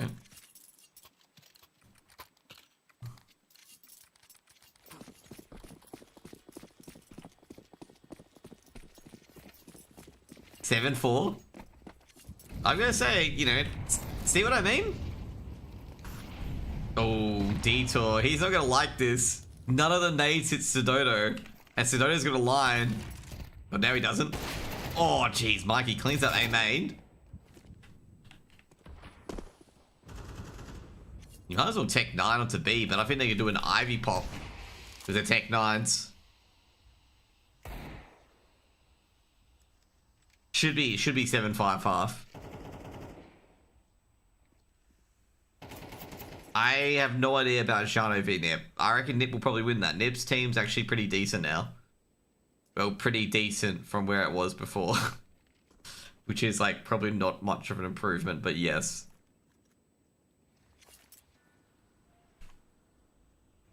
Actually, I want to see who Shano's got on that roster first of all. There we go. Great work, Forsey.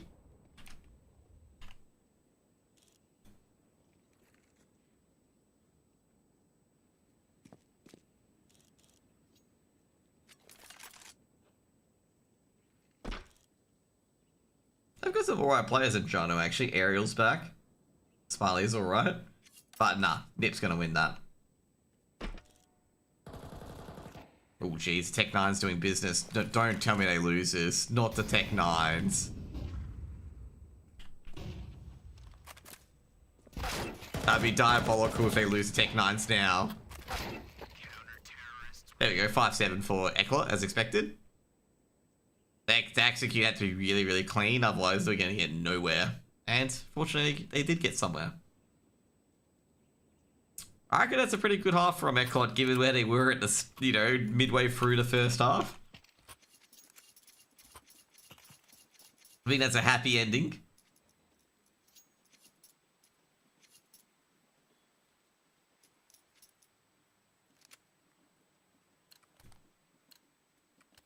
Andy went to GL's bench. Well, was he loaned out? But yeah.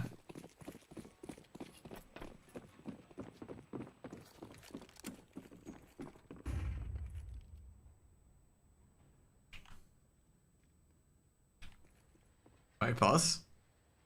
He's expecting, like I said right now, he's expecting an execute from uppers. Like, definitely expecting an upper execute on the B bomb site. And obviously a low execute as well. So you got your defense on the upper side on WG. Expecting a B execute at least.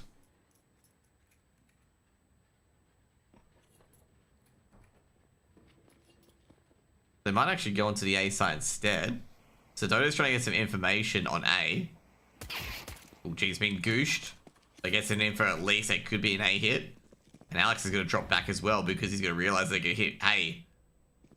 Spots 2 already. Gonna go ahead. That smoke needs to at this stage. He's gonna be swung upon by Mikey, taken out by Mikey, and Sidodo can't even catch a trick. That's surround over, by the way, guys. They are not getting back into that site. They could. We're gonna say Forzy. Fortunately, he was just peeking in there. Should be a 6th round for ECLOT. I don't imagine that they'll go back in for this.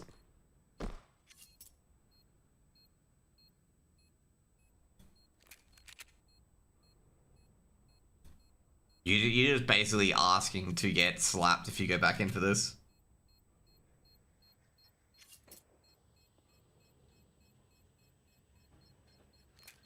They're playing way better. They've definitely recovered now. Terrorists win.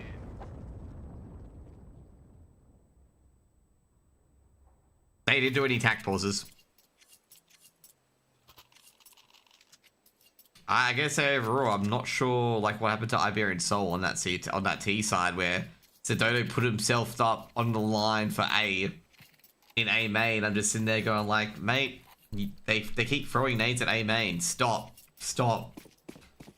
Like, you know it's going to happen.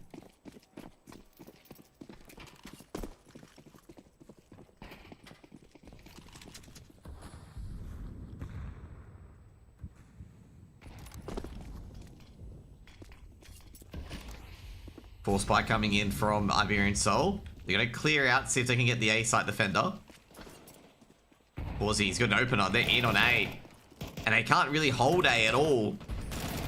Ooh, the Femas has got one. Oh, geez, the MP9's basically tracking. They put us as an anti-ego. This is turning out to be a bit scarier than they imagined until Sidodo clips his own teammate. I think they're just waiting for that 5-7 to do some work, off Deagle to do some work as Alex takes out D live. Just needs a body shot and that's it. And get a body shot on Forzy as well. But Forzy wants a pre-fired angle. Is he going to be able to get it? He doesn't. And Alex against the force buy. Oh, jeez. He's getting into the mental game. Even the teabag as well. Fucking hell, man.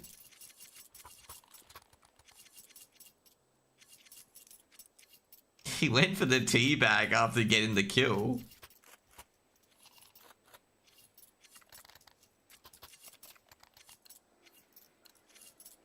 Six. I don't think there's anything wrong with ECLOT, to be honest. I think the MP9 getting those 2 kills are really, really good.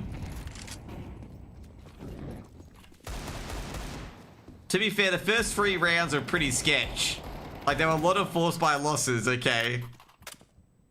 Like, I think Iberian Soul lost 2 force buys as well. Like, both teams have been very sketchy on force buys, okay? Like, you can't be like, you know, one team can't convert for shit. Both teams have been fucking awful converting rounds.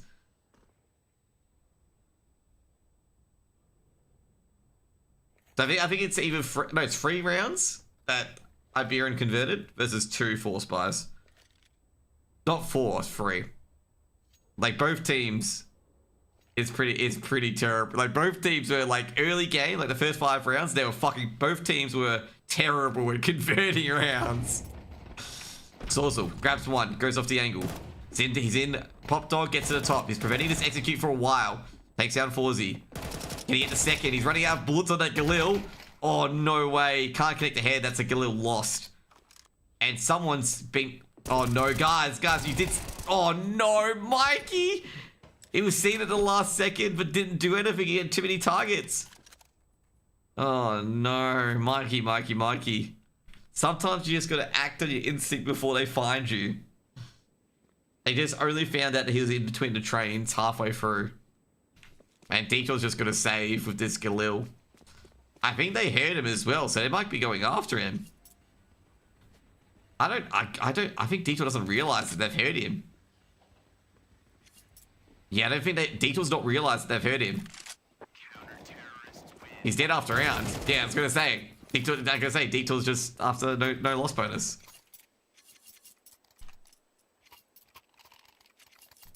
He did not suspect they heard him after round.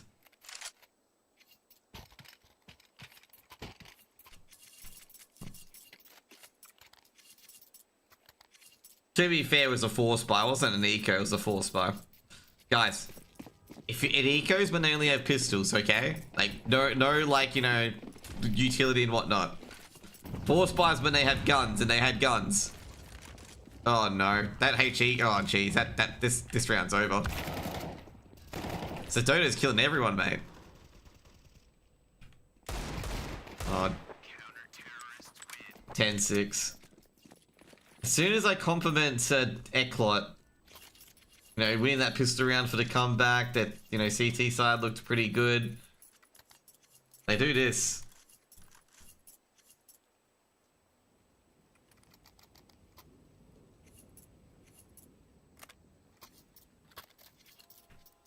To be fair, that Tech 9 round was probably a good round to Tech 9 on. Because they had FAMASas and MP9s.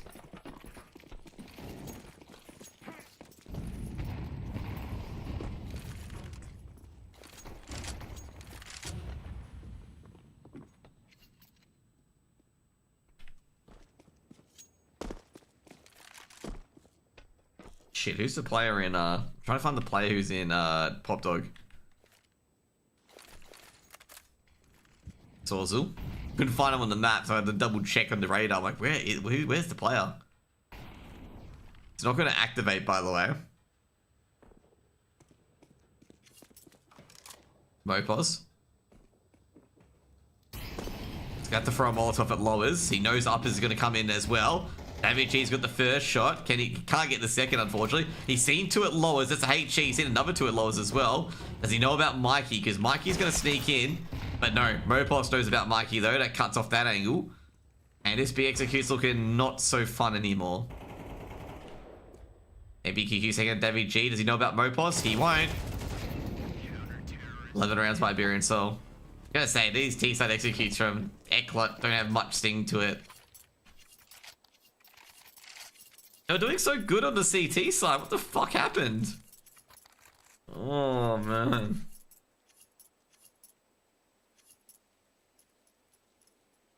Like, they were starting to recover on the CT side. I just... Anyway. And like, Iberian Soul have a double AWP setup as well. It's like, it's not like... Like, a double AWP setup's very weak to like a rushing right. Oh no, that's a really bad Molotov. I'm surprised they didn't operate on that, by the way. That they went for, geez, they have G. This is, they're not getting... They can't even get to Pop Dog now. Miss shot. Davichi, why do you miss all your shots when I spectate you? Never mind. Apology, you know, apologies are in order. Okay, David G, man. Okay, I apologize. I am sorry for saying you missed shots.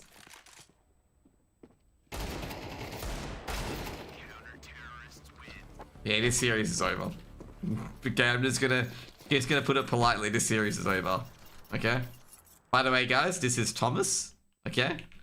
Finally, Thomas, the Irish superstar, has a spot named after him. Okay. Finally, okay. Finally, I named a spot after Thomas. Obviously, it's like Thomas the Tank Engine, by the way. They should forfeit, mate. Don't forfeit.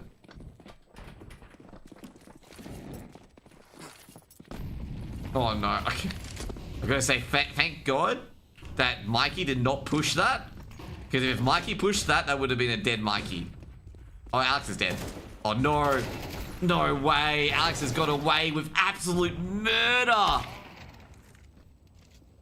No way! How does he live? Oh, dude.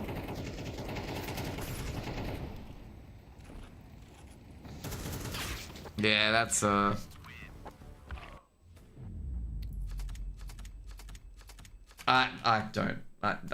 don't know how Alex lived in E-Box there. I just don't know. I don't know how he lived. Okay, I don't know how he lived. Okay. He gets out there, shows a nade, half his body's visible, he is not killed, and he gets 2 kills.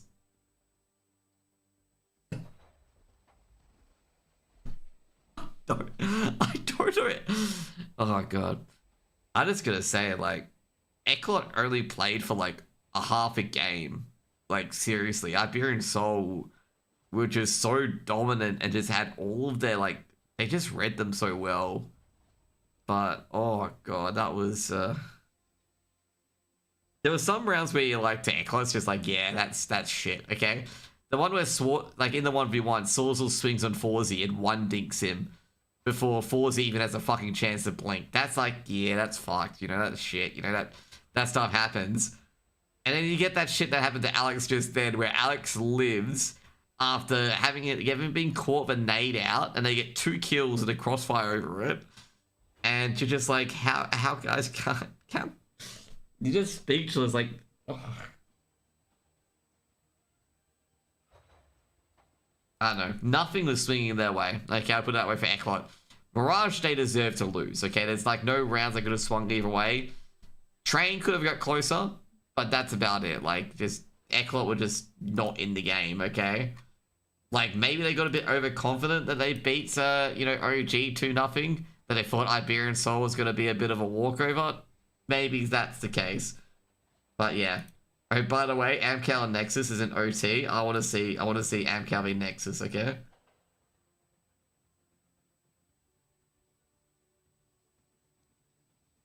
We'll raid Dolan, okay? I'll be going offline, by the way. Okay, we'll raid Dolan. You guys get to experience Amcal v Nexus. Enjoy, okay? And I have a feeling, by the way, that it's not been a good 2 sets of OTs. It's been a bit of a pain 2 sets of OTs.